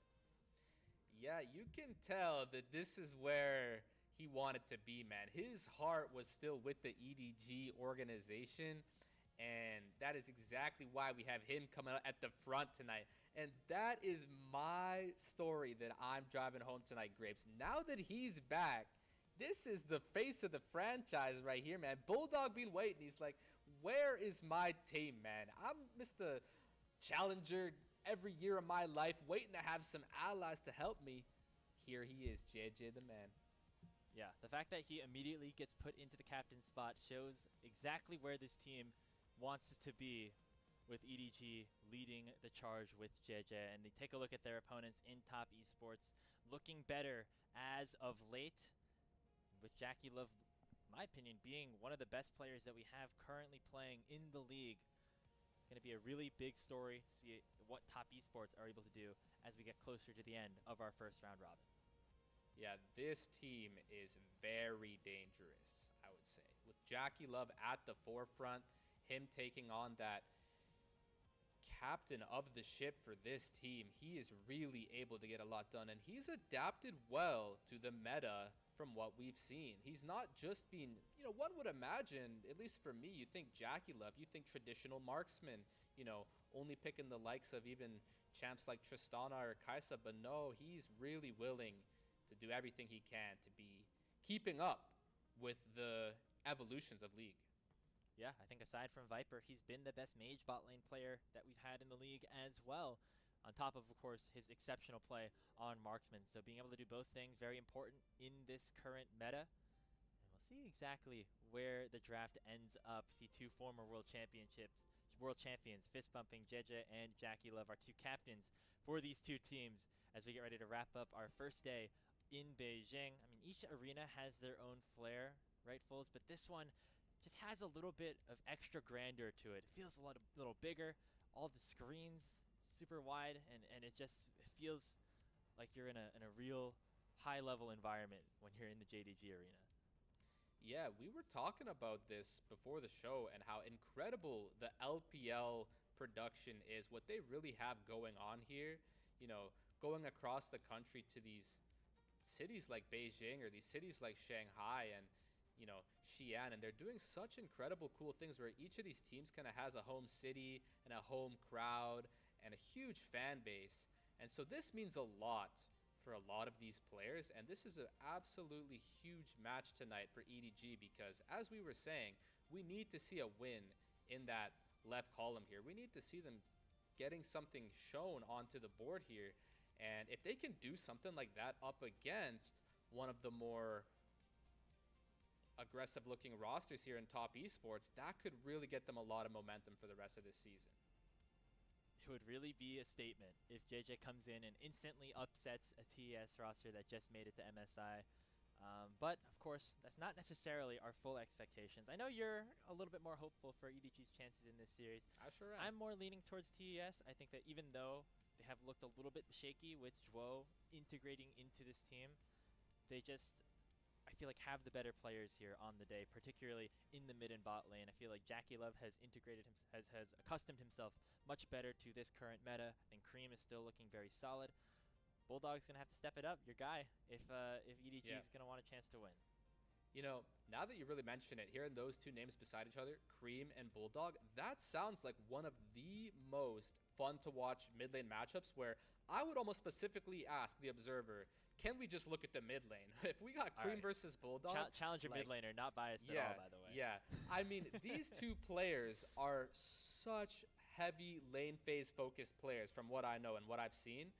These two players, this is going to be some of the most peak lane phase performance, where just who's ever to get those better micro clicks or decisions on those moments is going to be able to take it here today in the momentum. And it's just, for me, a story of two roster changes with both of these teams. You know, with Dro coming in, not being fully integrated into the team necessarily, being a bit more fresh, and now with JJ coming in to be the, you know, protagonist of the team. It's going to be really interesting to see which team is more ready and glued together as a coalition, as five. Yeah, I mean, you'd probably think it's TES just because they've had more time playing together, right? JJ, although he is familiar with EDG, not familiar with any of these players specifically on EDG, at least as of late, right? So perhaps going to be a little bit of growing pains as he tries to get his way into this roster. I will say, I feel like JJ is a player that can take a lot of resources, be a little bit more of that carry jungle player if he wants. Didn't feel like he got a lot of chances to do that over on Weibo with players like Elk and Xiaohu taking a lot of that for themselves. But in the games that he did get ahead and snowball, that is where I thought that Weibo really did look their best. And so maybe he'll be able to do that a little bit more here on this EDG roster, try to get his laners ahead while also making sure he has a more consistent table for himself. Yeah, we didn't get the biggest chance to talk about Leave and Perukia, but this bot side for EDG is going to be really interesting going up against the Jackie Love and Zhuo. I think that Leave is really talented. Actually, a lot of my friends personally in the league scene are big Leave fans, believe it or not. We're into some of these more, you know, lesser known, I guess, Chinese AD carries. Like a lot of Western fans don't necessarily know about the likes of Leave or 1xN or Star, but me and my friends were big fans of these kind of guys. And I think Leave is really good, and I think that, you know, he is more popular than some of those other guys. And there's a reason for that. Leave has done a lot of damage in the LPL. He's had some really incredible games, some KDAs, some scores, some performances. And we just haven't seen that thus far in this season in the Group Ascend. It just seems like maybe EDG just started off on the wrong foot, and they're up against a really difficult group. I mean, to think, this Group Ascend LPL is some of the most hard competition out there when it comes to LoL esports right now. So they're up against the real titans of the title, and they just got to be able to do everything they can to keep up. Yeah, of course, they haven't been able to keep up so far. Only one total game win. Looking to try to at least get one win in terms of game score. Maybe even a whole series against TES as we get ready for pick and ban of game number 1. Top Esports going to be opting for that first pick, while EDG will be over on blue side to start things off. Right now here, Foles, what's your favorite like B1 in the meta right now? What do you want to see Top Esports open up with? Okay, so of course, the Orianna would be a standard answer, and Cassiopeia makes a lot of sense. I think the reason why they're going to ban that is because Bulldog himself is so good on the Cassiopeia. You don't just want to give Cream that to take it away for the Fearless, so that makes a lot of sense. It means that champs like Syndra and Victor are still open. This is kind of the big four from what we've come to find, is Orianna, Cassiopeia, Syndra, Victor. We'll see if any of those get picked up, because those last three, Cassiopeia, Syndra, Victor, have a lot of flexibility. And it's more than likely that those will show up on either of these comps. Same with the Ziggs and Camille. So we'll see who wants to go for some kind of magic damage, if it's going to be any of those champions. And those will enable the likes of the Camille. Well, it might just be a Vi early here for Tian, a champion that can get this TS jungler active around at the map early. That is something that, of course, Tian has really enjoyed doing as a part of this Top Esports roster since he has integrated back into the team at the start of split number 2. The response for Edward Gaming, see exactly where that lies. Lot of, you know, rise overall this split for Bulldog, although you might not have been as high on this champion for this player. Yeah, so that's the thing. Bulldog on his rise right now in this split of the LPL is 0-3 so far in the Group Ascend. He hasn't caught a game win on the rise, and he's looking to change that here tonight, which is a very interesting choice. I'm personally not the biggest fan. I do prefer the Syndra Victor. This opens up some exposure to even champs like Anivia, but that's just the thing, is we're really looking to see what the supports are looking for down there. When they have Vi, that makes Shen one of the best champs in the whole game, and I'm not so sure if you want to pick that kind of champion already, because Camille's not showing. So I would not be surprised at all to see TES slam Ziggs Camille, but maybe the meta is adapting in ways which we haven't recently seen. This would be a standard Ziggs Camille slam here, but they might have another idea that they could go well into Rise Ezreal here. I mean, both those picks, definitely things that TS are comfortable utilizing. Camille and Vi being point and click CC onto the Ezreal on Leave's end could also be very beneficial. Maybe Top Esports just want to confirm a strong top side for themselves. They're going to lock in the Rumble for Zoyan, and then probably look for a mid laner to counter the rise for a Bulldog. Talked about things like the Anivia. Ahri is another answer that can really synergize well with the Vi. I think if they lock this in here, this 3 as a response is actually really interesting, because Rumble Vi is a really great combination. You're targeted by the Vi ult, and he just drops the equalizer on you, and you just take so much unavoidable damage. And so that's a great combo for Vi. And same goes with Ahri Vi. Ahri Vi is kind of like an Ashe Seraphine of the mid lane, where you just pick these two champs together and they become so much more powerful. So yeah, those three go really well together, and we'll see which direction EDG wants to go. I'll be very, very suspecting some bot side bans with all these picks coming in here. So we'll see if those Ziggs Camille I've been mentioning do get targeted, or if those just aren't a priority for these teams right now. Yep, there's the Jarvan. I'd be very surprised to see the Camille not taken away here as we enter that second phase of bans. Right now, a lot of easy engage on EDG side and on TS's side. The mid jungle here for Tian and Cream, as well as having that Jarvan just ult anybody who gets in their way. That we are set up for a lot of explosive team fights. Hôm nay cái ngày gì mà cái thằng nào nó cũng flop ấy nhở? First ban away here from Jack. Lạ thực sự. We've definitely seen him have some success on. Top esports want to focus. Top này thì suy giảm đà, còn EDG thì tỏ tai à? Hai thằng này là hai thằng siêu ngu anh em ạ, thôi thật sự luôn đấy. Giải này hai thằng này siêu ngu. Tôi cũng chưa biết là nên đi tăng trưởng hay suy giảm đấy.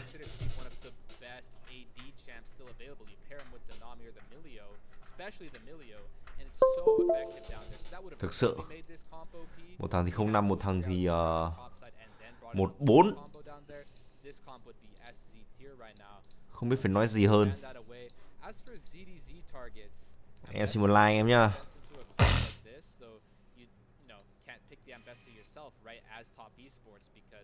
Vi and Rumble, it means your top and jungle is already taken.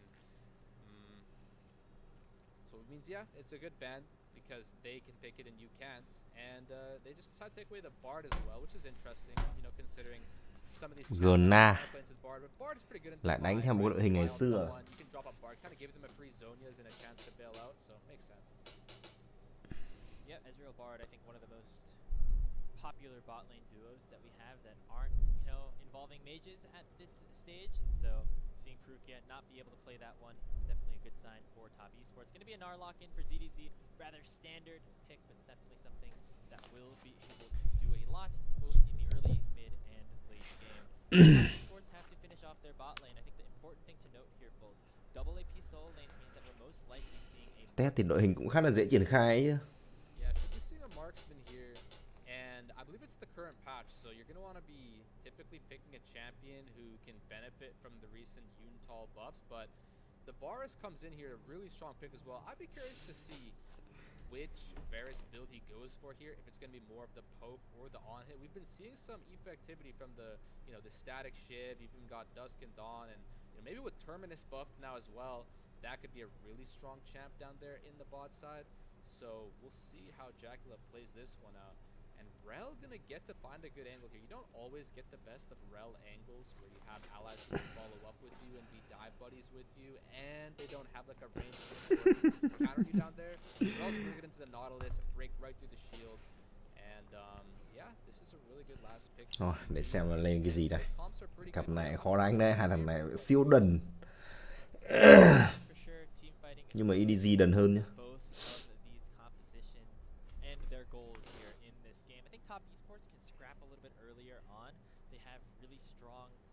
Synergies in 2v2s and 3v3 situations. The Vi Ahri having a rumble in there as well, and the Varus Nautilus should be able to have a very good laning phase in addition to it. But then when everything comes together, if Bulldog and Leave can get a lot of items, cannot fall too far behind, this late game 5v5 composition on Edward Gaming side should be very, very dangerous. Absolutely. I mean, I think that Rise champion in the late game, Bulldog himself can really get these guys their first. Vậy 3-2 thế lại ngon luôn. Nhưng mà bác vào suy giảm với tăng trưởng ấy. I'm liking what I'm seeing here for this EDG team, and let's see if they can scale it up and make it happen. It is the debut or the return of JJ back on Edward Gaming, where he won his World Championship 5. Làm quay EDG cộng. Sports on the other side, looking to get up to 5-1, feeling very comfortable going into their final match of the first round robin, going up against BLG in just a couple of days. Our second series of the day about to get started. Thì giải này ngày hôm nay thuần cộng.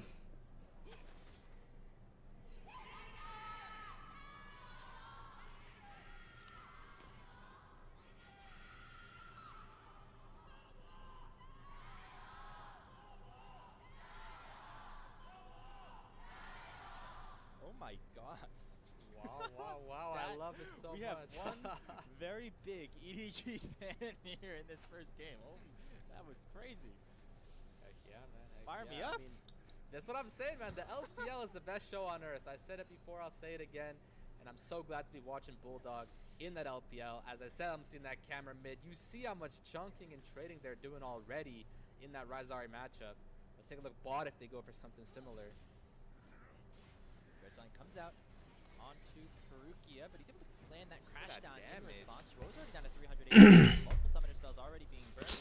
Leave with that lethal tempo. Doing a lot of Đéo damage. còn mẹ tao biết ngay mà cái thằng thiên lầu chôn này. Takes him very low. Has the shield to keep him alive, but still able Vẫn to cứ get còn rid cao of hồi him máu. yet. Saving that JDG mới là thằng mất tốc biến tình huống vừa qua. Thằng thiên này đầu nó khá là lạnh ấy chứ. be the Jarvan flashing away. I forgot, Grapes. We're watching the LPL. We're not just gonna full clear and everybody goes happy and dandy with their days. No, no, we gotta have some chaos take Địt place. mẹ hôm nay đéo biết có sự kiện gì mà thằng LPL này nó phế vật thế nhở? Đéo ai xem. Getting up to no good. We saw both junglers there head Hay là do mình kênh mình? into that Gromp, so it was just Hay là do mình kênh mình? on auto attack flip and wasn't able to go the way of JDG. Tian getting Eo back ơi, to nhà the đài Gromp nó cũng last chỉ có attack 50 Gromp view ạ. making a trade here. Không có thằng nào lên nổi 1000 view luôn. Again, Leaf still has his flash, so very Anh em biết ngày hôm nay đang diễn ra sự kiện gì không? with that Doran's helm. So feeling LCK ngày hôm nay nó cũng không nhiều người xem cơ. crashed underneath top esports. Đéo hiểu kiểu gì. Likely head back for a base. You see exhaust here for Leaf already used. Jackie Love on the flip side has the teleport, so we'll be able to play a little bit Cộng sáng đấy. more free and loose with his health bar, knowing that he has Gì đánh nét thế kia cơ mà. back into the lane whenever he so desires. Big dredge line. Back to base though, Perukia could be in some Ừ, trouble. tốc biến dự trần, tốc biến luôn đến vị trí Gia. Cung được dương lên. Thì mũi tên này chưa đủ sát thương để có thể kết liễu vị trí của Rèo được. Perukia does survive the situation with his health bar, so that's something he's thankful for here. But looking a bit stressful or worse for wear down here is Leave. Just barely escapes the fountain with his Tranh thủ gear. thăm nhà anh em That's nhá. all you really need here on the Ezreal, so he's low-key chilling. But as for the Jackie Love, I do quite like the build.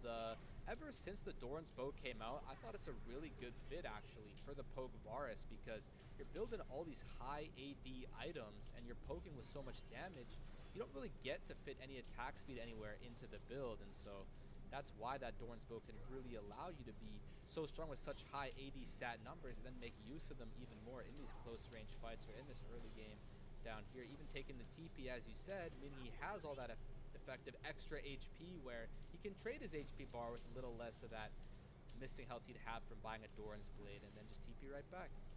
Looks like he already did that. Pick up a tier of his own. Both bot laners try to scale up a little bit while also hitting their fair share of poke.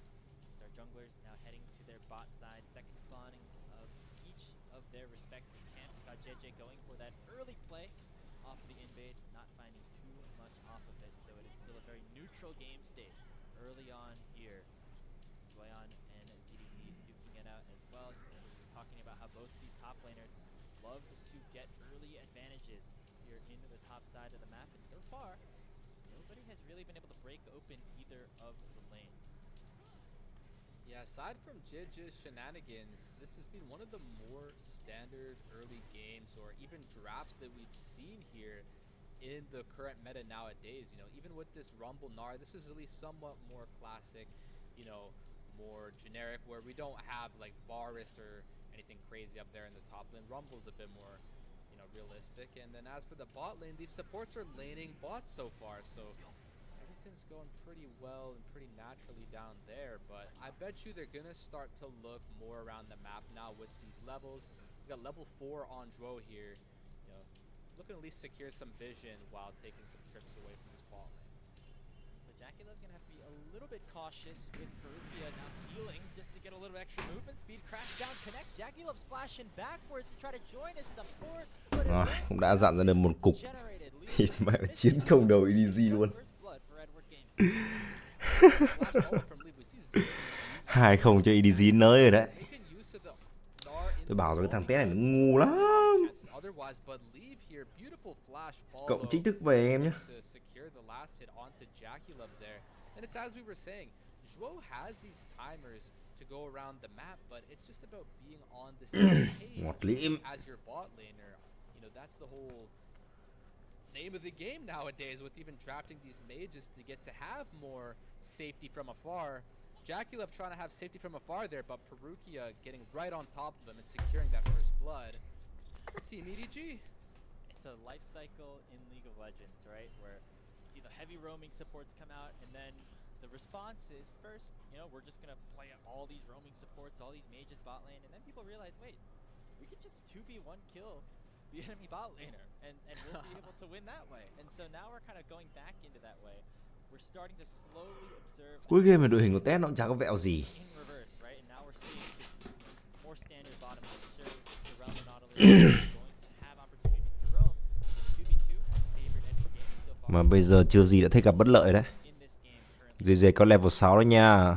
Xuống ngựa, xuyên tâm kích giữ chân. Just a slight chunk in trade of Và TES còn chưa nhận biết ra cái điều gì, là đứng đằng sau nó úp lồng hai người thôi xong. Flash cataclysm immediately onto two. Còn mẹ mày bao giờ chết? Back with glory, getting a 2v2 Bao giờ chết cộng này? bottom lane to make it 3-0 Edward Gaming. Look at him buzzing down there in the Đó player là fence. đần. We're so back as Team EDG. Đần This is điên. one of the greatest early games we've seen so far. We got them on some pretty solid comfort picks on a standard natural draft, like we were saying. We wanted to see Leave on some of his favorite champions. I know Ezreal's one of them, and 2-0-1 on Leave after that beautiful flash cataclysm from JJ. He's so glad to be back in EDG org, and you can see it right there with the emotion showed through the game. And the Jarvan was such a critical pick for Edward Gaming when they went on their World Championship run. JJ had so many incredible games on this champion, specifically brought them to an LPL title and of course that World's title. Top Esports going to respond by taking this 10-second dragon, but Edward Gaming still feeling very good about where their state in the game currently is. Leave and Perukia certainly leading the charge. They're up nearly 1,000 gold up against Jaculov as well. Còn tuốt TES à? I'll give you some Nó bán luôn cái game ấy chứ. on the meta nowadays about this kind of Bú trade 4 mã thông à? grubs, and there's been a bit of an agreement that the grubs Em nhớ thăm nhà bú mã với tôi đi. The grubs allow you to do everything. You can proc your quests. Từ chiều đến giờ chỉ cộng là bú thôi. Done. That's why EDG wants these so badly, but that's why you see 4 champs up here from both teams. Trying to get in there, Jwo 4 mã thông nhẹ nhàng. Ok chưa? very tanky, especially with that aftershock, so he'll be able to use the crash down just to escape, and Tien will make his way back towards the grub camp.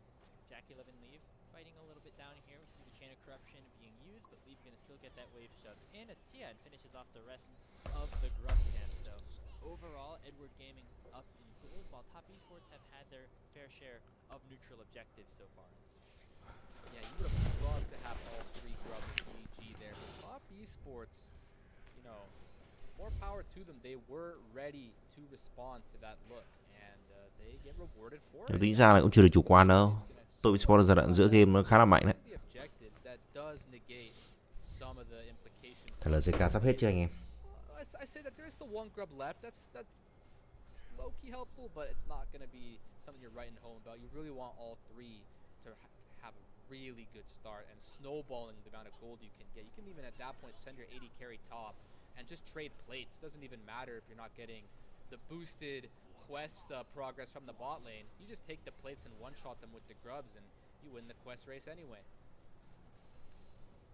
So far, it definitely has favored Leave and EDG. You can see Leave going for the Gluttonous Greaves first item too, so he's really trying to snowball this game. Pick up as many takedowns as he can, get those stacks up, and he's the strongest player on the map. You can already see that True Shot Barrage coming out, doing a decent amount of damage. Edward Gaming, a bit of a new look to them, and maybe having JJ back on this team has reignited the vibes a bit somehow. Top Esports really not having an answer in terms of at least getting some kill stacks. 32 à? Được cái Bắc Minh ơi. Opposition here in the mid game. I think it really has reignited the vibes here. Em nào mà chưa có on pet thì nhớ thăm nhà tôi anh em nhé. Đèo còn mẹ 40 à?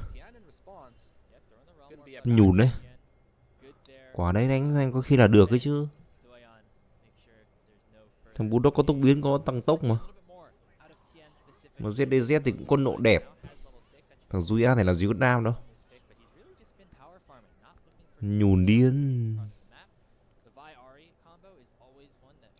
Này flop hôm nay em thấy kênh nào cũng bị anh Đạt ạ. Không hiểu bị cái gì nữa. Hôm nay không hiểu là có sự kiện gì. Nhà đài cũng flop mà. Nhà đài cũng có mấy chục view mà. Nhà đài 2 thằng bình luận thịt mẹ với 50 view.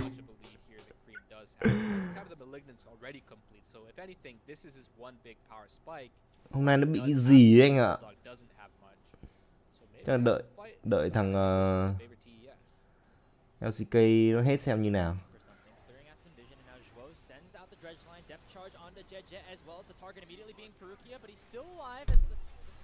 Going on to JJ as well. He finds the Cataclysm onto Jackulov and traps the rest of the bot lane in there. But Tian's able to follow up with the Flash Vault Breaker and make it a 2-for-0 on top esports' side. Zoyan is on the way, throws the Equalizer out to try to slow Bulldog down and allow for Tian to finish the kill off. The Blast Cone going to save his life for a little bit longer, and now Bulldog on the run with the Ghost will be able to survive. Ngày tàn của LPL à? Going into top esports' hands as they find their way back into this game. Dino cũng flop luôn. Chứng tỏ ngày hôm nay không có data xem.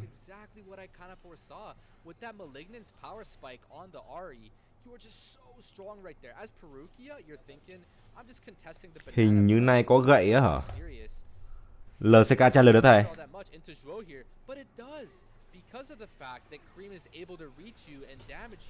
Hay cái gì có thầy? Em thấy có bị gậy gì đâu nhỉ?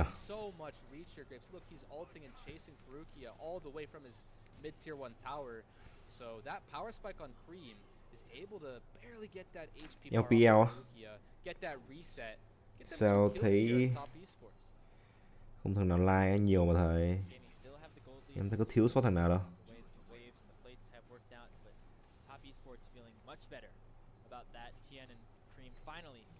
Chắc có thiếu mỗi Tony. Tony thì đổi tên rồi.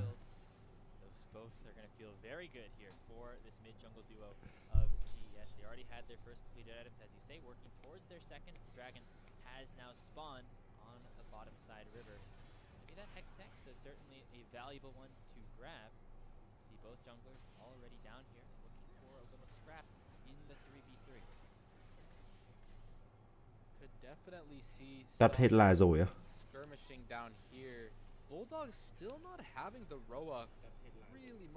Cút hết rồi kìa. Nó like giải gì mà cút đấy nhỉ?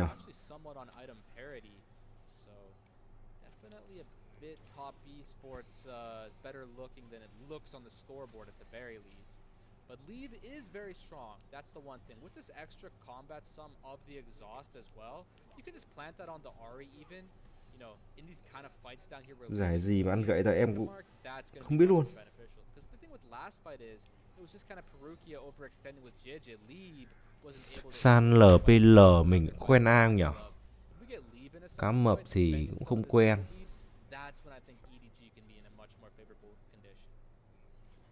Bún à? Bún thì cũng lâu không liên lạc à?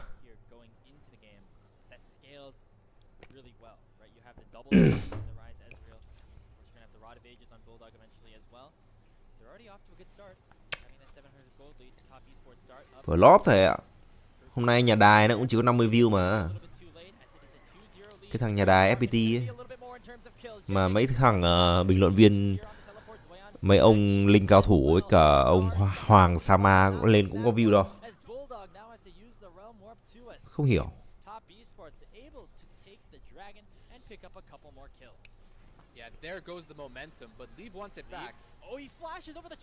Đây, F eSport này. F eSport 74 view này. 65 view ấy chứ.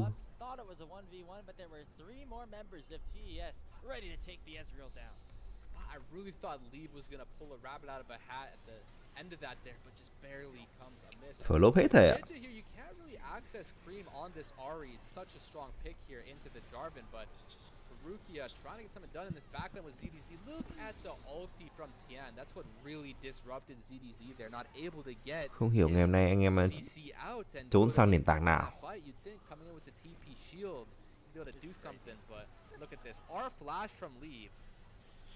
so close, but the Q is not able to. Đó là đen. David Beckham on the Nautilus there.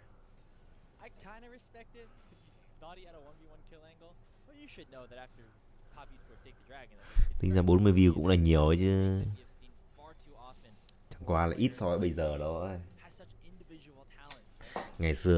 Ngày xưa hồi mới vào nghề lên được 40 view thì thôi Team at the end of the day. mở tiệc luôn. Danger here as well. He's getting targeted here by Zoyan. Electro Harpoon gonna overheat him, and TN doesn't even have to use that cease and desist to go on a rampage and to extend top esports' lead. Yeah, look at that damage coming in from Joyan down there, just completely blasting him with the rumble overheat and Tian over the top. Picking up the black cleaver. Meanwhile, Joao just in no man's land. That's gonna help. Đánh gì em vào quả tăng trưởng EDG. Got a Rift Herald as well. Mày thích cái méo nào mẹ, bây giờ TES nó dẫn trước 2k rồi. Lú thật thầy ơi.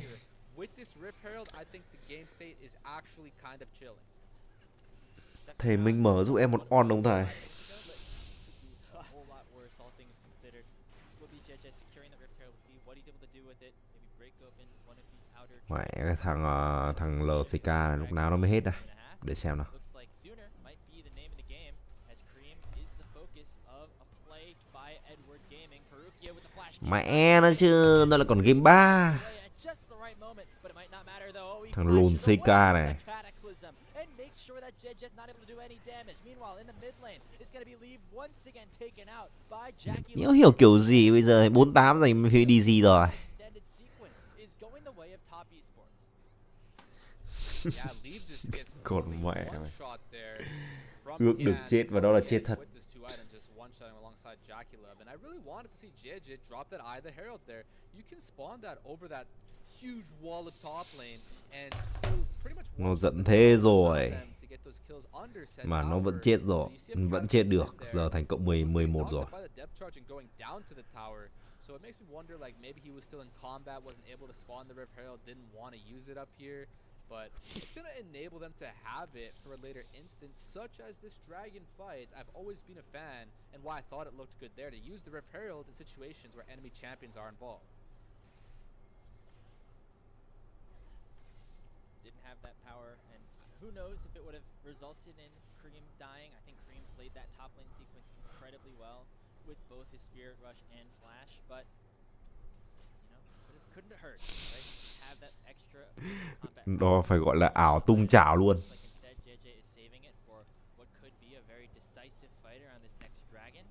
EDG want to make sure they pick this up, don't give up 3 dragons in a row. EDG bây giờ họ sẽ kéo lên khu tuyến trên với 3 người. Juan thì đang đầy máu, trụ cũng không còn nhiều máu nữa đâu.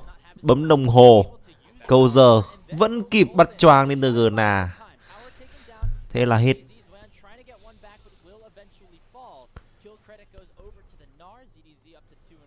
Đường dưới Jack Lợi bây giờ đang cố gỡ được cái trụ này. Nhìn quả skin trông cũng được ấy chứ. Tính ra con tướng Varus này là cứ skin nào ra cũng đẹp luôn. Skin nào cũng đẹp.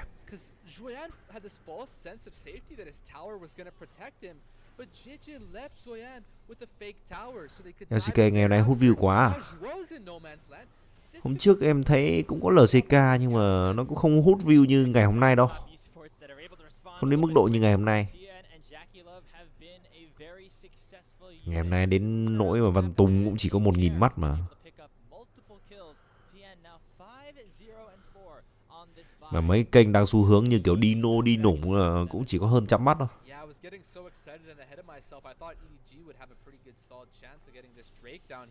Có lẽ dead game của thầy à. Em video bây giờ chết rồi.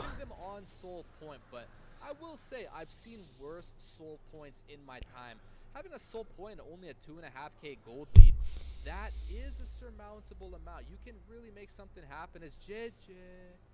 Thought he was going to be bait checking, but instead it could be ZDZ in a little bit of trouble. Hyper proc though, and pretty fed Narc. Việt Nam đá à? Này Việt Nam đá cái gì á? Đúng không? Việt Nam mùng 7 tháng 8 mà. be in a little bit of trouble as now in the mid lane it's Cô TN Hằng and à? Jakilov once again the duo on to lead. That is his Cái gì third nhỉ? death. All Mai Phương Thúy à? have come in the mid lane. Mai Phương Thúy Lý Nhã Kỳ à?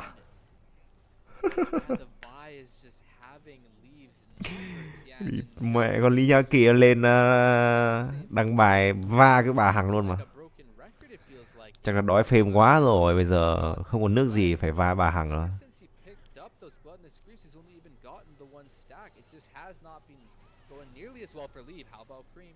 Yeah, responding on the cream. No money, no talker. Will find a big shutdown. Out of there. ZDZ getting a big stack of cash. Leave JJ flashing away from the equalizer, but the arcane comet will still connect as Zwayan will now get on the board and will look Thôi, for a đi little em more gờ nào. ZDZ still try to teleport out of this one. Đấm, Damage might một be đấm nữa. too much. No. The Gnar will escape with his life, albeit Tí thì đi, một đấm nữa là đi đấy. Yeah, well played TP from ZDZ at the end to survive with his life there, picking up the Sterax now. You know, sitting on a lot of magic resist as well. This Gnar is really Mặc dù TES nó ngu nhưng mà cũng chưa thể ngu bằng EDG được. Zoyan could have and perhaps should have had there. EDG chính thức là bãi rác của LPL. Story on to Leave. What are we gonna do about this guy? I mean, this has kind of been the problems with Leave his whole career. Able to generate a lot of leads early game, and then just gets caught out in times like this when his team is making a play on the other side of the map. Đam của bà rớt này khó chịu thế nhở. Unable to farm. What has happened here has resulted in Leave now falling behind in the gold department to Jackie. I was wondering if we were on the current patch. I was pretty sure we are, and I'm very certain we are now seeing Jakila pick up the Bastion Breaker onto this Varus. I think that item is so strong right now. With even the 2k7. stats you're Nhìn getting, chung thì vẫn còn cơ hội. Anh em nào làm tí EDG hũ không? so strong in a single inventory. Tự dưng ngày hôm nay He picks up his Mirror Mana that he's gonna be tôi thấy cái linh cảm gì đấy. 3 game cặp thứ hai. It's definitely something where Leave is gonna want to get some stacks on those gluttonous creeps, some kills on this board here to really catch back up to that lead he once had. Yeah, he hasn't been able to get much since he picked Bây giờ lồ chôn chúng mày đánh nhanh giúp tao là tao đang đau bụng lắm rồi này. When you talk about compositions with lethality Varus, a lot of times Anh em nhớ thăm nhà nhá. so something that Rất mong là có thể giao lưu anh em ở trong nhà với cả là mở giúp solve that issue is this Bastion bình luận viên SLAM đói ăn một on pet anh em nhé. the extra lethality that you mentioned, Foles.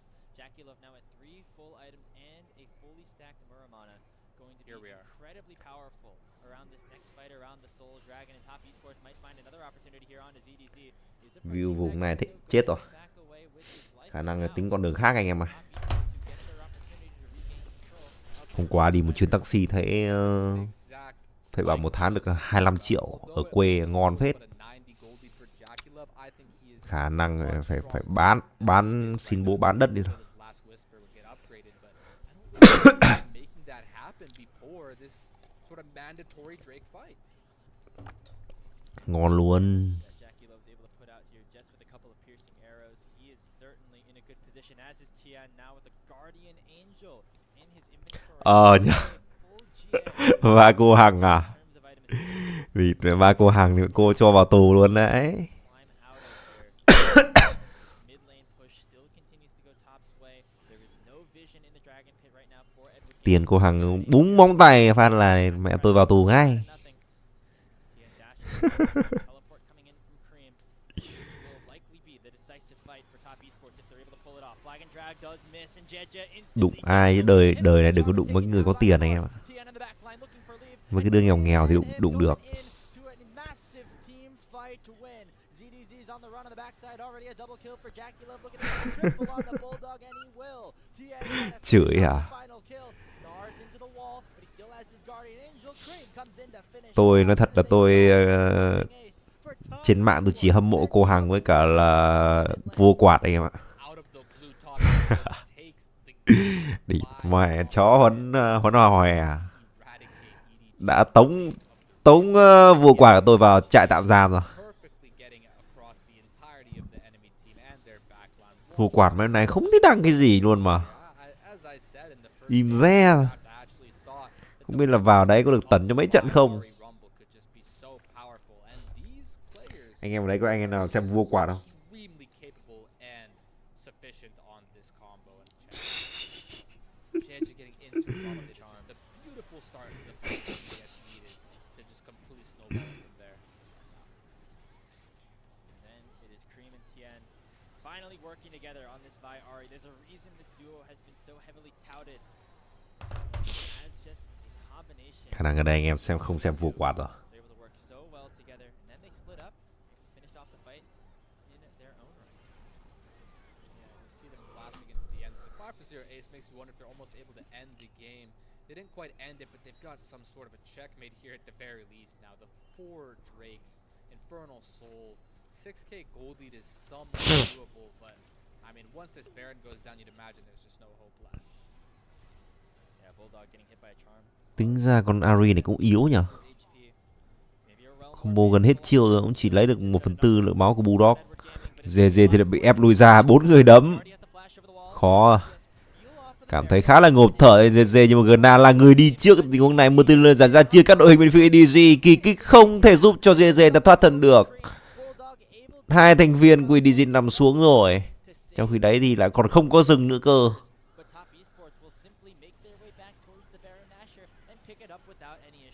Ui, cái địt mẹ mà cộng 9.5 chết kìa. Mày ảo thế EDG rồi. Đánh thế mà chú mày cũng làm được.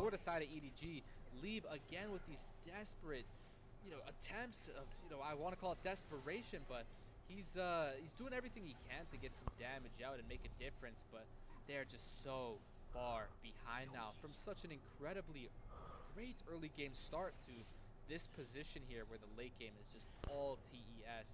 18 kills to 6, just not at all what it seemed like 20 minutes ago. Yeah, this has really got messy real quick, and that all favored top esports. Real credit to Tien here in this game. Suy giảm 13 à? Vẻ thầy ơi. Không thể chết được rồi.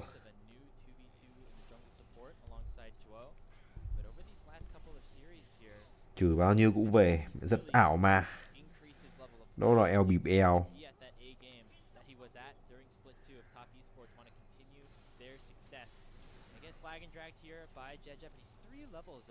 On the Jarvan at this point, really no opportunity to take him down, especially with the rest of his team by his side.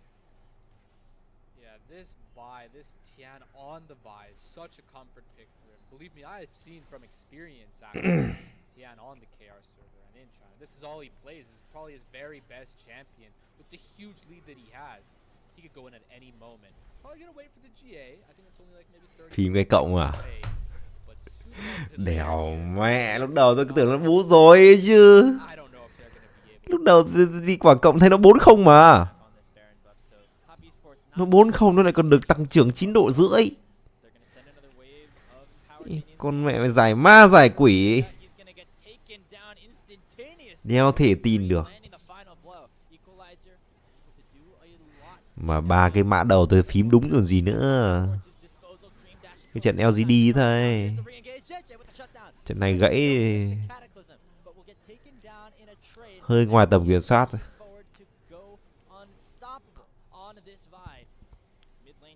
Thôi không sao, bác Danny ơi, bên em có bảo hiểm mà.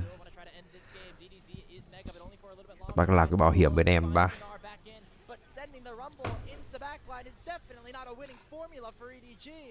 30 sao không? 30 sao. Có đủ với tăng trưởng kill không?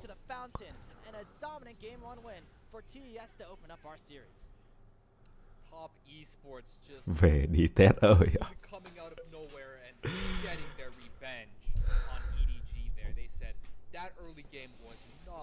Game 2 làm cái trừ đi bác. Làm cái trừ đi. Tính ra game này nó dẫn thế rồi, nó còn bị lật nữa thì game sau rồi không biết nó còn cỡ nào.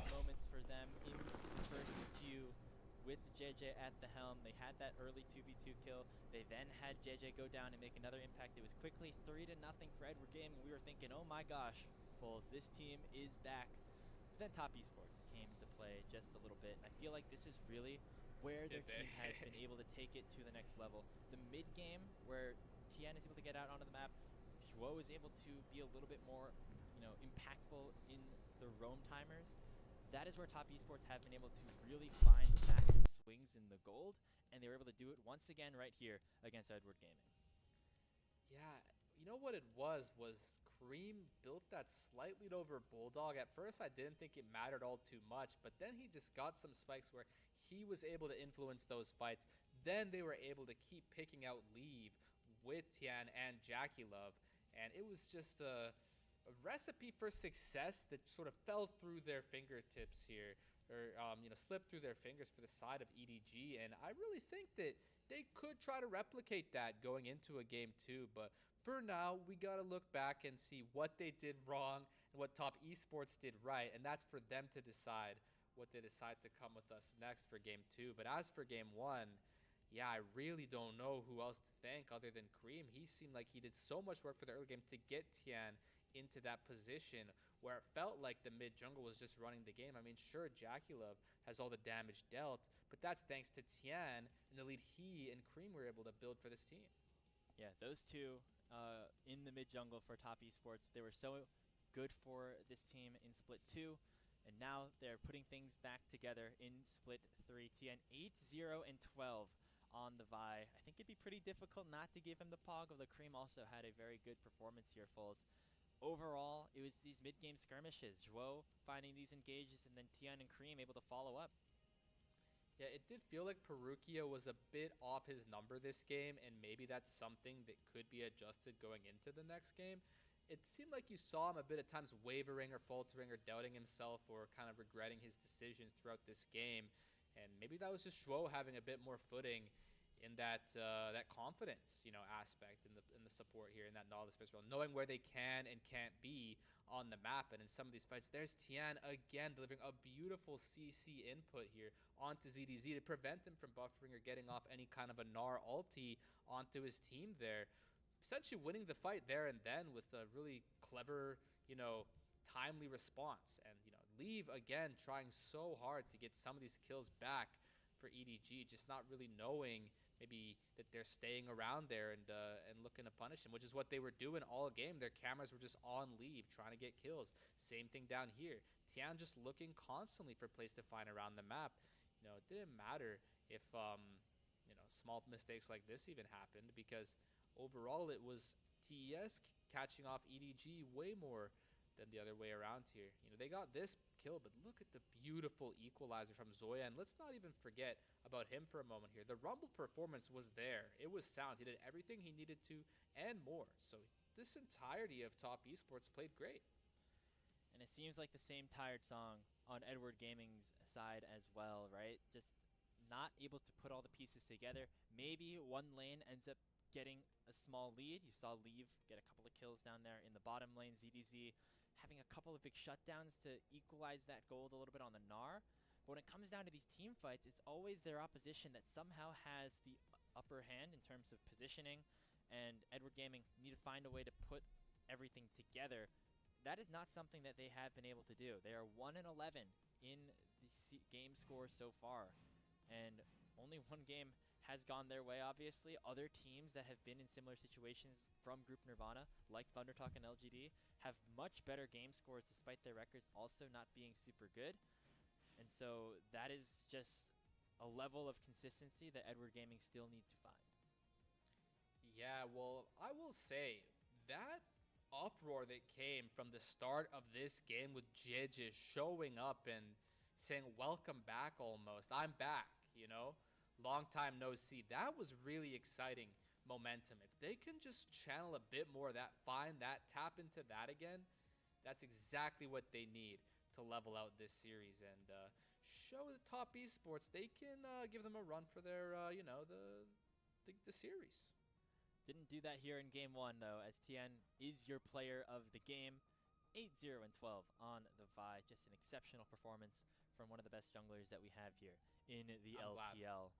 TES end up taking this first game. Edward Gaming looking to bounce back in this game number 2. We'll see if that is possible or if it will be a second straight sweep for TES after this break on LPL English.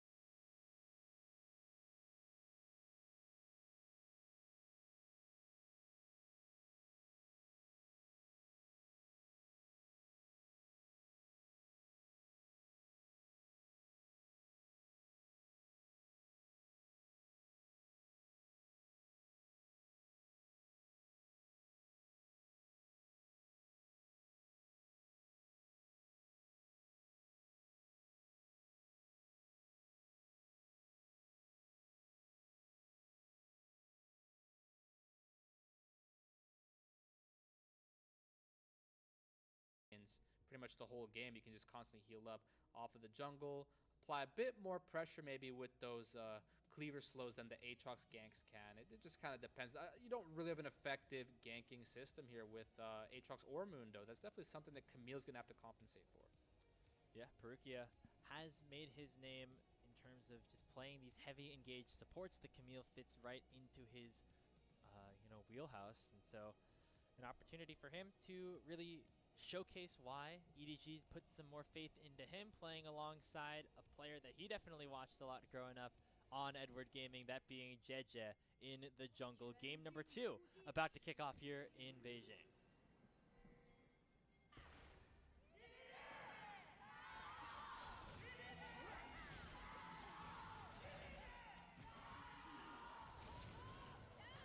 Down here in the bottom lane, with Gyros are coming through. Ignite onto Jackie Love and Perukia, but that's going to benefit Edward Gaming, right? Having their marksman or their bottom laner at a higher HP threshold. Yeah, higher HP threshold and the teleport. They just need to be careful not to be too unstable here. Là chưa. Bars too low before using that teleport, because they can definitely regenerate a lot of HP here. As the shield Lúc nãy nó bị lag ạ. Anh em xem bị lag không? Next ball splitting comes up as well. They can really start dashing forward, but leave getting some Bị lag đúng không? scorch procs before that's even possible. Yeah, really looking favorable for Leave. Lag rồi. On Perukia in a pretty safe way, and life's pretty good down here. Jackie Love and Juo having the early push should be able to hit level 2 first, and that will be added bonus here for Bị cái đầu bottom đặc lane. cầu gì nhỉ? Very aggressively with the higher health bar at this point, as both junglers are on their top side of the maps going towards bottom. Mưa cho anh em ơi. Earfuls, TN on the Skarner, gonna have a much easier time ganking than JJ on the Mundo, but overall Okay, the that- junglers most likely happier farming up and getting their ultimate abilities before making any major impact on the map.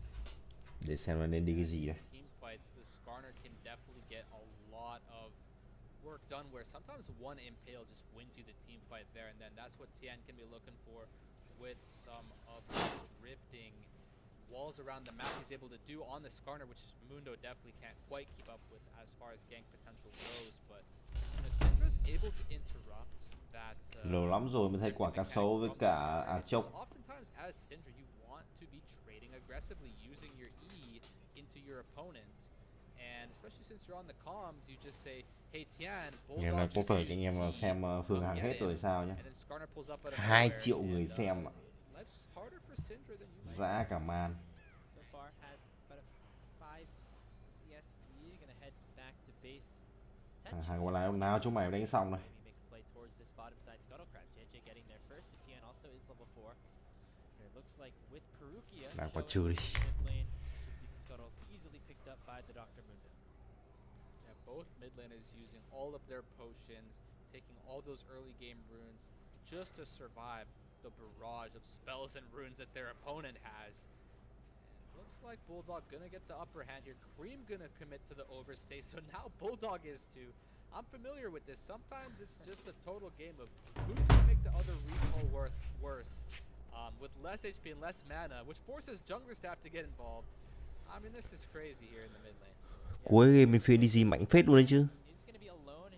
À không, mạnh về tanh thôi. Thằng TES thì nó sẽ đồng đều hơn. Jackie Love now is underleveled himself. First blood gonna get picked up by Leave as Edward Gaming once again get off to a good start in the bot lane 2v2. Once again, right, with Ziggs and Leave here down in this bot lane, Jackie Love being slain by Leave 2 games in a row for the first blood. Wouldn't have quite expected it, but it's something I'm here to see. It's the exact same story as last game. It's just a question of can they convert this early game lead into something more meaningful? That is always the question. It looked like Jackie Love and Juo thought that Perukia wasn't here just yet, but a really nice satchel from Leave sets up the hook shot, and the rest is history. Yeah, Perukia shows up and just does so much damage here, even hitting the tactical sweep to catch back up to Jackie Love, just really proccing everything onto him there with the Halo Blades, sudden impact, and the ignite. Really good flash. Even more trouble as Perukia No goes dash. forward onto him again. This time he has JJ by his side, and Jackie Love is down once again. Edward Gaming off to to a really good start here in game 2. Yeah, JJ really able to make use of the element of surprise onto Jackie Love there. This is such deja vu here, seeing him on the 0-0 score line. It reminds me of last game where it seemed so promising for EDG, but this is the one thing that's different.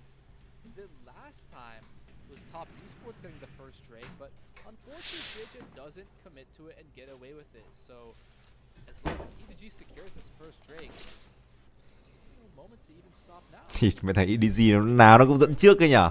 Forced to flash away after the next onto him. So Cái game nào nó cũng làm mình an tâm quả tăng trưởng ạ. to the mid lane to try to take Cream down in a couple minutes. Bịp thật sự. See the energy from Perukia. He's really trying to disrupt Cream here and give the advantage over to his laner Bulldog. These Syndra Victor matchups are so intense for these mid lane players. Believe me, you have to click so fast and so well to hit your spells and dodge all theirs. Like when it comes down to these really close ranges and really similar kits where the range is just so similar, like these guys need all the help they can get. That's why you saw Bulldog overstay and Tian try to punish earlier. That's why you saw Peru. Nhưng mà game này đánh phép chắc là không thắng được đâu. These mid lane fights take Khả năng thành 06. it's pretty much up to their teammates to finish. Thằng này mà đéo khác gì thằng Huy năm ngoái. Happier about where the lane is Thậm at. chí còn ngu hơn năm ngoái. Use that arcane storm just to clear one minion wave out, then head back to base. He's still gonna Tăng probably trưởng lose TES some à? minions, as Bulldog will get a free reset after clearing TES suy giảm chứ ta. wave himself in the mid lane. Cuộc đối đầu của hai thằng ngu mà anh em ơi. Edward Gaming and Perukia looking to continue to push the tempo down in the bottom lane. Jackie Love still does not have flash for another couple of minutes. And if you're Edward Gaming, you'd love to take advantage of either that or Cream having the summoner spell off. Looks like Bulldog is kind of cheating here. I'm doing my best to Bác vui vẻ bác vào gì ấy. that movement speed stat, but yeah, Cream just has so much less of it. He's got practically only 374 here. Imagine Bulldog's in the 400 range, and it just enables you to hit so many scatters quick, and you just can't dodge these. As Cream, you need more movement speed to dodge these. He doesn't have enough gold for the Merc treads, and Bulldog is really having his number. Oh, blast onto the wall from JJ just to push Cream off of yet another wave. Bulldog gonna eat a laser. Not Look gonna at be this. too concerned about that. Tien is in the wings looking to try to maybe respond if EDG go a little bit too far forward. It looks like that will be the play. Onto Bulldog, forces his flash out. Kiểu Nicely mẹ. done by the Skarner. Bà Phương Hằng lên 2 triệu người xem rồi. Just a little bit longer. Exactly. That's the only thing you can do here when it comes to these Victor Syndrome matchups is get the jungle intervention. Dã man thật. Top lane here, this is usually good for TES Renekton. trừ à? EDG should have enough movement speed to get out himself, but it is an HP Trông advantage căng for quá thầy ạ. Sway on at the moment. Should be able to crash this wave in. Grubs just about to spawn, but both junglers Anh em nào chưa có on thì thầm kín tôi đăng ký trên khung chat anh em nhé. Prioritization on those neutral objectives here in the first 8 minutes. Here goes Zoin with another beautiful trade here in this Renekton versus Aatrox matchup, where Bulldog being forced to flash is kind of how it goes. You want, like we saw, that damage he's able to get done here with that extra move speed, with that better inventory. It's really effective, but you want to be using those ease off cooldown, those scatter techniques, but you use just one when Skarner's nearby, and there goes your flash. That's the story for Bulldog now. He could be a vulnerable target should a fight break out now. But again, both teams preventing the other from getting the Drake. 900 vàng thôi. Okay, no leave.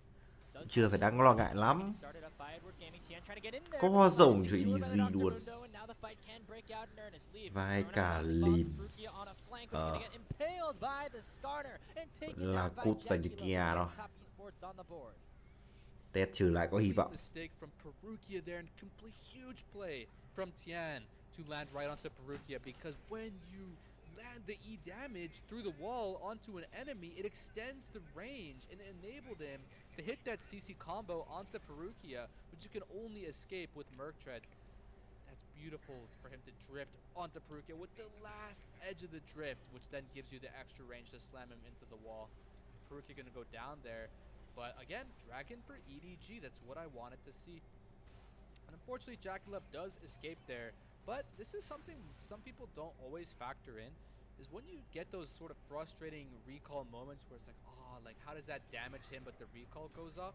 At least their home guards are interrupted. So we see Jackie Love a bit behind schedule here in the bot lane. Không cần quá xuất sắc đâu à. Wants to do something about that 2v1. World Ender here. JDG looking to finish off the solo kill. Does not commit. Trông áp lực điên nhờ. Was still up here for Zoyan. Tian still gonna be able to take at least one of these grubs, but now maybe EDG could try to contest the third. They have vision. Nhìn là cũng ỉa ỉa đấy. Focus their attention on clearing out some jungle camps and that top lane wave. More game than last time. It was right around now when we saw things fall to the wayside for EDG last game, but this game they're able to cling, hold themselves on to a little bit more of a gold lead and overall advantage here. I think primarily off of this mid jungle as well right now. I want to see Bulldog getting to push the envelope onto Cream. A lot of heavy fighting here in the 10 top phút side as 3 well. mạng. So long as ZDZ can hold the line, scale on up, and allow Bulldog to put in his work, I think this game's TES thì không phải vội rồi. They still have that gold lead. It did fall apart around that second dragon. Remember, Top Esports able to really come back into the game off of that play. They still have a ton of tools that can be very dangerous at any point in this matchup. You have, of course, Lucian Milia, who will be able to assassinate, threaten anybody in the mid game. Cream's Victor is starting to get there, although it is Bulldog who still has been able to have the upper hand. Đi xem Phương Hằng hết rồi đúng không? both of these mid lane champs scaling very nicely Thì into mẹ nguyên cái LCK còn không Jackie Love just a sitting duck không down bằng here 1/10 Phương Hằng. That's a splash and Derek. Kinh thật. There's gonna be soon 4 members of EDG down. Nguyên một cái LCK không bằng view Phương Hằng. À thậm chí là không bằng 1/10 cơ. Theo con mẹ ra Killer thì khổ điên.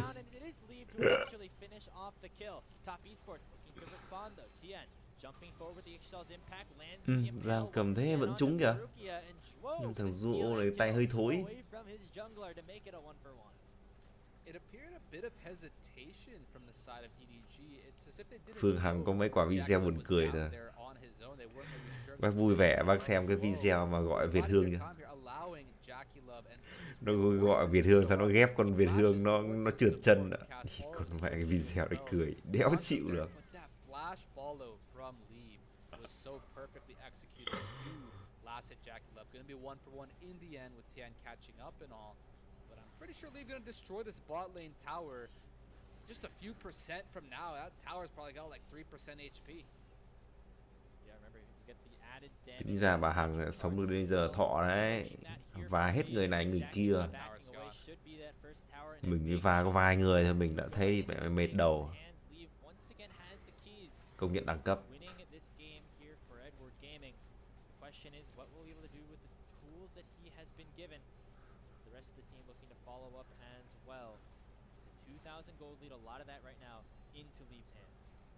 Cheeky Leave even denying the cannon there from Jackie Love, waiting to use Một the ngày satchel. khá đen tối mẹ không có view vùng nào. But in the top side we got more of this. Chơi tới luôn rồi.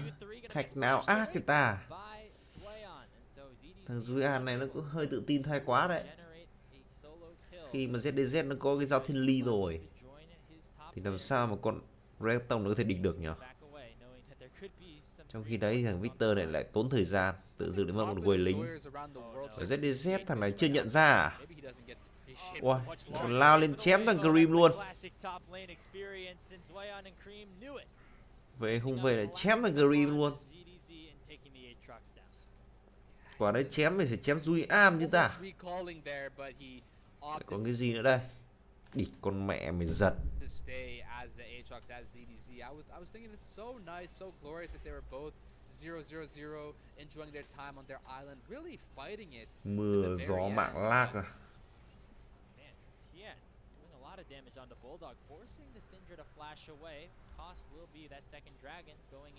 EDG khi nào win không ta?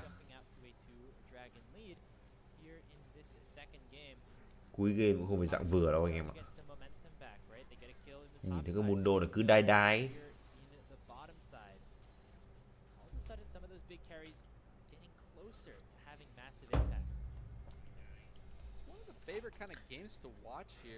Tăng trưởng 31 à? 31 tham, 31 tham thì búa rồi. Now that Kareem got those 2 kill participations, getting that extra 50 victor stacks, gonna make a lot of help here for him to be able to get this evolution along the way and really get there before Bulldog reaches those critical 100 and 120 levels of his Splinters of Wrath passive.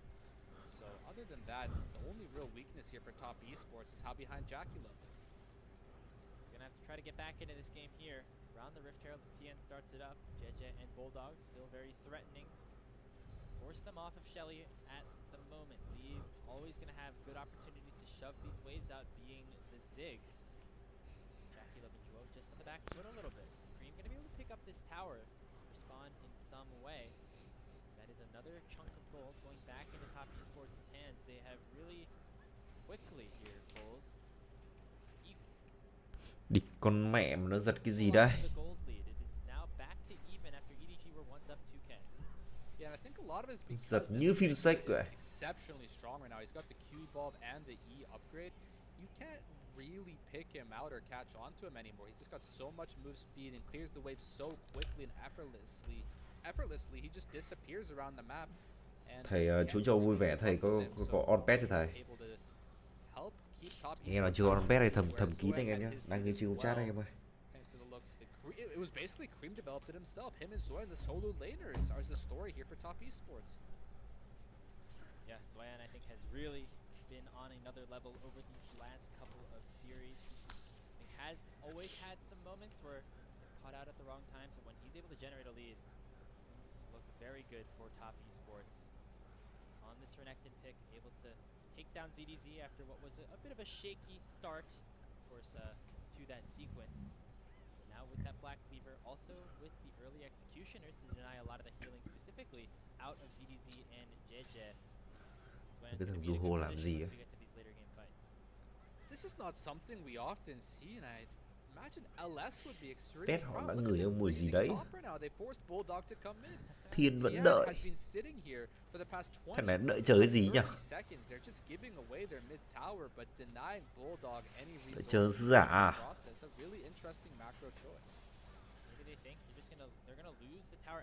Đéo hiểu đợi cái gì trên trên này. Alright, well, it's going to take another wave for that tower to eventually get taken down. As now, top esports going to be able to join. Meanwhile, Cream has now shoved the wave into Bulldog. Solo kill giúp tao là Cream ơi. Đúng rồi. It'll be traded with the unleashed power. And it's a 1-for-1 overall with both mid laners now out of the picture. JJ already had to pop that ulti. A little bit of extra healing. Tien try to chase somebody down as well. Jackula flashes forward, looking for Perugia. Leave also playing very defensively at this point at full HP. Nothing to fight for other than the Rift Herald, but with both mid laners down, it'd be very difficult, I think. TES không đẩy được trụ, có dịch. Cream freezes that wave top lane, then finally decides to push it. Right when Bulldog wants to come collect all the Thằng farm, Cream là cái tôi cao điên. Quả này cái trường trọng lượng hơi xấu. This is where I think the trade actually favors Bulldog. You see him just simply run away. Thôi thì đổi mạng cũng được. Cream's flash prevents him from getting stunned, but he still gets knocked back. Càng về sau thì Victor nó vẫn sẽ là khỏe hơn Syndra. Should benefit Bulldog. I think getting that kill without, you know, your flash was already down, his wasn't. Thằng Zuyan này chỉ thích PK thôi. Flash and Cream does not. For that reason, I think this could be nice for the side of EDG, but this Drake is going to be the hardest one by far to play. This third Drake can be much harder to fight for than that first and second one was. Big question is always, what can you do with that flash being off of cooldown? Cream not going to have it here for a potentially decisive dragon fight. Edward Gaming could pick up Soul Point by taking this one down. It looks like top esports do want to try and stop them. They have inner workings into the river right now, bouncing bombs doing in terms of poke. Bulldog currently separated from the rest of the squad though as Jack phản công hay này. Yeah, đi. Thành trừng sấy đẹp. Top esports giảm vẫn đang còn nha. Chưa chắc chết đâu. Cream bây giờ khỏe điên rồi.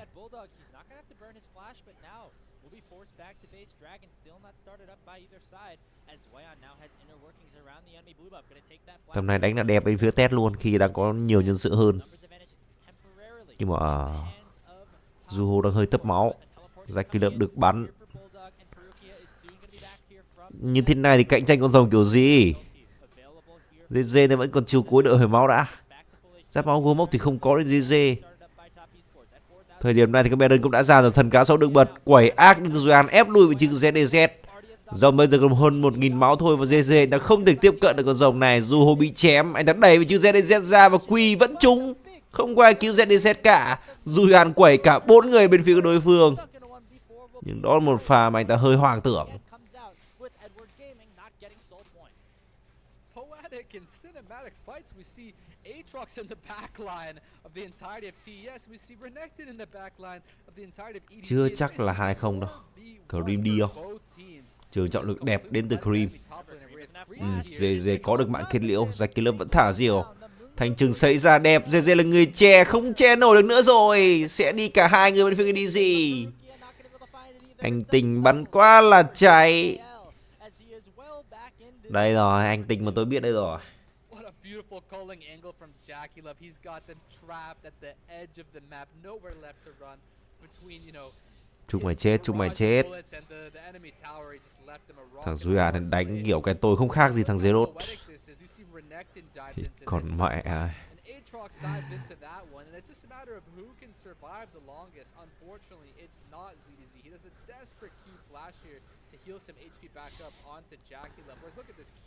Quả này nói chung là thằng Duyan nó cũng hơi vội. Đợi đồng đội tới thì tốt hơn.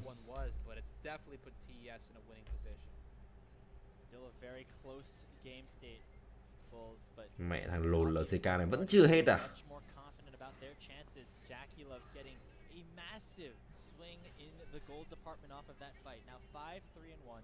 Hết chưa? Hết chưa?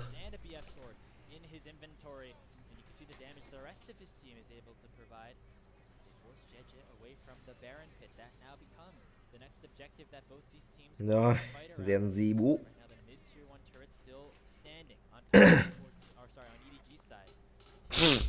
Tập trung bình luận thôi.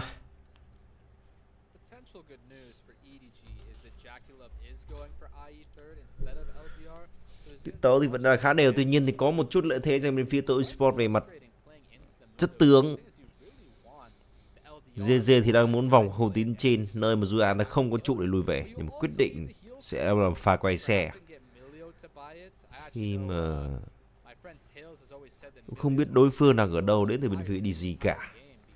Và giết được một con sấu cơ động thì là một cái điều cũng không phải đơn giản. Anh em xin một like anh em nhé.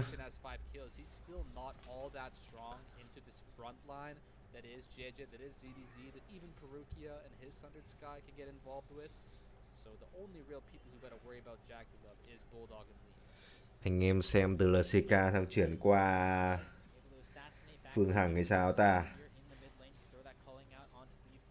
Sao mà chưa thấy sang đây nhỉ?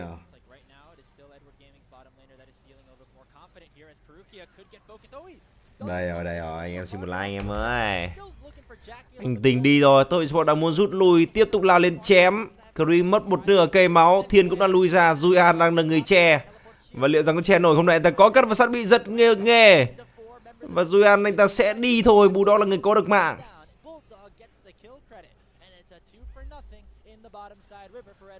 Tôi biết ngày hôm nay Gen Z đã sẽ thắng mà. Nhìn chung thì hàng online nó vẫn là chiếu rưỡi so với Gen Z đó.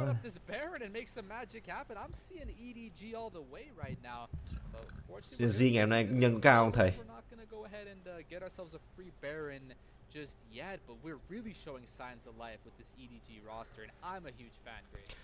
K7 ở đấy. Cảm giác như thằng TES này cứ diễn game 3 thế nào nhỉ? Chúng ta sẽ cùng được xem vào tình huống combat ở khu vực sống dưới. Một pha mà bên phía EDG họ đã chủ động núp và bắt vào du hô. Không chính xác hơn là Jackie lớp thì đúng hơn. Quá nhiều thứ được dồn vào mà gần như là không thể né được cái gì đến từ Jackie lớp. Khi mà anh ta chỉ đứng trong một cái lồng tối hậu thư. Và clip đơn giản là một pha anh ta quăng siêu bom địa ngục vào để dồn đam. Anh Tình thì có một quả tốc biến nhưng không thể đầu tư đi đâu được.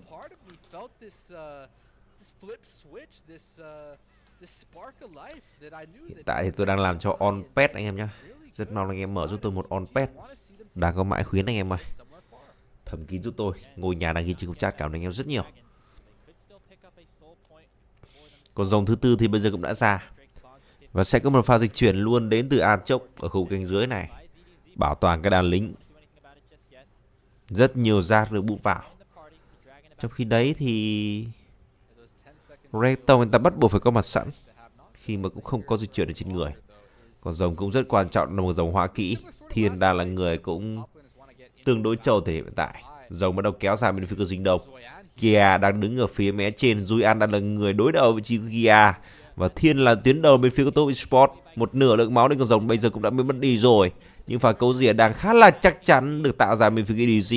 Thiên còn 2/3 cây máu thôi. Bây giờ Julian lao xuống tiếp cận. Rồng còn 1000 máu, cạnh tranh 50-50 và Thiên là người thắng. Anh ta đã muốn rút về. Tối hậu thư được gửi. Julian đang là người tanh. Anh ta bơi vào bơi ra và có một pha tốc biến để bỏ chạy. Bom địa ngục thì không trúng một ai cả. Nhưng Top Esports họ mất rất nhiều tài nguyên. Họ đang muốn rút lui, họ muốn phản công. Thiên anh ta bị ngăn chặn lại, kéo vị trí bù đó không được. Và quyết định bên phía của Top Esports họ sẽ lùi khi mà có con dòng thứ tư trên bản đồ.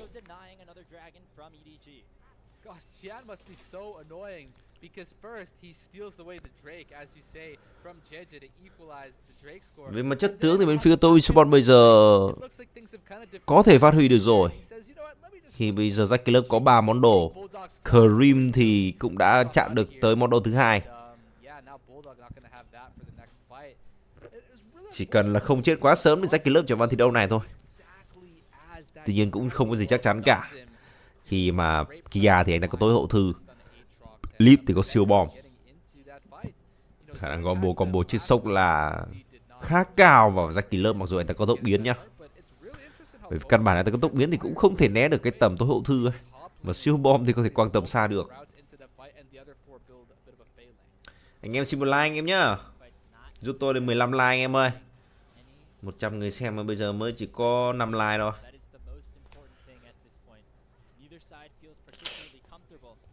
2k4 vàng trên lệch ở giai đoạn phút thứ 27 thì cũng không phải là quá nhiều.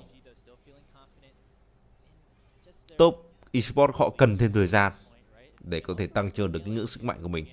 Và thứ họ nên muốn lúc này đó là cái giảm hồi máu của đối phương. Khi bây giờ môn đồ ta cũng đã có 2 món đồ rồi, thêm một cái giáp cai ngục của trên người nữa. EDG sẽ có được cái công trình của khu tiến giữa. Và khoảng cách sẽ được nới ra thành con số 2k5. Trong khi đấy thì Julian có một chút được khoảng trống. Nhưng bây giờ thì JDG cũng đang di chuyển qua. Jack vẫn đang farm cháy máy với một con Lucian ở trong tay. Tuy nhiên thì cái trụ khu tiến giữa đang đầy máu. Khi mà EDG họ có một con dích vô cùng khó chịu. Baron thì vẫn đang đứng ở đấy thôi. EDG thì họ không có tầm nhìn khu vực 20 lần này. Và đây cũng có thể là một điểm yếu để cho bên phía TES họ khai thác. Nhưng mà JDG thì đang tiến đầu thì tầm này khó. Một cái siêu bom được tung ra, nó cũng chẳng có ý nghĩa gì. Vậy EDG thì mất mát thời điểm này với một siêu bom cũng không sao cả. Khi mà Top Esports họ đang chưa dám tiến công vào cái lần này. 2 phút nữa thì mới xuất hiện dòng nguyên tố tiếp theo. Cánh giữa thì đã có va nhau. Bây giờ thì 2 đánh 1, JDG anh ta thoát qua phía bên kia, từ nhưng có người đứng đợi anh ta kéo vị trí của JDG về. Julian vẫn đang đốt rất đau, tiếp tục bơi vào tàn sát vị trí của JDG. Sự chênh lệch về nhân sự bây giờ cũng đã có. Và TES liệu rằng muốn tận dụng cơ hội này để ăn cái này không đây, khi mà Julian anh ta có dịch chuyển để có thể can thiệp được. Thành trình được xây ra, nó ngốn rất nhiều máu vị trí của Lip. Suýt chút nữa thì cũng đã phải lên bàn điểm số. Và tầm này thì anh ta không có dịch chuyển trên người đâu. Tốc biến thì có nha. Kia cũng đã bị truy đuổi, ép lùi gần như toàn bộ đội hình bên phía cái DG ra, ngoài trừ JJ mà thôi. Và TES họ sẽ lấy đi cái công trình đầu tiên ở khu tiến giữa này. Bulldog anh ta đang bị đột kích, anh ta bị tiếp cận ở tuyến sau và Bulldog sẽ phải lên bàn điểm số mà thôi. Các thành viên bên phía của DG họ chết liên tục ở những giây phút vừa qua. Một cách khá là dễ dàng. Nhưng thì cũng may là bên phía Top Esports lúc này cũng chưa lấy được con bè đầu tiên. Và họ quyết định sẽ rút lui, họ sẽ kiểm soát cái mắt ở khu vực sông. Và sau đó biến về. 2 chấm thì là ngon luôn rồi nha bác. Chiều ơi. Anh em nào mà chưa có on pet thì thăm nhà tôi anh em ơi. Rất mong em ủng hộ tôi một tài khoản nhá.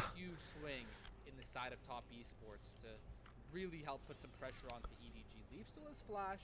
His seraphs will come back up. His mid tower survives another day, but Jackie Love, he's got Khoảng cách đã được thu hẹp xuống con số là 300. LDR or that mortal reminder. Thậm chí là khi mà cách biệt gần 3.000 thì bên phía EDG họ cũng không có những lợi thế trong những pha giao tranh.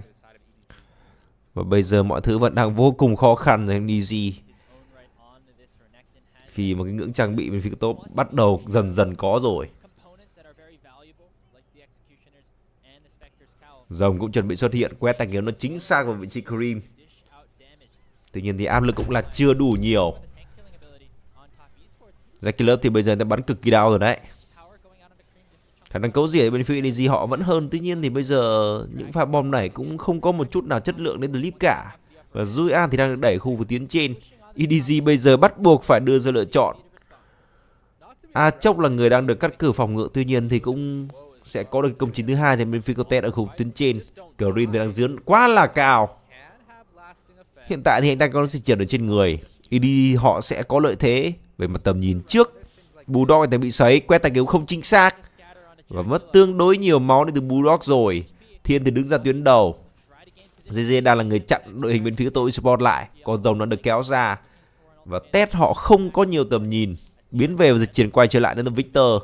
Và tầm này thì cá sấu anh ta đang đi bộ ra. Anh ta có dịch chuyển, anh ta cũng khá là bình tĩnh thôi, cũng không phải vội. Kia thì đang đi vòng ra tuyến sau của đối phương. Con rồng này đang ăn rất nhanh bên phía EDG. Jackie Love tìm kiếm vị trí của Kia, anh ta tiếp tục lướt tiếp. May mà Kia còn sống. JDG đứng rất cao. JDG đang là người che. JDG anh ta có được con rồng và anh ta bắt buộc phải thoát qua phía bên kia tường với tốc biến. Bulldog anh ta bị quầy. Hai người kẹp vị trí của JDG, chính xác hơn là có số 5 nữa cơ. Và JDG bây giờ anh ta sẽ quyền sinh cứu Kia. Có nằm con rồng nhưng mất đi hai thành viên. Và con Baron này sẽ thuộc về bên phía tội số một cách khá là dễ dàng nhờ. Mặc dù EDG bây giờ họ còn người chưa đi rừng, nhưng mà liệu rằng có tiếp cận được không? Không có một cái khả năng nào khi mà JJ anh ta không tốc biến. Thậm chí anh ta có thể chết ở tình huống này luôn, và chính xác là như vậy. Karim là người ăn được mạng, tiện thể lấy thêm một cái trụ khung kiến giữa này, và Teleport họ sẽ tiến vào con Baron thứ hai. Không có công cụ để có thể tranh chấp được nữa, và chắc chắn là EDG sẽ mất đi con Baron này. Không có tham gia sẽ làm à? Hôm nay flop điên. Thôi anh em cho tôi xin một like. Ui rồi nãy giờ không có like nào à? Bình luận lòi cổ này mà mới có 6 like à? Vãi cả lồn vừa nói xong số 5 like.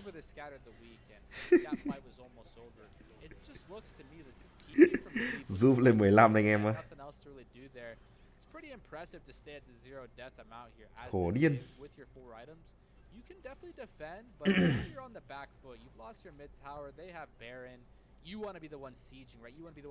Lúc nãy tôi vào tôi cũng thấy là 2 triệu view. Khẳng vãi lờ. Gấp 20 lần LCK. Chịu.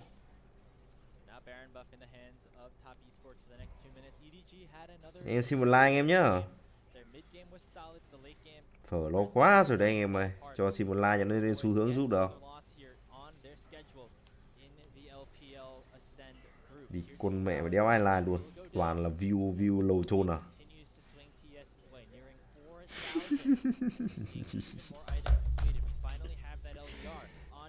View toàn view Tây, view Tàu à.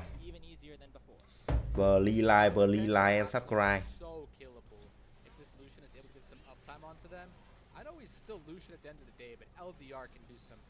Mẹ xin like đã khó này, anh em nghĩ xin donate nó khó cỡ nào đây.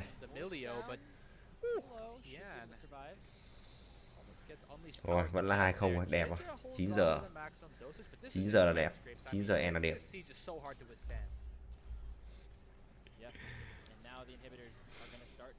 Nóng đâu thầy ơi. Chẳng có ai đang ốm mà nghe cái giọng nó thế thôi.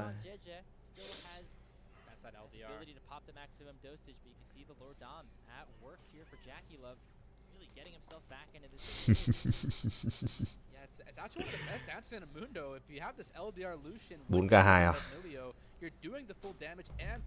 Cuối cùng cũng giải thoát. Mấy thằng lầu trồn easy chúng mày lúc nào cũng ngu.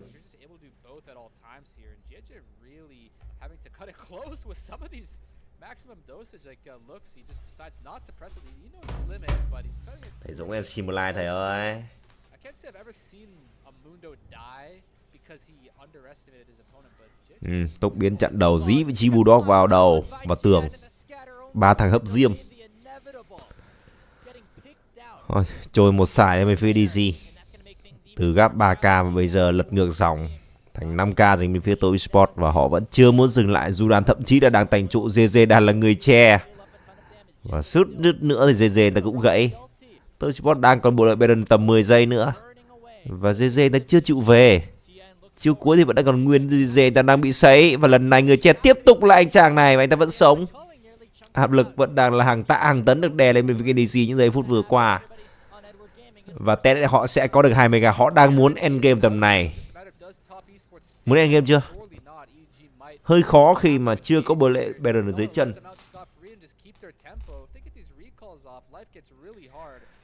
Mainstream à? Khi nào tôi sẽ làm à? Main làm cái gì? Main lại phải lên cái đất Hà Nội, tôi không thích lên. Thứ nhất là trình độ không đủ để lên. Thứ hai là cũng không muốn lên Hà Nội. Lên Hà Nội thì mẹ bao tiền cho vừa anh em ơi. Lên lông ba lông bông lêu ha lêu hêu. Nhà cửa thì chưa có.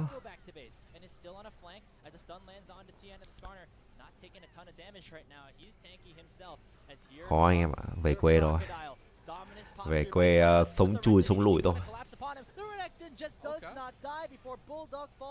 Tháng chục triệu.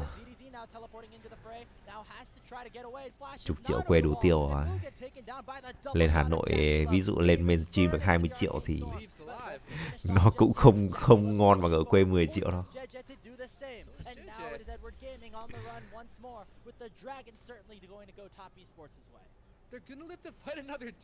Thế tính ra là mấy ông bình luận viên nó cũng không phải là nguy hiểm lắm nhỉ. Về làm hết rồi. Nhưng mà khi mà mấy cái ông đấy đọc chat thì cũng kiểu cười ông nhỉ. Thịt mẹ, bây giờ tôi lên mainstream xong mấy ông cứ bình luận SLAM liếc chắc là tôi cười ỉa trên mẹ trên đấy mất.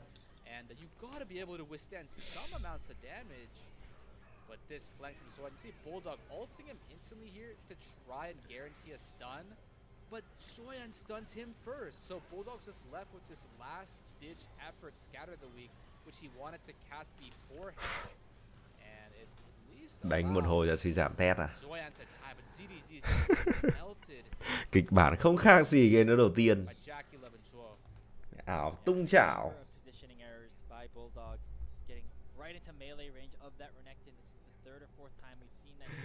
Toàn nhắc tới con số 8. Giọng tôi thì đéo thể đi lộ mặt được rồi. Cái giọng đéo thể lẫn đi đâu được. Chắc thì chỉ có giọng tôi với cả đăng két là giống nhau chứ tôi chả thấy cái giọng tôi với ai giống nhau bao giờ.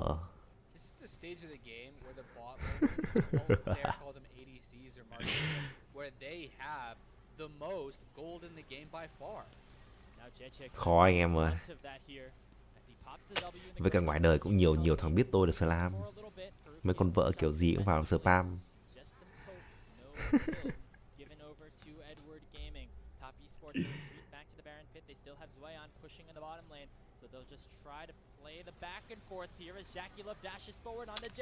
Mà nếu như một ngày mà bị tóm thì chắc là cũng cố gắng lên mainstream thôi. But there's no flash available on the Aatrox, which means that JackieLove can still just run circles around the top laner of EDG. Kiểu tôi thì mẹ cũng nhiều người ghét mà. And the defending world champion going to be the only one left alive on his team. He will go down. It's an ace here for Top Esports. Rồi, quét sạch lại 30 xác. Đó là búa dành cho gì giảm TES. Thịt con mẹ. Anh em nào mà chưa có on pet thì thăm nhà tôi anh em nhé. Rất mong là anh em ủng hộ một on pet anh em ơi. Đang có khá là nhiều khuyến mại đấy. Nhớ thăm nhà nhé, đang ghim rồi anh em ơi. Xin nốt một like để xin phép xuống like nào. Con mẹ mày 10 like ạ. Tỷ lệ xem chùa là phải rơi tầm 95% rồi. Going into a critical matchup against BLG on Friday. Edward Gaming on the other hand certainly continue to struggle. We see a little bit Trừ bú à. here with JJ joining the team, but it is still Chúc mừng bác nhá. game loss, and it is looking even more likely that they'll be forced to play a Đây giải decisive này được quá nhỉ. at the end of the regular season if they do not turn their Được season quá nhỉ.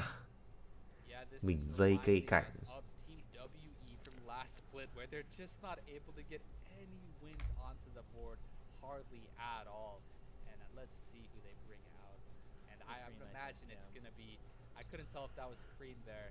Thôi, but tạm biệt anh yeah, em Cream nhá. having a great series. These two are actually really scary threat to have together. That's what I want to see become the story for Leave and Bulldog. But you know, Leave